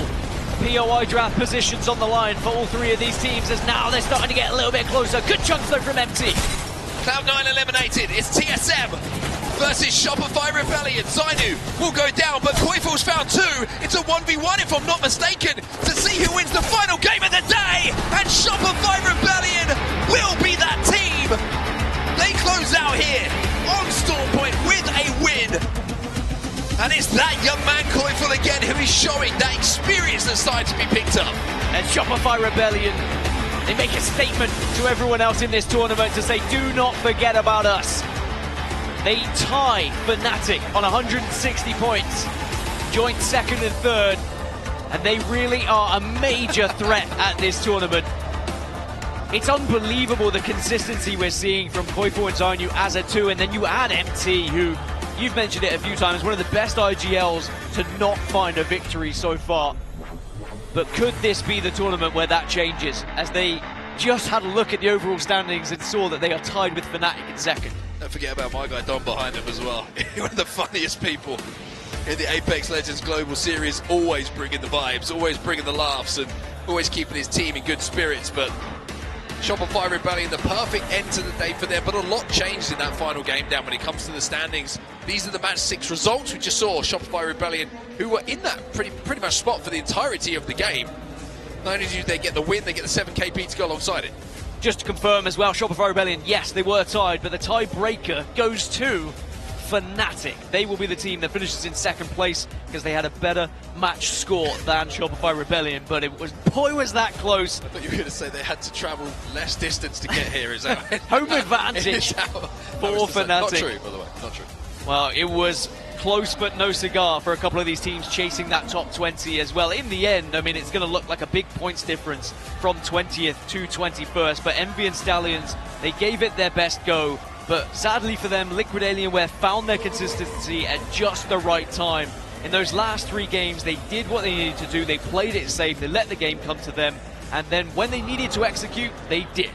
Really, really impressive stuff. We saw Stallions and Envy trying desperately to force their way into that top 20. Wasn't meant to be, but the series of results in front of us, it's Shopify Rebellion who will win this one.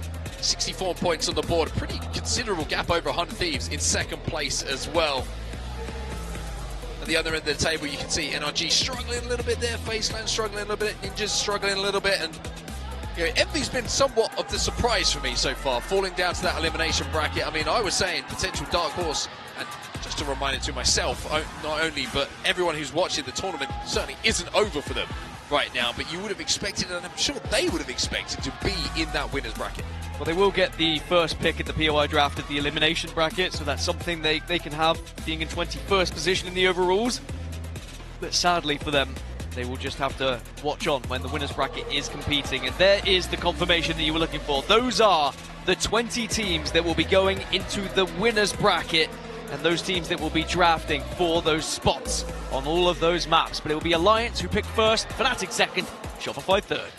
And 5 of the top 10 teams from the EMEA region as well, which is incredibly impressive. Probably the best LAN showing, I would say, that we've seen from EMEA in quite some time. And Alliance really kind of the jewel, so to speak, when it comes to EMEA, and they're at the top of the leaderboards, 2 points ahead of Fnatic after their series have all been played. But I think the standouts in that top 10, there's some familiar names, understandably, with Shopify Rebellion, Team Falcons, for example.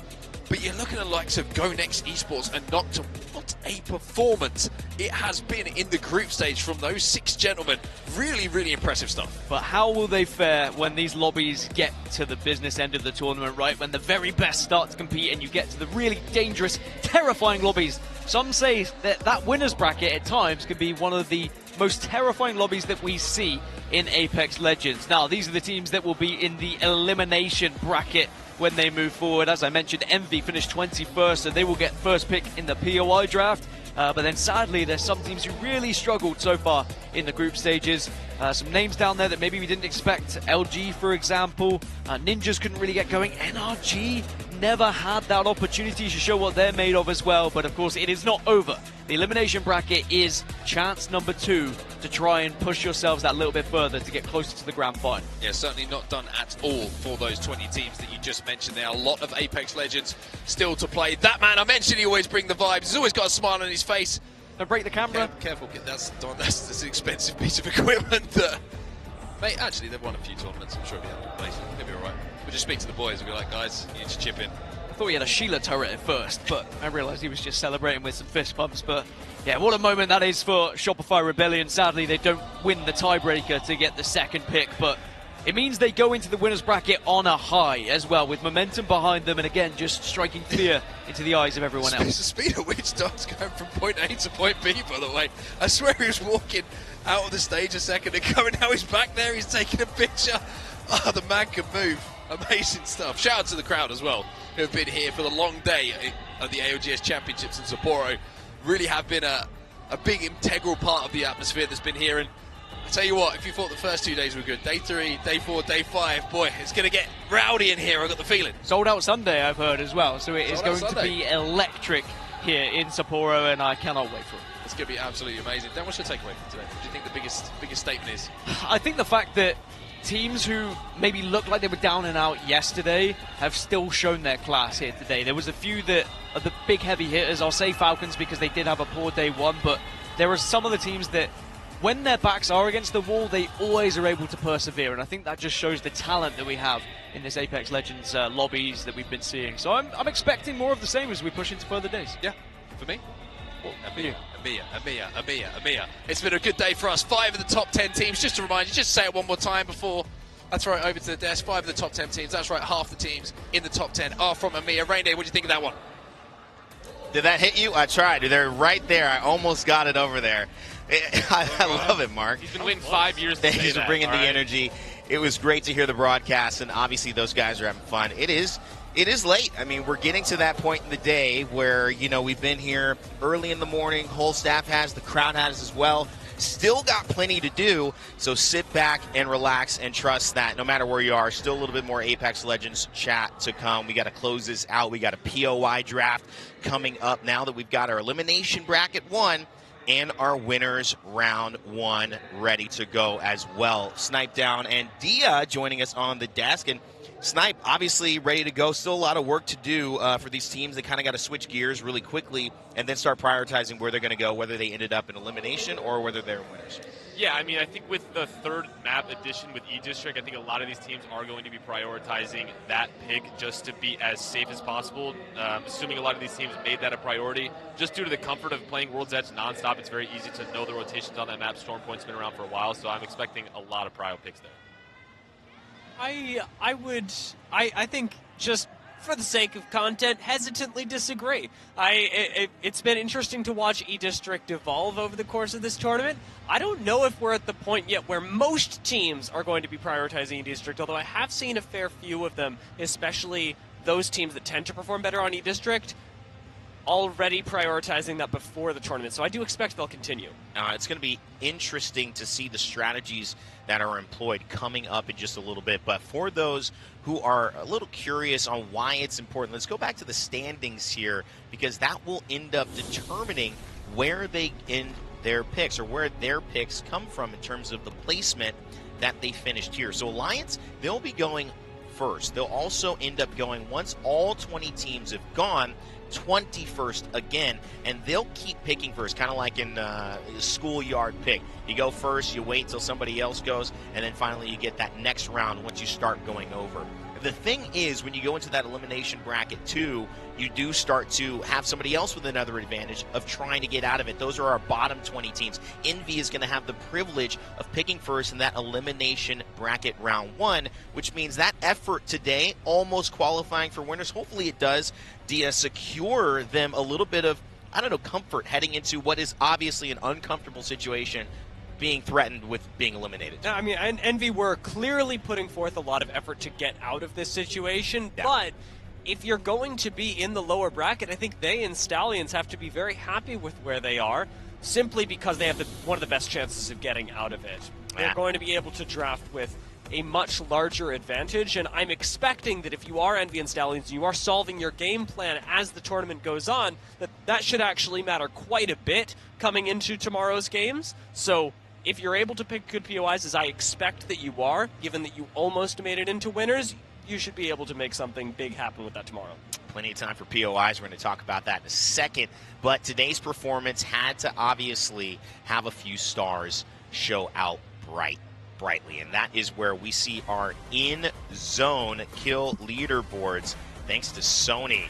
On the far-hand side to your left, you're actually seeing the overall kills. And Koifel, man, he was the star for today. Burhole saying June Effects, keeping track of their performances across it all.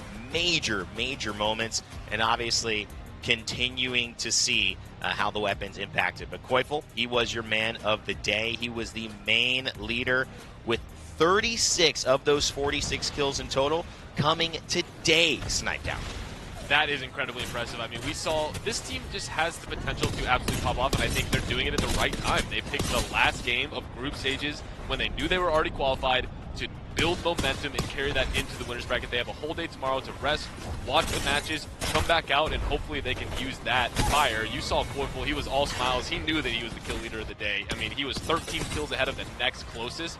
I mean, right now, it's pretty clear who is the MVP of this tournament. Shopify Rebellion, they have found their rhythm. Can they keep it up? Well, you have to wait a whole day to see them play yet again. But Koifel, I think 36 kills, so you average that out over 4 days. I mean, that's plenty of kills to get you through the interim.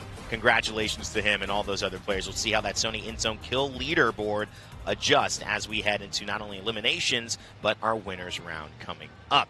Now, as we kind of look towards the other aspects of the day, Dia, we've always got good moments, some exciting moments. Do you have a favorite moment that you saw today?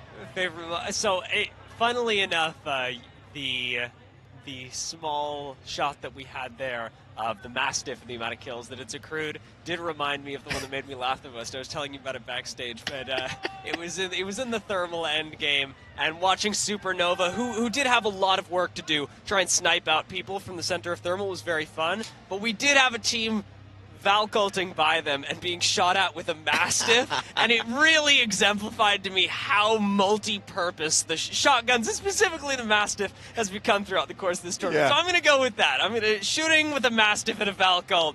That takes the cake. I mean, have you really played Apex at a high level if you haven't tried at least to shoot a Mastiff across the map? We all know we're looking for it, but at the end of the day, there are a few plays that always stick out to us, and we leave those for our special segment, our Alienware Aces. Let's get it started because, yeah, we got 4 that stand out a little bit more today, thanks to Alienware. We're going to highlight them right now. The first one, Impulse, or No Pulse, or at least he's pretending not to have one, playing a little hide and seek as Mirage. Obviously, Aurora, what a phenomenal day for them. got themselves into winners no problem. Look at 9 Impulse there on that Mirage. Just don't notice me. Don't notice me. I love this character right now. Did a pretty good job. Fits the Mirage persona pretty Oh, well. wow. And then that was maybe the... So which one was the highlight, Yeah, guys? right? I don't know. Also, TSM find themselves in the mix. Kind of got back to life after that last game, but Verhul shows off the power of Sheila. And you can see it right there. Verhul's last thing he needs, or the enemy teams need, is him with a minigun shooting that many bullets that effectively. TSM, they will find themselves in winners as well. Back to the team that kind of we've been naming the hometown heroes. Yuka F continuing to dominate with the Kraber. It sets up this play from Leica to slam that Newcastle wall and claim the final victory in series number 2. You can just see it right there. Man, popping off. And of course, Nocta. They prove experience isn't everything. This team not only was able to win Series 1 of the day, they were able to win Series 2 of the day. 2 series in a row. I mean, these are things we reserve usually for Falcons, for Alliance, for these names that feel like they are always in contention for a championship. This time, it was Noctum. Those have been your Alienware aces plays of the day. Congratulations to them. All right, let's leave it with you two to close out our desk before we jump into our POI draft. Snipe, I'll start with you. Final thoughts on today. Tomorrow, we head into a much lighter day. We've got elimination bracket round 1. We'll see 10 teams continue, but we'll also see 10 teams go home. Yeah, I think one of the wildest things is that each tournament, it seems like one team stands out from the rest, where it's like, you had Alliance with all their points, and then it was GG at the last event standing out, and now we have Noctum really showing up. So it seems like at every event there's always one team that comes up and places themselves right there in the mix at the top. And it'll be curious to see if that continues. So overall, I think these were phenomenal games. I'd love to see the high point total in the end. It was amazing to see the Green Stego up there, a name that a lot of people are not familiar with, but they can be now. Jayhawk let us know backstage the highest point total threshold to get into winner's bracket ever in the ALGS, and fitting for championships. Dia, you've had some great fits day 1 and day 2. Now I need to know day 3. Can you give us any hints? And if you don't want to talk about that, your final thoughts on today.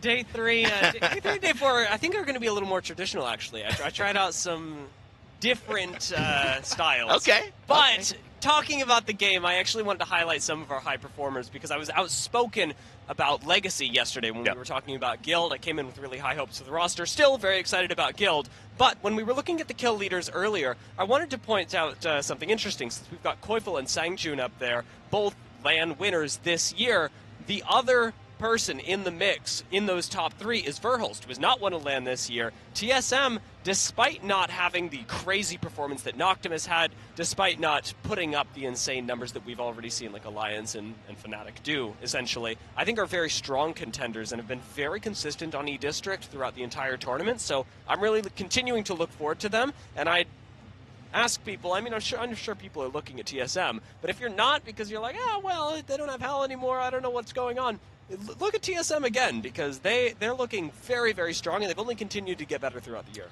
I agree with you, and that's a great point. I just wish they had done a little better when I picked them this round, because now I'm like way behind these guys. Come on, man. I'm trying to do my thing in these talent predictions. It's okay.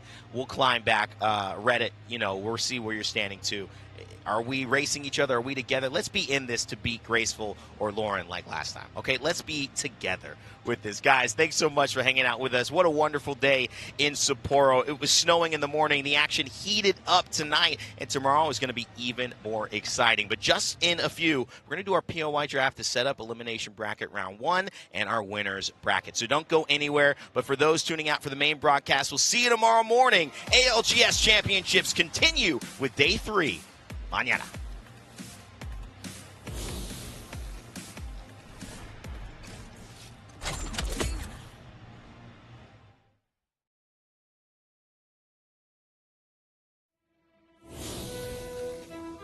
Pressure? I mean, of course there's pressure, but he's going to show up. All he cares about is winning. It doesn't matter how bad it sounds or how brutal it is. That's what it takes. When you've accomplished what he's accomplished, anything less than first place is not good enough. All the outside noise, the opinions, it doesn't faze him. 2022 saw a return to the international stage. And with it, the NA Giants were expected to reclaim the title of the best team in the world. I didn't think any of the regions honestly knew what was going to happen until we got to Sweden. When we were coming up, no one really believed in us. Nobody saw it coming. Wide left flank, and then just like that, Reignite is gonna do it. They are your champions. Australia comes all the way to Europe and wins. Dome Shield is placed, and now Dark Zero is going to be your champions of the Apex Legends Global Series. Back to back. They're taking damage, but no! Here comes Zero! Zero! The captain! The IGL to send it back down under! Match point specialists! 2024, the dynasties have finally fallen. And DC have this entire side to the circle to themselves. If they've actually got that, Zero goes down to Coinfall. It's up to them, but they take out Dark Zero. We are going on. It's a massive moment for Apex. It's a huge moment for Apex North. In response, Zero and Imperial Hal teamed up to form what many called the Super Team. But their attempt at stopping the bleeding fell short. The world had caught up. A Team Falcons, a team that's slightly been struggling now. It looks like Falcons will be eliminated, and indeed they are. Another dud game for them. I mean, if you want to talk about momentum, there is a complete lack of inertia for the Super Team. Zero's just gone down. Zero's gone down. Trying to do what he can, but Falcons' bad day continues. But SSG will become your champions here in Germany. The team that was dubbed the second Super Team when it came together. Split 1, they narrowly lost. Split 2 was a complete collapse. Another failure at Champs, and year 4 may be the first in which Zero does not lift a trophy. The pressure is mounting. I think he does feel pressure. I think he puts most of it on himself, though. He feels pressure, but it doesn't really affect his performance. So. I think the reason that he kind of seems like he doesn't feel it is because of how hard he works. Yeah, he's ruthless. Everyone can say what they want, you know, everyone can think what they want, but at the end of the day, I know I'm going to be the one lifting that trophy. You'll see. I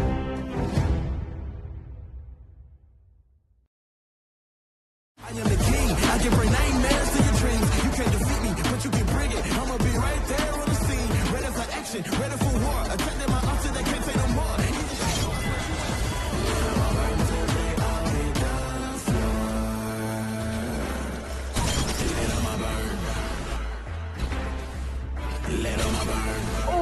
Oh, the trick shot, oh my god, I'm clipping that. Everywhere that you go, I be on your heels, I want out of smoke. A manifest this to reality, this not a fantasy, so that you know. A piece to a piece, we are family, and on the real, this is not a approach. I went on the post with my killers and foes. Burning the flame, they call me insane.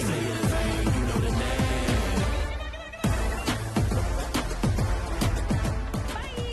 I got all of them. Action, ready for war. Attacking my option, they can't say no more. It is your choice, what you waiting for?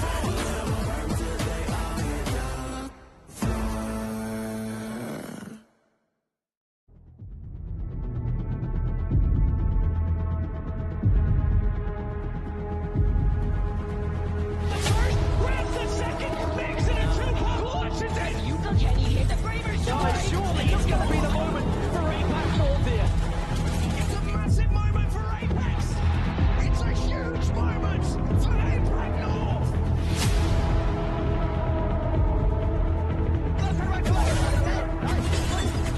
Hopefully when we go to Japan for who knows what.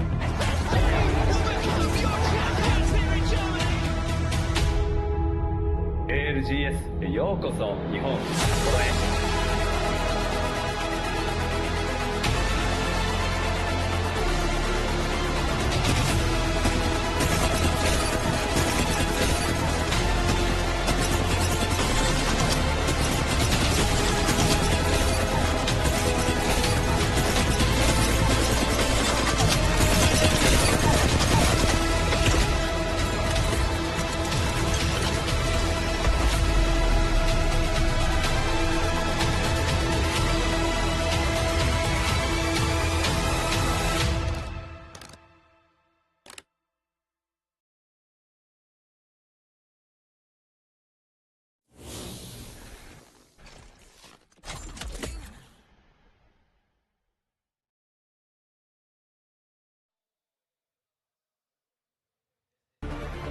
Snow is right. In Sapporo, the temperature is a little colder at night and in the morning. We've had some fun throwing snowballs, frolicking, chilling out, and in both senses of the words, and enjoying the atmosphere of what is an incredible place and an even more incredible and an iconic country in Japan. Now, as the dust settles and the snow falls, we relax, sit back, and look at what is ahead as the competition has just started to pick up the pace and give us an opportunity to start sending teams home and sending teams towards Championship Sunday. Welcome back to the ALGS POI Draft. This is a show we're going to be talking about what is going on with where these teams are picking, how they're going to be setting themselves up. We're beginning with the elimination round 1, and the draft is actually underway. I'm joined by Snipe Down, Dia, and Gaskin, and Envy has already taken their first pick in Lightning Rod. I want to give you guys a chance to kind of talk about the picks as they come, but before so, I do want to do a little preamble to allow you guys to see some picks, get some ideas going, and also let people watching at home know what to expect. In the next 2 phases, we have decided as an ALGS competitive community to actually, instead of the placement points that used to occur in our previous esport, which would give you advanced starting points, we now offer a selection of where you would like to start on the map. No more contests, no more random drops, no more switching it up. You are locked in to where you are landing. That has put an emphasis on qualifying and an emphasis on getting these picks to prioritize your way that you want to play. In elimination round 1, we'll begin with those teams that did not make it that are facing 10 teams going home tomorrow, and of course we'll end with winners in about 30 minutes afterwards, but that is the point. First team will pick first, and then they will pick again first after all other teams have picked. We'll continue in that order until all maps are selected. Just to be aware, you can pick on any map at any time, so Storm Point, E-District, whatever you prioritize, and that's where this show comes in. We'll talk about those strategies. Fellas, we've seen about, 9-10 picks now at this point. It's starting to get underway. Envy with the first Lightning Rod. Dia, what are you seeing? I think it's very surprising that everybody, there we go, finally, somebody, Zero Tenacity, swaps on over to World's Edge, but I was very surprised to see so much emphasis on Storm Point from everyone, where typically we'll see at least somebody go for Climatizer, Thermal, something like that. Even now, Siphon being locked in, and surprisingly a Monument. I mean, wow, there is a reason. Monument is really catching me off think guard. the reason is we move into the elimination bracket. We're going to see 8 games now, 8 matches, and I believe Storm Point's going to be the most played map that we can have out of the 3. So I think people are probably prioritizing for that reason. I'll get confirmation, but I'm fairly certain that's why we're seeing a lot of Storm Point as these first picks. But you see the usuals, you see Lightning Rod, you see the Mill coming up. They are some of the heavy hitters here on Storm Point. If I recall correctly, for Elim round 1, I think they're playing 2 games of World's Edge, and so that's going to be like their least seen map. Okay, well, I was completely wrong on the E-District main picks. And it seems like it's one of those where once a map starts getting picked that don't have as many strong POIs, then it seems like you kind of have to start going for that, or you're going to get left with the scraps, is kind of what it seemed like those first 6 teams were doing. NRG grabbing Climatizer. And some of these teams with TBD, I believe that means they have passed their pick, and it will be coming back after the next team is given their pick. That's the opportunity there. And now a little bit of an adjustment. You see Shadow has found their pick, going to Trident, and Cedo Station for Dreamfire here. So again, still heavily Storm Point focused.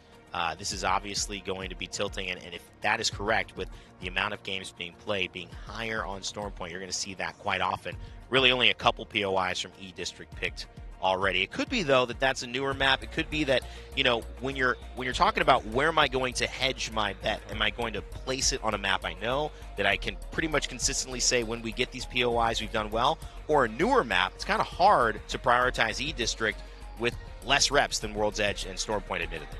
Yeah, I'm really struggling with these TBD picks so far. I feel like this is one of those where the coach really needs to step up behind the scenes when their team is playing, because the players can't talk about POI drafts. The coach should have about 3 or 4 POIs on each of these maps to prevent this from happening. No, it's just because we're switching between the maps. So basically, like as someone takes 15th pick, they might take it on World's Edge. And because of that, that means when we move over to, for example, E-District, it will just show them as TBD because they haven't picked E-District yet. So it's about their positioning overall, but they're picking between all 3 maps at once, and that's essentially what it just keeps flipping back. Yeah, all right. that's All right. I was getting really thrown off there. I was like, that's a lot of TBDs. That's a lot of TBDs. Some people are not prepped. This coach is messing up. Yeah. I still think the point is you should have about 3 POIs on each map that you feel relatively comfortable from, and if you don't get your main one, you want something relatively close to that POI so the rotations are similar to what you've practiced. And it does happen. If you do lose out on the time, it will say the TBD, and your spot can just be given up to the next person. So having those and being prepared is massive when it comes to these POI drafts. And V find a way to go again with their first pick, and it is a Blossom Drive pick. A versus D. They actually were in Neon Square for a 26th pick a little bit later. So now with the 21st pick and the first pick, they prioritize Blossom Drive. So a Storm Point and then a E District, leaving World's Edge to be their last choice as well. We'll follow along with Envy Stallions also getting that second pick, a team that performed quite well. You would hope to see them set themselves up for success. Team Burger over in Skyhook West. I mean, there's a little bit of a conversation about leaving Skyhook East open, but a lot of times that ends up, how do you feel about that, Dan? The teams that end up not liking what they see and then they jump into Skyhook East at the end because it's open and they kind of split that. It's a big enough POI that you can split it. I'd say, why does anyone get given it for free, right? That's not true. As bad as you might think, and the fight doesn't usually happen. People are going to be more than happy going over towards Trials, so I think there's enough, and it's a good place to be rotating from. We've seen a lot of success where people can find points from it as well, so I don't blame them for going on and down that route, to be completely honest. I think it depends whether you're going up in weirdly against a survey camp main or not. Like, if somebody's top 3 POIs are survey camp and they're not just taking it because they have to, then moving out of Skyhook East, you're kind of at a disadvantage because the team that's more used to coming out of survey camp is likely going to take advantage of the whole train track rotation before you are, which just leaves you with half a POI, and Sky West that is just stronger than you. I also feel like when it comes to region-based, like NA gives up certain POIs because they know people will always like want that. But when it comes to having all these other regions involved, it makes it a lot more difficult getting those comfort picks because you don't necessarily know. And I think the international scrims are going to play a big part into that. But when you are set groups, international scrims, and then you're thrown into the elimination bracket, all that prep kind of goes out the window.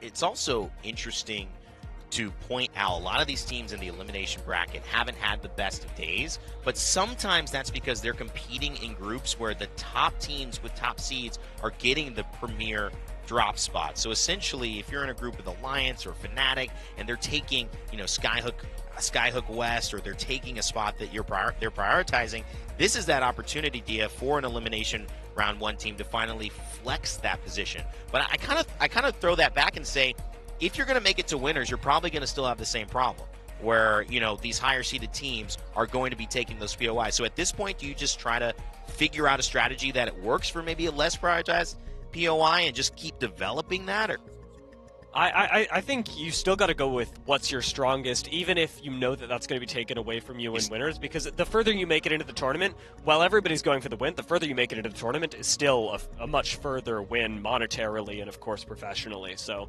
I do think that you're sticking with what makes you strong. I'm glad to see Dreamfire finally pick up Street Market. That was a really lagging pick that I was expecting to be grabbed a lot earlier, given how heavily Fnatic prioritized it and what they did with it. Quite serious up here, isn't it? It is. I just thought that for a second. The music in my ears. I've not been on the desk yet. We're not having fun. It's very tense. This is tense. This is. It's also going faster a little than emotional. it did last time. It is going the fast. The players are. I think they're used to it. I think Snipe's right. Like, everyone knows now what kind of POIs they should be going for. There is a little bit of deliberation between, are you going to go for E-District? Are you going to go for World's Edge, etc. But for the most part, people have kind of knuckled down, and that's the amount of scrims that we saw played leading up to this tournament, right? There was an excessive amount of scrims, which is brilliant, and a lot of POI drafts were done before we had the official POI draft. That's why we had a wealth of numbers and statistics of who was picking what and going with whatever, and I think that's why everyone really knows where they're going to be heading. Interesting enough, we have kind of the map clarification for what you can expect tomorrow. So maps 1 through 3 will be E-District, 4 and 5 will be Storm Point, and then 6 through 8 will be World's Edge. So it's kind of the opposite of what we were discussing. So that heavy Storm Point prioritization, are we making sense of that? I'm not making sense for of elimination that. bracket. Yeah. I'm not making sense of that then. No, I don't don't understand that the makes prio zero on sense. Stormpoint if the other two maps are both played more than Stormpoint. Are we sure that's not the winner's bracket? I'm not sure. I'll shoot the message. I'm not I will sure shoot that the I'm not sure. I'll shoot the messenger first, but we'll see. We'll see. That sounds like winner's bracket, but I will hold my hands up and say I might be wrong as well. It wouldn't make much sense, but at the same time, okay, no, actually, we won't even hypothesize. We'll find out for sure first. As we move over to Supernova, we'll are going to get be some confirmation on that. Dan, wow, Dan really got pissed off on broadcast. I mean, did you guys see that? That's what we have to deal with in the green room. I'm used to being like. He put his hands up. He said, "Let's go." Yeah. Let's duke him out. Fisticuffs. It's a lot easier over there. I can hide. Now I'm on camera all the time. That's right. Actually, I'm not even meant to be here. I'm just going to point that out. First, it was thanks for hanging else. with it. Then Onset got asked, and he said no, and then he's stuck with me now. So here we are. Man. Well, I'm always happy, man. It's fine. We we get a chance to have a little Gaskin on our desk. It's always a pleasure. Dia as well, you guys have been casting so well this tournament. Now VK Gaming kind of giving us the rundown of Old Town, E-District again being prioritized. We did see that early Storm Point. It's switching now to E-District. We've seen probably less World's Edge than any of those maps as well. Still a lot of priority spots, not necessarily priority spots, but familiar spots and trees still open as well, and staging. A couple of spots that have not been taken, but obviously not prioritized. 45th pick, Source X and Y coming up. Well, made me laugh last time we did the POI draft at this point. Wig was like, yeah, they wouldn't have really wanted that. No, they wouldn't have really wanted that either, just because we're like, we're getting to 50th onward. Of course at that point. But you pick up the dregs, and I think one thing we've learned in POI draft is the E-District in general, every POI is pretty good. The loot is very fair across the board. There are a few that are a statistical anomaly, and there are some that perform better with their rotations. But World's Edge, when you get to the dregs, there is some awful POI. So people are like, I really don't want to have to pick this. We'll save that for later if it is going to be our latter picks. Yeah. I can't believe Disguised are getting Geyser over Survey Camp. I don't know. I don't think Survey Camp, Epicenter, I don't think it's that bad. Am I crazy, Snipe? Nah, Survey Epi's not bad, but at the same time, like, if you're worried about another region maybe taking one of those spots, then it becomes bad. If you get both, it's one of the best POIs in the game, but risking that when you're not sure about what other... That's kind of what I was saying, where in North America, you can predict and you can grab one, and other teams aren't going to want to do it. Yeah. But when you have all these other regions, it's like, you can't predict people you don't really play against. Maybe they really want that or think it's solid, and you get stuck with just Survey. You're struggling to get out. Yeah, I mean, rotations as well, and team personalities have a little bit to do with this, because we do not know all of those intricacies the same way that players do. They might say this team rotates so fast, they are always a problem, a pain in our behinds when they are behind us. So I do not want this POI, which just may technically be better, because I know who is surrounding us and how they rotate. They're either going to delay us big time because they take a long time, or they might just rush us, and we like to take our time, and we don't want to be fighting until end zone. And guess what? We got some confirmation that it is correct. It will be 1 to 3 on E-District, 4-5 Storm Point, and then we will finish off 6 through 8 on World's Edge. All right, so now we can hypothesize, right? We can try and work out why that would be the decision. So if you're only playing a map twice, maybe you feel like those are the most... No, I can't work it out. It makes Can't work it out. It makes no sense. You actually get less points for getting a good spot. It might be that E-District just isn't that worth it to them. Like I and say, like, E-District I can flexible. understand because, like, in general, the POIs seem to be pretty fair, but then why wouldn't you just go for World's Edge if you're playing it 3 times over 2? Yeah, that is a good question. Maybe they don't know. They might not know as well. At that point, I mean, they gotta know. They gotta know. Did they come off of World's Edge? Were they fighting Storm Point this last game? I think it was. Maybe just an unknown, unthought about bias of having played that map just recently and knowing what went well and what didn't. I would definitely believe, like recency. Like they were primed by playing it 2 games in a row right before the draft and having a very clear idea of why they liked where they were or why they didn't like where they were. These are the teams drafting that have probably just played a little bit. A lot of them ended up in elimination round 1. The other thing, too, is, do you try to avoid a mess instead of create this great opportunity, guys? I mean, that's the other thing. Sometimes teams have said, we are pretty okay on these other maps. we're terrible on Storm Point. So I want to get the best POI possible on Storm Point. That way I can give myself a chance to not get goose eggs, because I know I'll be no matter where I am on E-District or World's Edge, I'm not really worried about those. I think when it comes to the map format, I would have just picked the maps you play the most, focus on those, get your best picks, and then just said kind of screw it to the map that you only play twice, and just kind of hope for the best that you manage to get the points needed, but you pry on the maps that you play the most. And I'm still I'm watching some of these picks. Checkpoint went 8th to last, and it used to be considered one of the higher end POIs, so I don't know what happened there. And then we still had Mirage and Staging open on World's Edge. I'm surprised not one of these teams has tried to lock one of those down to scare other teams off. I get it. I know I said that whole Survey Epi thing, but at this point, you get Mirage and Survey. That's a lot of loot. The rotations are open. You don't have any teams in front of you, and that one as well becomes one of the best POIs. Regionally, too. I mean, we're not necessarily talking about that, but the game does change per region, certain, prioritizations. We've got Dragons, JHS, Professional, and Supernova, coming from casting a lot of APAC, a lot of North America and EMEA, might be different over in APAC as well. And so we have to give a little bit of credit to different priorities per regions, just like EMEA sometimes loves a meta that North America isn't playing. And I think we're seeing that kind of pan out now. Can I just say, as a team that hasn't done super hot, I think Luminosity is actually doing very well in this draft so far. Yeah, they picked up Harvester, and they got Pylon on Storm Point, and they ended up going Viaduct on E-District, which is not great, but also not. I mean, it's not terrible, and if you're getting Pylon and Harvester, those are pretty strong zone POIs. I really like Luminosity's spot, given where they are in the draft. Given that they're pretty low down, I think they did really well. They do need kind of a shock to the system, though, as well. I mean, I don't know if it's a POI draft problem. We can go back again, outside of the stand. Luminosity, even if they get their right spots, something's got to change for them to figure out the momentum shift to really make it out of round one, because there's no more chances tomorrow. Just need to play better. Yeah, as simple as that, really. I think that they know that they can play better, and sometimes you need that elimination bracket just to give you some extra reps to play a situation where, you might have been struggling. And I think that one thing we can take away from this POI, and regardless of the Storm Point nonsense, right, is there was a real honest situation where a lot of these teams struggled in the previous bracket. Yeah. And maybe they were feeling like, okay, we didn't do well on Storm Point. Right. Let's prioritize Storm Point as our pick, because it's been bad for us. But we were picking up points on Edish and World's Edge, for example. I think that's realistic. I think Nasky, who joined us, said something about that in his own strategy of why he prioritized some of the picks. And if you look on your screen, these are those final picks where all of these teams ended. I'll give everyone on desk kind of a chance to digest this.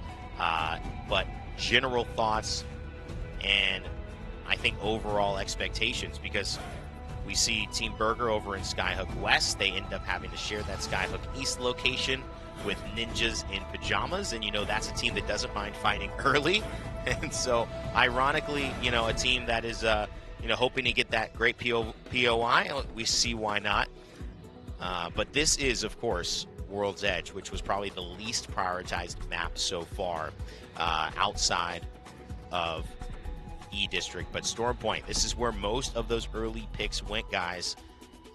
How's it looking? I think one of the more confusing things was the disguised down beast pick as aggressively as they went for it. That went in one of the first 7 or 8 picks, and I'd be curious to know what that is averaged on the scale of how much that's proud, because down beast is widely considered not one of the best POIs. I've played from there. It's tough, but maybe that's just one of those comfort picks that we talked about. So, especially you consider Disguise went for Sito Station in their original draft for the POIs when we looked at everything in group stages, and yeah, maybe there's just a feeling they have about Down Beast where they're just like, all right, the zones were transitioning to the west, so we're going to go for Down Beast. You've got to understand a lot of it does come down to superstition as well. I know there's a lot of analytics and statistics, but sometimes people are just feeling a certain area of the map. And I mean, that's the conversation with the coach. Guys, I don't know. We just got to shift it up.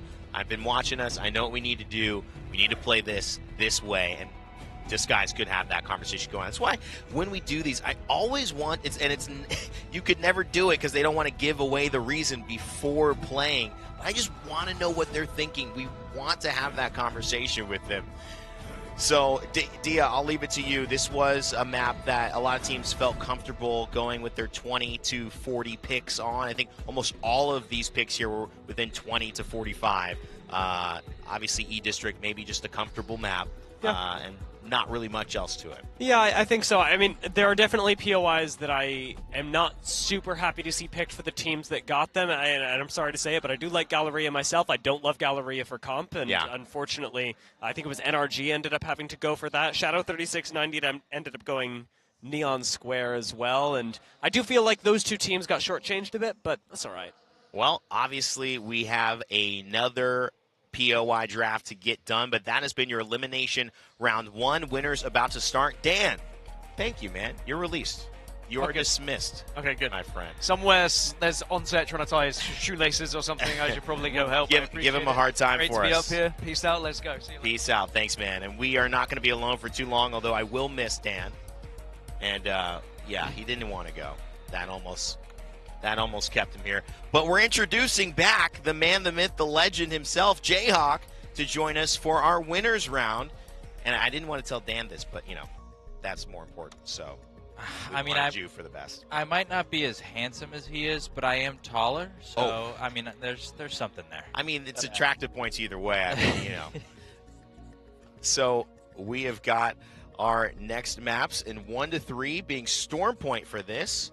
And then we've got 4 and 5 being World's Edge. And then 6 to 8 are E-District for this. So it's the kind of opposite, but of course you will still see a prioritization dependent on how these teams want to play it. And this is winners. These teams all are consistently getting priority placements for each of the groups that they've been in throughout this week. We'll see how that changes now that they're all in a group together, Snipe.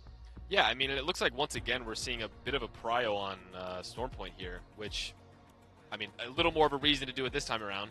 But it kind of threw me off. I really did think E-District was going to be the one prioritized, but once again, once a map is selected and everyone starts picking there, you're kind of forced to grab something until there's nothing left, and then you just take that pick to get the best POI at one of the other maps. Anyone else think it's weird that Falcons went Cenote when Mill was open?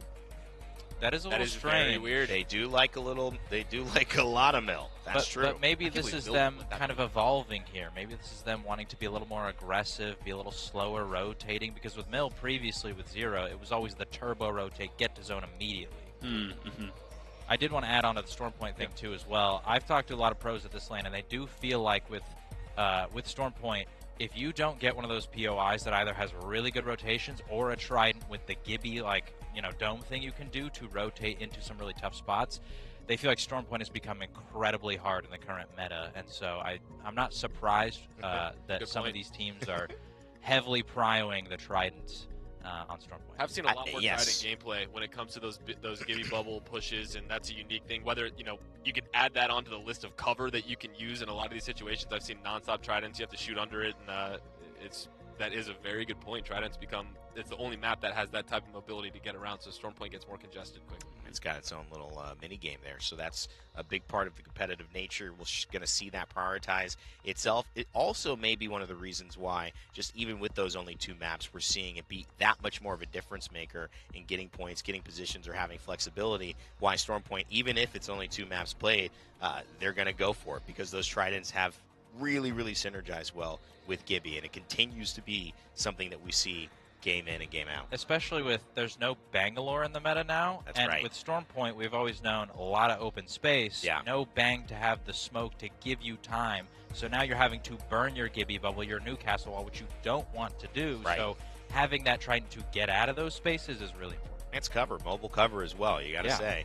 A lot of in-game spots may be playable with Rampart, a Trident, and a Newcastle wall, but without that Trident, maybe not enough space. Again, we continue to see these picks fly by and continue on from World's Edge to Stormpoint. Not to detract from World's Edge and Stormpoint, but I was really excited to see Crazy Raccoon pick. Jayhawk, you and I were talking about this backstage because they've shown inordinate priority towards Lotus throughout the last couple, throughout all of the group stage. They were third picking Lotus every single time. It was the first pick that they had sniped on. They were the only team that was prioritizing E-District so heavily, and they just swapped up to Electrodam. They've been playing Lotus the whole group stage. They've made it up to winners, and they're going Lecter down. Lotus actually got picked before them, I believe. Which Yeah, is yeah, a yeah. little bit surprising because I didn't expect that to happen. But also, to further that point, It was Furia right there. yeah, Yeah. 45% of Crazy Raccoon's points on the tournament so far have come from Lotus on E-District. This has by far been their best map. The other two maps are both sitting about 25% each, and so they've been incredibly reliant on E-District, and I do wonder, like, EDAM is fantastic. I think it's probably the best POI on that map if you want to play slow and rotate a little bit later than some of these other teams, but can they adjust? That they hasn't don't have been their the style. comfort pick. Yeah. Yeah. It's like I said though before, where if you don't get your comfort pick, you take the next closest POI as long as it has good enough loot. Your rotations are almost exactly the same. It gives you a lot of these zones have been ending in that southeast corner of the map on E-District specifically, so it kind of pushes them even a little closer to that region. And I think it was just overall, it was we lost our spot, get it ASAP before we lose that whole region of the north side. And if that happened, then good luck. That's a great point. I mean, just try to mirror a little bit of what you're used to so you stay comfortable.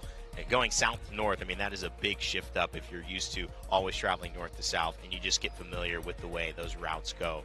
Good points there is we get a spot of Shop, Piv-Fi, Rebellion, Big Don sitting in the middle of MT and Koiful talking about what they want to do. These conversations, again, wish I was a fly on the wall. Any lip readers? Shopify just took Resort, I believe. Yeah. There. Taking Resort. Yeah, they took Resort. Yeah. So we see about 8, 9 POIs taken so far out of 26 from E-District. Way more of a priority there earlier on than we saw with Storm Point as well. Still a lot of E-District left to be picked up. A lot of Storm Point as well. And a lot of World's Edge, which seems to be the theme.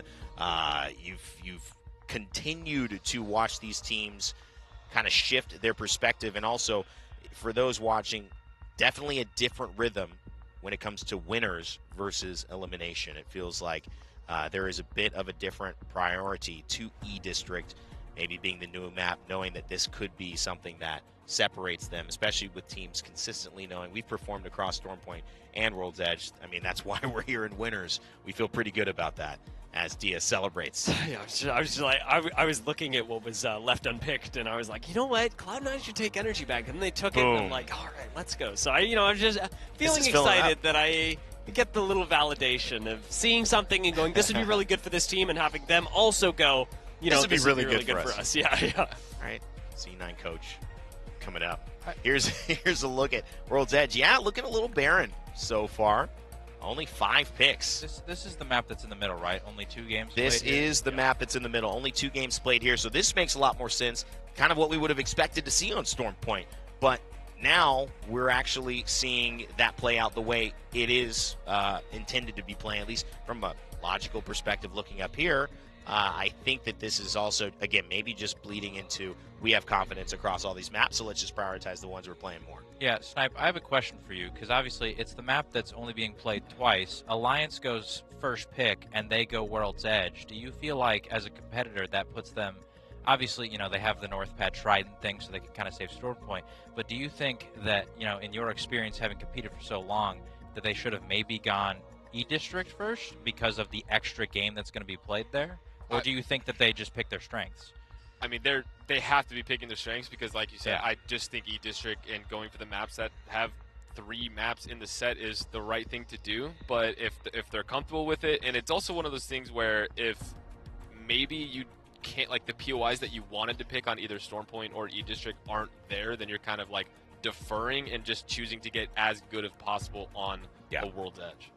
I feel like that makes sense a lot too. I mean, looking outside in, you have not had enough time on E-District to have all the terrible POIs in big-time situations and know what to do with them. Yeah. You have definitely had some bad POIs on World's Edge or Storm Point. You've had experiences saying, all right, I mean, this sucks, but we know what this looks like. I don't know if you have a lot of we know what this looks like on E-District with a POI that is just absolutely not what you want. And I think that that is truly a little bit more where the confidence, the mentality is for them, at least from what I would imagine, Jayhawk. Yeah, I absolutely agree. I do want to point out one thing real fast. Crazy Raccoon just took Lava Siphon, and the reason this is interesting to me is I've been pointing it out throughout the tournament.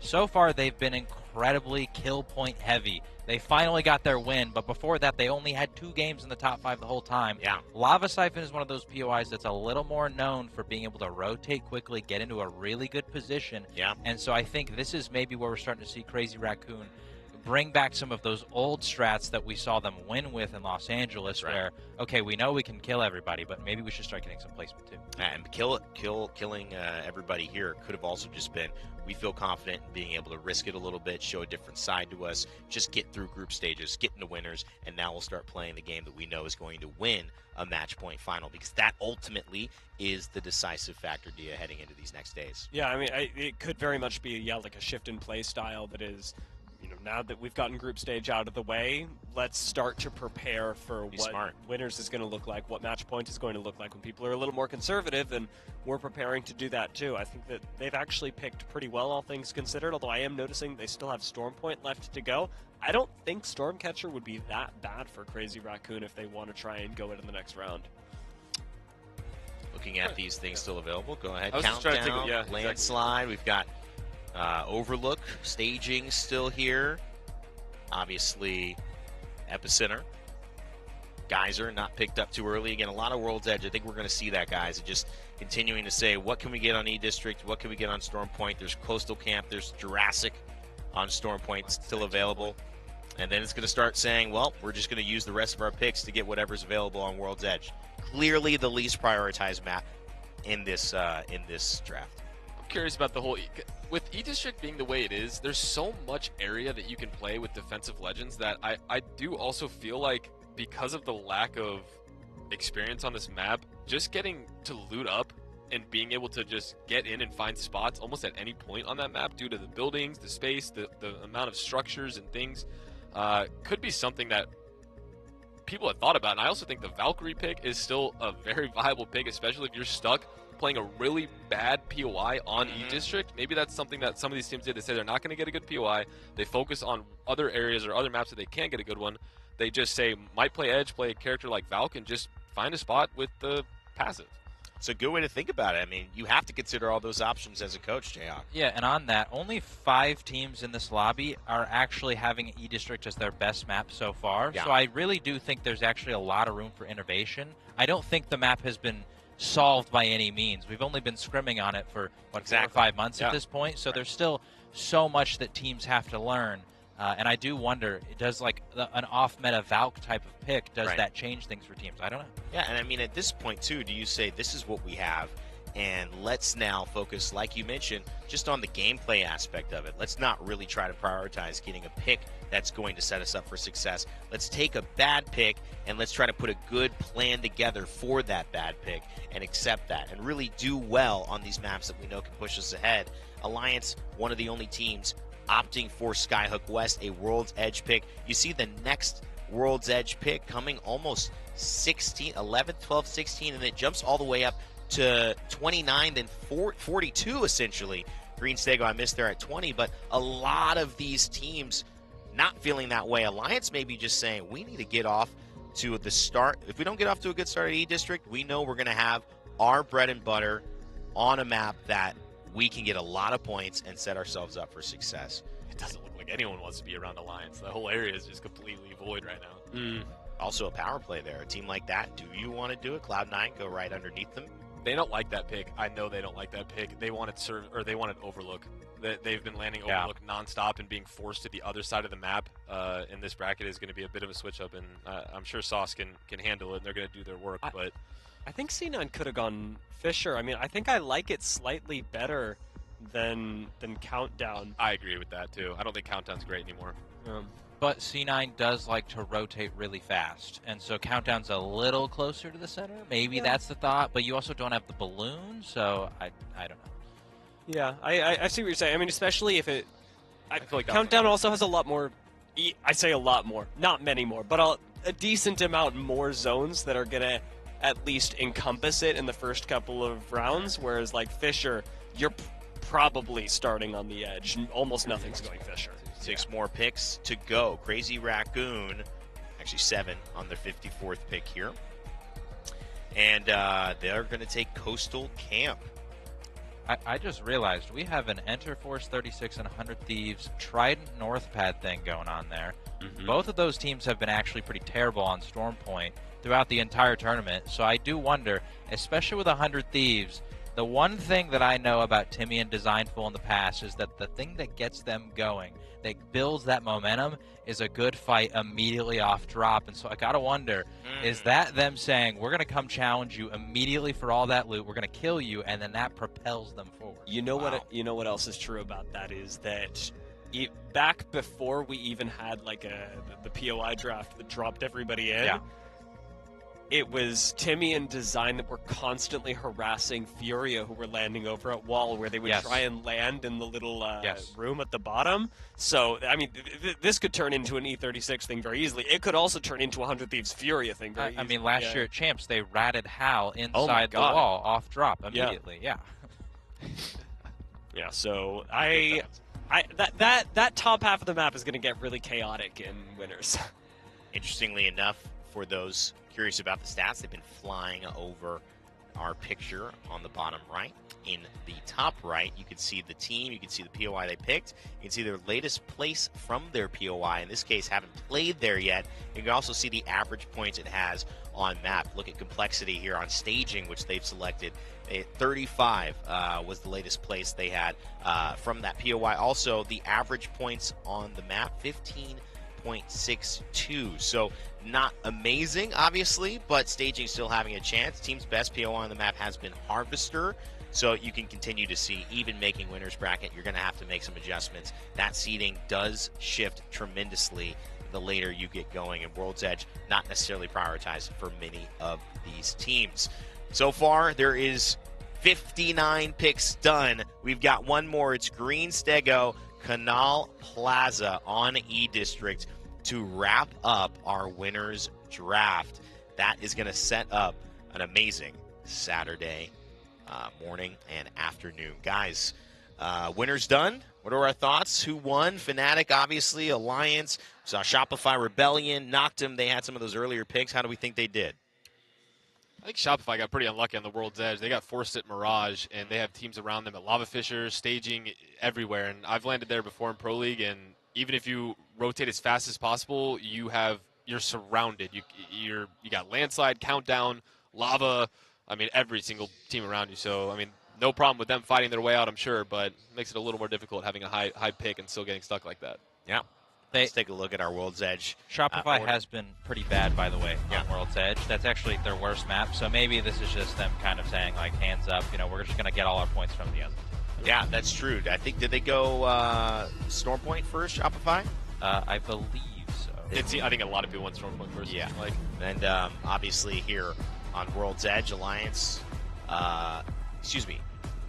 yes, Alliance getting it, but it's not showing E-District names on World's Edge POI, so we'll get that corrected for you guys, or we'll just move past this graphic to E-District if we want to do that as well. That could help.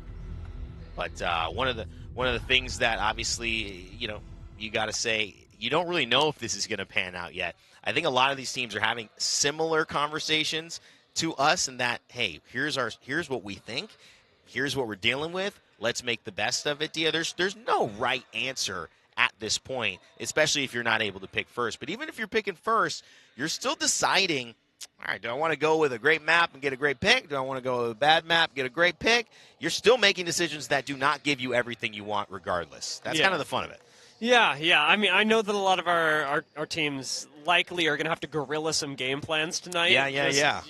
Because of the nature of the situation. I'm actually thinking specifically about Virtus Pro. I was watching them pick Epicenter, and I was like, oh, that feels so terrible when they're surrounded by everyone. But with Aurora right next to them, Fnatic, TSM, Virtus Pro, I think really got dealt a really rough hand, at least on World's Edge. On Stormpoint, things are looking a little bit better for them, and I'd actually say that on Stormpoint, I feel the best about where everyone's POIs match up with how they like to play the game. I think we got pretty good stylistic matches across the board on Stormpoint. Yeah, I mean, I think that's a good draft. It's kind of like a compromise. No one really feels good at the end of it. Like, you kind of had to give up enough, and you got enough to where you just move on, because that's the true element of it. No one's winning here, but obviously now that means the real plans have to start coming together. As you mentioned, guerrillaing something, putting, what is it called? Gorilla gluing something together and trying to hope that it sticks, Jayhawk, tomorrow. Yeah, absolutely. I mean, you're saying not a lot of people are coming out super happy, but I do want to talk about one team, and I did actually just mention them. 100 Thieves got Thermal Station. We know Designful has the deeds to that land. Yeah. And then they're the only team, like I've already said, they're the only team in the world I think truly wants a contest. Obviously, you don't Wait, want hold it. on. We got Zach Baser in here. I mean, a lot of teams do like come to on fight, now. but I don't think anybody gets as energized as Designful does after killing a team immediately off rip. You get all their loot, and it gets the juices flowing for him. Yeah. And so I do think that 100 Thieves is coming out very happy. Also, another team I want to point out, Guild, they've, and this is true of Phony's entire career, are a very World's Edge dependent team. They only get 2 games on that map, and they got Landslide, which is good for fast rotating, but at the same time, not really a powerhouse POI that we normally think of. It reminds me of when Phony was playing on W. They would always land the landslide because they couldn't contest anybody, and actually it worked out pretty well. But I do agree. I don't think it's a fantastic place for them to be playing, especially with this iteration of the Phony roster. And here we go with our Storm Point maps. And you can see Fnatic, really one of our first picks as well. We haven't talked a lot about them. Getting Boardwalk on E-District, getting Lightning Rod on Storm Point. Question we had was Cenote Cave for Falcons when Mill was open and available for them, but discussing the Trident, having an impact in that rotationally, but also in this Gibby Newcastle meta. And Green Stego grabbing Stormcatcher at the very end. Virtus Pro with Command Center. A little highlights for those as we move on over to E-District. TSM, a team we've been looking at. They kind of had a slow day in this last series, but they're still here. 51st pick went to Old Town. And Fnatic finishing off with Boardwalk. Knocked him. Was able to get theirs. And I think Aurora, a team, too, that we've been looking at today in Neon Square. Complexity got their pick. They picked that spot a lot at Viaduct in group stages. They chose that, and I think EXO got a really good spot here as well for them. Well, an amazing, amazing showcase of what it takes to be successful at the ALGS, especially at the championships. Long days, late nights, and still having to put together the brain power to come up with a plan, even when you don't even know what that plan is. These teams have set themselves up for success, and a great story to be continued. Where will the tale go? You'll have to stick with us to find out. We're excited to be along the ride for you. Day 2 has wrapped up. We've got our winners and our elimination bracket round 1 ready to go. Tomorrow, we will send 10 teams again to Saturday, and we will send 10 teams home. The drama continues here at the ALGS Championships in Sapporo. We thank you for being here, and remember to come early tomorrow morning for a day you will not forget. Good night.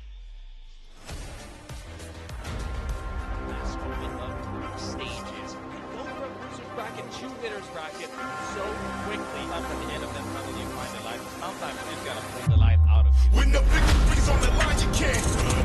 If I want it, you know it's mine. Don't try to. I'm eating that crunch time. You never. You can't. You can't. When the victory's on the line, you can't. If I want it, you know it's mine. Don't try to. Would Alienware tear 100 Thieves apart? And it is very risky for Shopify Rebellion. As Furia have had enough. Team zipping up on them. We've seen this before. Shopify Rebellion tried it once. Can you succeed where they failed? What is happening? It's 9 people. Shotgun fighting.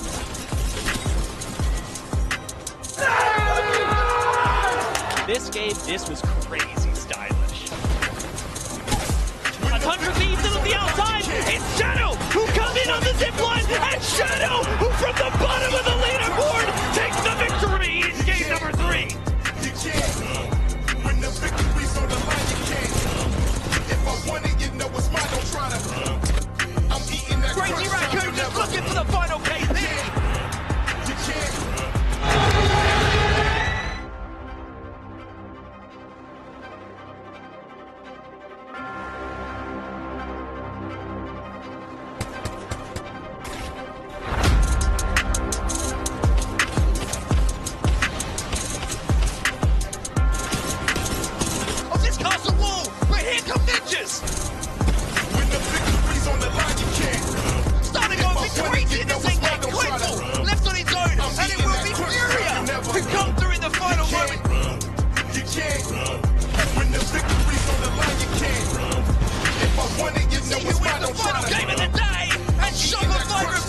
will be